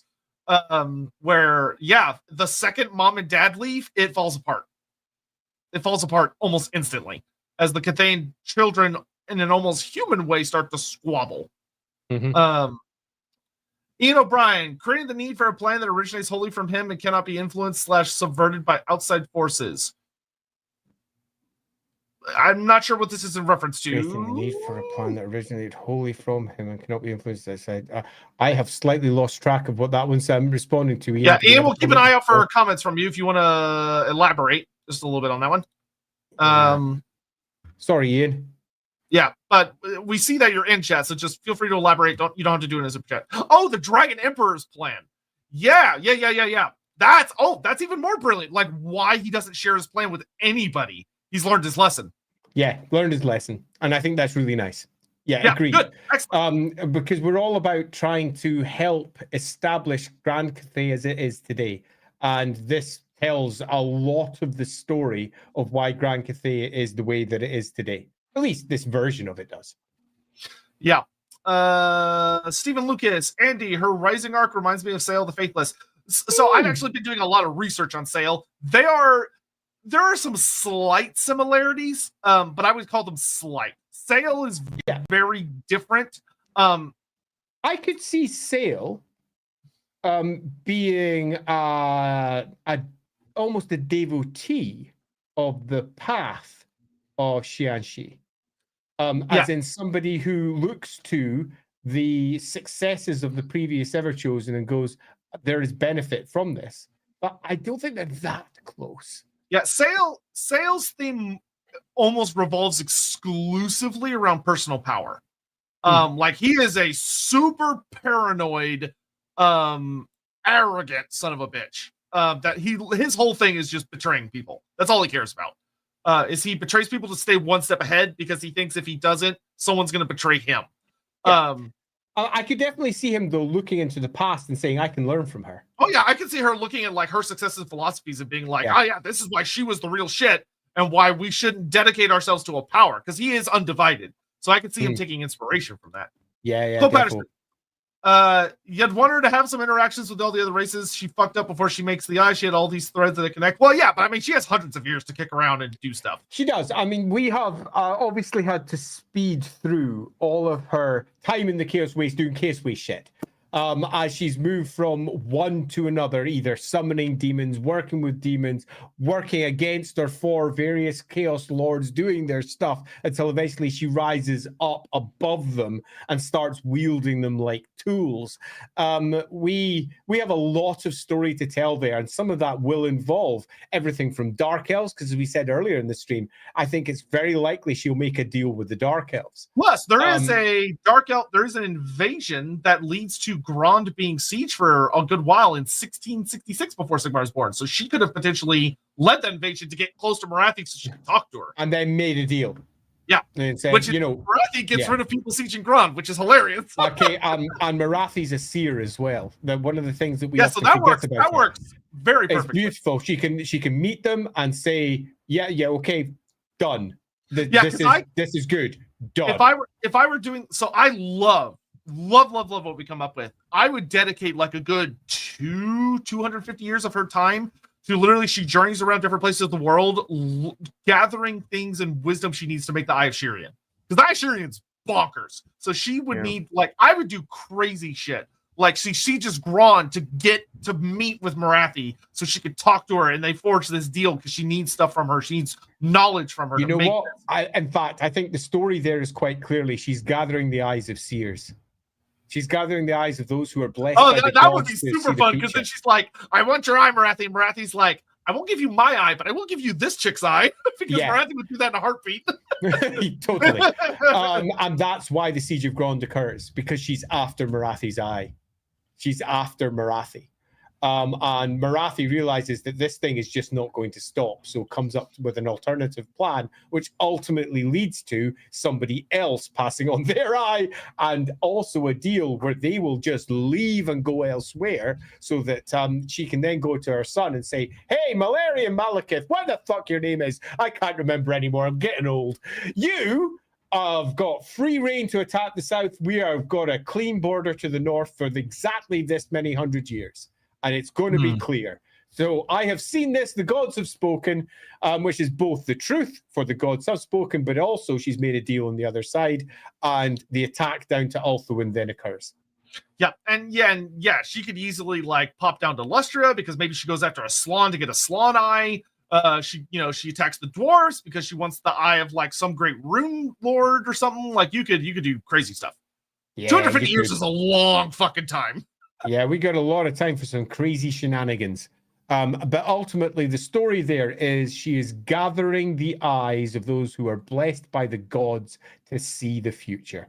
And she gathers them all together and eventually takes their power into herself in some fashion. Now, whether that eye comes out the center of her own forehead, her eye of, because, the third eye, I think that's probably where it ends up. Absolutely. And that's going to end up being the heart of a dragon. That's such a badass mutation, too. Like her head splitting open. There's just this crystalline eye coming out of her flesh. Yeah, great. Mm-hmm. Lots of super fun things. Literally, I think the only thing that got proposed that I super loved that we didn't quite figure out how to fit in was how this would tie into like Cathay restricting what magic is used. But I think if we sat down with it for enough time, we could figure that out. But I'm not going to worry about it. We know it's there in the nebulous relation. And it doesn't need to be directly hurt the Seeress of Harmony. The Seeress of Harmony. Nice one, Hawk. Yep, that's a title. Xian, Xian Chi, as she gets later known, the Seeress of Harmony. Shirian being male is not how my salty Bellicor. That's so funny. It's like, bitch, I'm running her out of history. That jerk. She made me look bad. I love it. I just wish we had more people from China on our stream so they could come in and say, this is how you should do that name. I know sometimes there are folks from all over the world that pop up to Lorebeards. So I will say, if there's anyone out there that is very well educated in Chinese or knows a lot of Chinese and wants to be like, here's how you can make Xian Chi into like a name that would make sense. Shirian. Or Shirian in particular. Shirian. Please let us know. We would love to actually land on something. Yeah, this is landing at when we started this stream. I said I might make this a part of my LAWhammer world if it works. It's fucking happening. So I need somebody to get a good name for this that makes sense in Chinese stroke Cathayan. Oh, Isle of Flux, you did that, and you came up with the "this is why they don't use other forms of magic" relation. Great, perfect. So yeah, it's awesome. Plus, Heel Canna to me looks what? I don't get this one. Heel Canna. Can you imagine Franz? He's been. I think this may be a reference to an earlier quotation from Darius that you went. Oh God, jeez! I was like, I'm so lost. In honor of my hero, John Cena, going to the dark side. How about what if Karl Franz is an agent of chaos? Ooh, that would be a spicy what if. Well, all I'm going to say is keep watching LAWhammer. Yeah, maybe he already is. If my hero must fall, so shall yours. Everyone, poor John Cena. Truly, the Dark Ages. I think we may have missed a bunch of comments earlier. Yeah, quite a few comments earlier. We're going to have to scroll back to get our earlier super chats. So we got the AI one. We got Thor Ragnarok. Which one? Did we do this one? Yeah, we did. Did we? Did we do that one? Yep. Okay, I've just lost it then. Yep. Ignore me. It's late. I've gone mad. Dino Man, you claim that worship of the gods is pointless, that they have no power, and yet you suppress their worship. They have no power. What harm would there be in worshiping them? You know the truth that the gods do have power, and you fear it. You claim to build harmony, but all you do is break the land, divide the land, we'll say, with your petty walls. You do nothing but disrupt the true harmony of the world, and soon you shall see that no wall can divide the world. The gods do not bow to you. That's spicy. Boom! That's very spicy. That's a great speech. Boom! Yeah, love it. Nice one, Dino Man. Yeah, and that is the end of our Everchosen. Holy crap. So, what did we end up with? We gave you options. We gave you lots of options. And through the course of this stream, we have landed upon Shirian. We need a proper name for Shirian. But she is a woman who was born in the north of what is now called Grand Cathay, in the area that now holds the Great Bastion. And her peoples were humbled by the dragons when they arrived.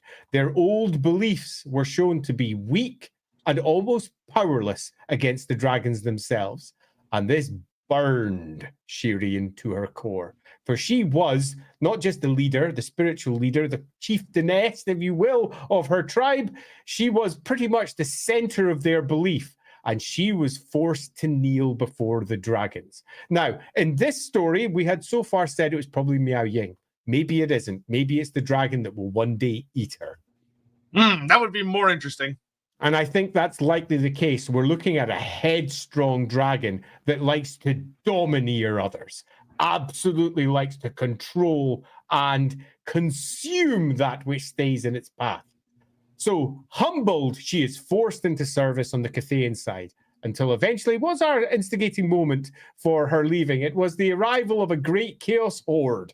Yep. A massive horde. After multiple decades of attacks, the Cathayan forces in the north were, if anything, pressed, but not pressed too hard. But when one enormous horde comes down, she sees it and thinks, this is it, we're going to lose. And everything behind the scenes suggests they might. But the dragons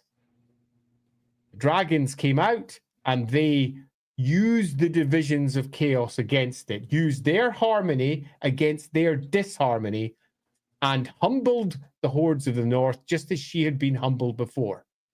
But she didn't see this as a great defeat, because she saw that if they just took on some of the dragons' philosophy, if they could understand the harmony that she could bring, then just possibly they could win.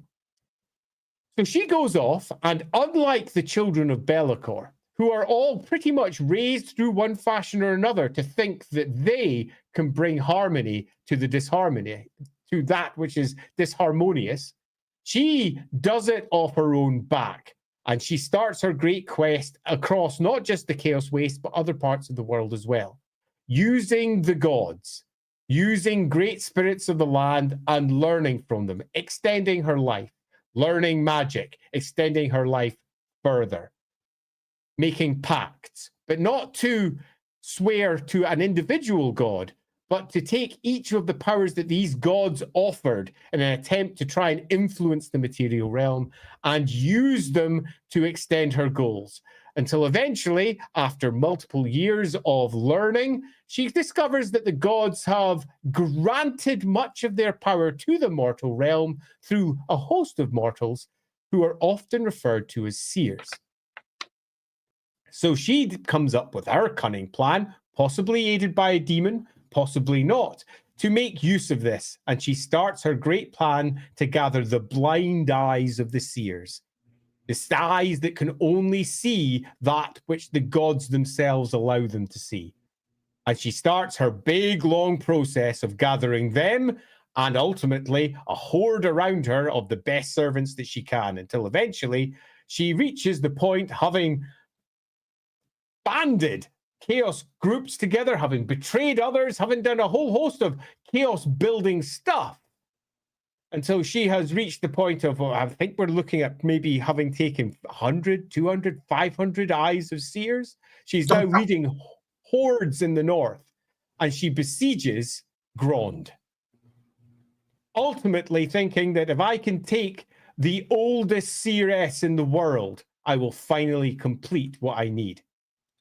And a story yet to be fully told takes place there, as Marathi and her come to terms.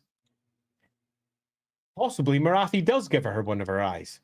She's a sorceress. Who knows exactly how that pans out? Whatever occurs there, she leaves with the power to create the Eye of Shirian. And the Dark Elves are left with the awareness that they can now move south into Ulthuan and make their great attack. And from that point on, she then plans her great attack towards the Bastion. The Bastion that she's already laid seeds of its creations for, with the constant attacks of her forces down into the south and the chaos cults within Cathay constantly wheedling away and whispering in ears, giving them the idea that they have to defend against the north. And our long story of attack after attack eventually leads to the amassing of a great chaos horde to the north. The waxing of the eye, the great chaos gate in the north, floods the world with magic as another cycle of power passes through the Warhammer world. And as that goes, instead of leading her horde, she does the opposite. Because she has a plan. She sneaks in through the secret ways of the mountains where she grew up, into the very palace where the dragons ruled. And there, she gives her life,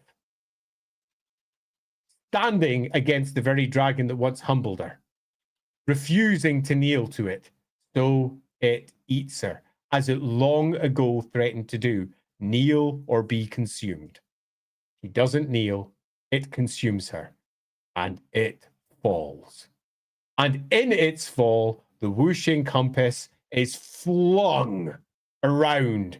Everything goes wrong in the very heart of the Cathayan power structure with its magic. And magic, which should have been channeled into the various defensive points of the Cathayan, well, the walls, the Great Bastion et al., is instead flung outwards as the weeping eye in the north floods the area. And it arcs around the world, giving us, as we know, the great story of the Slann suddenly filled with power from some unknown source. And they use it to shift the world. Skaven go boom. Dwarves go no.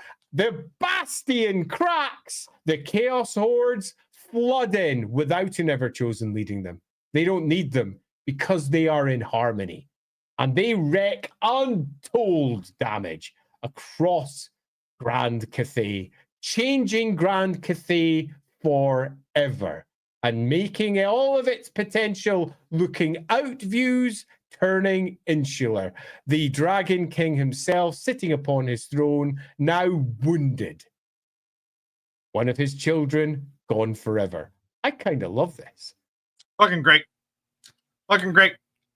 It came out pretty well, didn't it? Yes, it did. It almost, well, luckily, it tied in surprisingly well to little tidbits of information we already have. Maybe whatever deal Marathi manages to make it AOS. Hey, that's a clever idea. How she survives Slanesh's gut.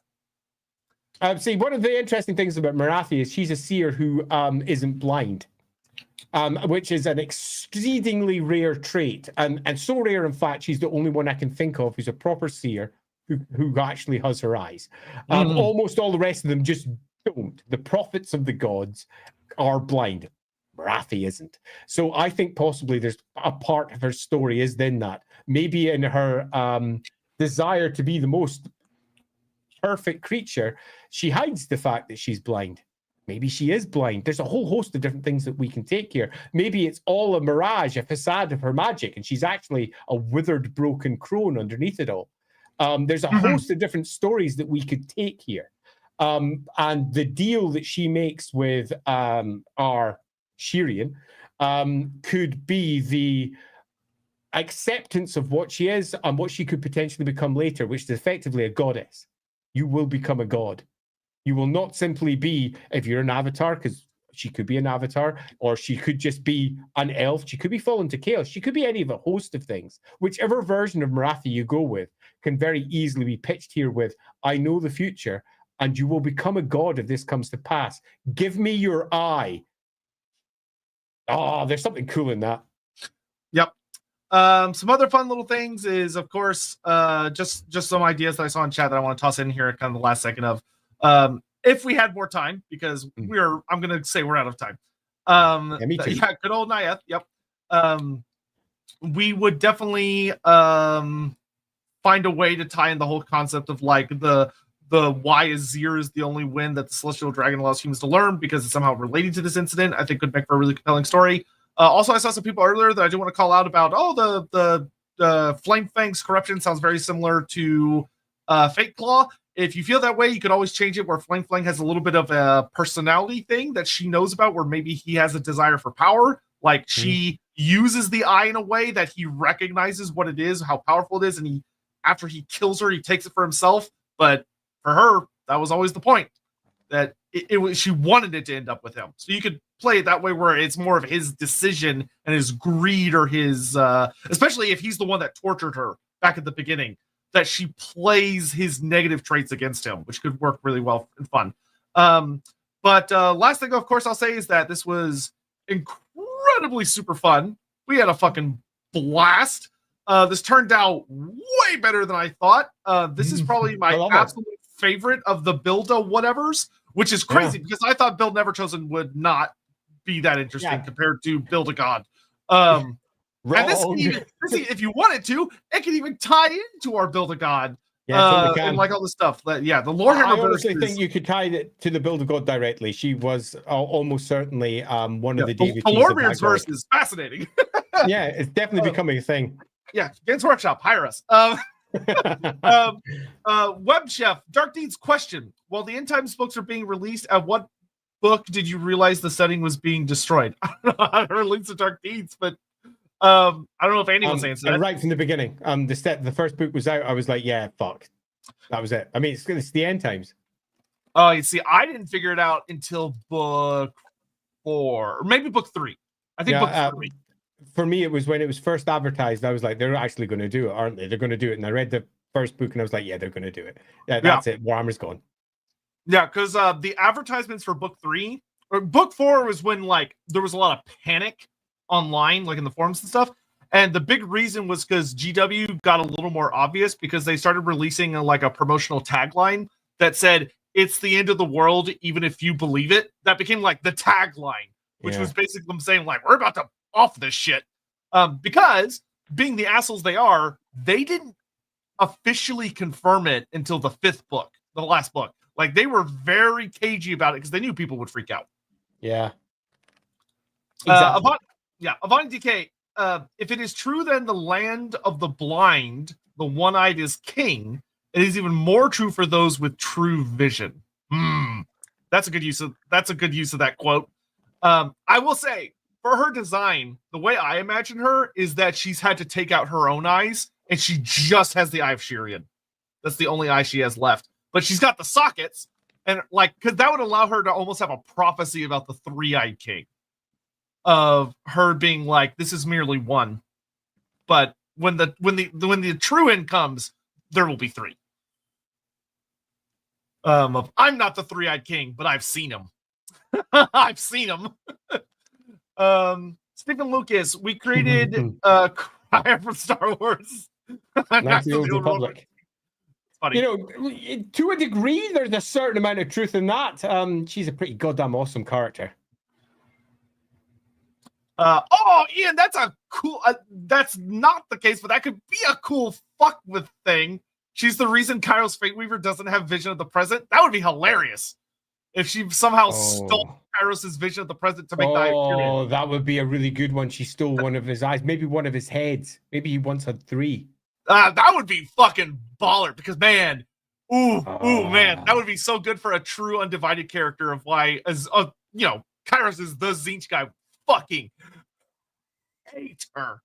Yeah. And actually, that would tie in well to Kairos Fate Weaver's Total War storyline, where he plucks the eyes of Urson to allow him to see the present because she took his eyes of the present, so he has to get Urson's eyes instead. Yeah. Ooh. Oh, I love that. Ian, yes. Great. Great. Oh, all right. I'm so happy with all of that. So, yep. That rocks. Thanks, everyone. If you have managed to reach all the way to the end of the stream and you have purchased Dark Deeds, and if you haven't, please go buy Dark Deeds. It's really cheap and it's really awesome. Benefius.com.co.uk, whichever one you want to go for. But if you have done so, please do go leave a review. By the end of this stream, we ended up with, I think it's 9 reviews over there. I haven't been paying that much attention. There's about to be a 10th. Okay, there's 9 reviews. If there's about to be a 10th, thank you very much. But there's currently 9 reviews over there. We would love to get that up. So if you're watching this later on the video on demand and you've reached the end of the stream, please do go leave a review. It's over on BoardGameGeek.com. Dark Deeds 2nd edition. Make sure you choose the 2nd edition, not Dark Deeds 1st edition. There will be links in the pinned comment. So the top comment. Superb. I will make sure it's there. Excellent. And I think that's us come to an end with what I think is one of the best builders we've had. We've justified Shirian, the entire makeup of the world in some respects. Thanks to y'all. Genuinely, thanks to y'all. We were able to take a character who is super important and there's not fucking shit about him. There's nothing on Shirian. Like he makes an appearance in the Archaon story, and he's a really weird, boring character that doesn't explain any of his backstory. He's very odd. This makes him fucking incredible. It makes the world feel more cohesive, connected, which is great. We love that shit, and it's what an EVERCHOSEN should do. Like this feels like a true fucking EVERCHOSEN. Great, awesome. All right. So that's it for us. We will be back. Just want to answer one thing from Face Octopus. No, that's what she goes for after. Getting the eyes right now for what's happening in the here and the now is what she claims first. And it's that sets her off in her path. Yeah. Interestingly, like especially when you know how the Eye of Shirian really works, a key part of it is seeing the now. Because it allows you to, because it not only, Eye of Shirian not only lets you see the future, it also sees the winds of magic with like perfect clarity, which is what allows the wielder to be such a powerful wizard. Is that they can see things no one else can see. Like it's not just future vision; it's like true perception. Yep. Which is why it's OP as fuck. Yeah. All right. OP, love it. Cool. Anyway, thanks all. Friday. LAWhammer. LAWhammer, yes. We are the Rise of the Horned Rat. Holy crap. Oh, yeah, it's going to be a thing this Friday. It's going to be a thing. Yep. Then Saturday, Rookery's doing something. Oh, we are. We've even got a thing up. While I'm checking that up, tell us what we're doing on this Sunday. Yeah, and then this Sunday, we are going to be doing Skull Taker. Also known as Uzul, not the Uzul and the sword, the other Uzul, the Slayer of Kings, not the sword, the Slayer of Kings, the other Slayer of Kings. Pretty interesting character, especially because he has a pretty bizarre Black Library book written about him. That is a whole thing. So Yeah. And did you figure out who you're doing? I did indeed. We're doing something for everyone. We're being visited by Josh Wakerley, who is creator of many a system agnostic piece of tabletop roleplay stuff. And he's coming along. He's the sole mind behind Hive Mind Games, and we're going to be discussing system agnostic. I can't even say it. System free TTRPG. I was going to say, supplements and for how anyone to that's build them. not in the know on the lingo, could you briefly say what agnostic systems are? Yeah, system free. It means that you can use it with any role-playing game. So it's a supplement that'll work for any role-play game. He's going to be discussing how to build them and how his Kickstarted versions can be used in any other games. And it's going to be awesome. Excellent. And then, so we'll see you when we see you. Thanks for watching, and bye-bye. Bye-bye.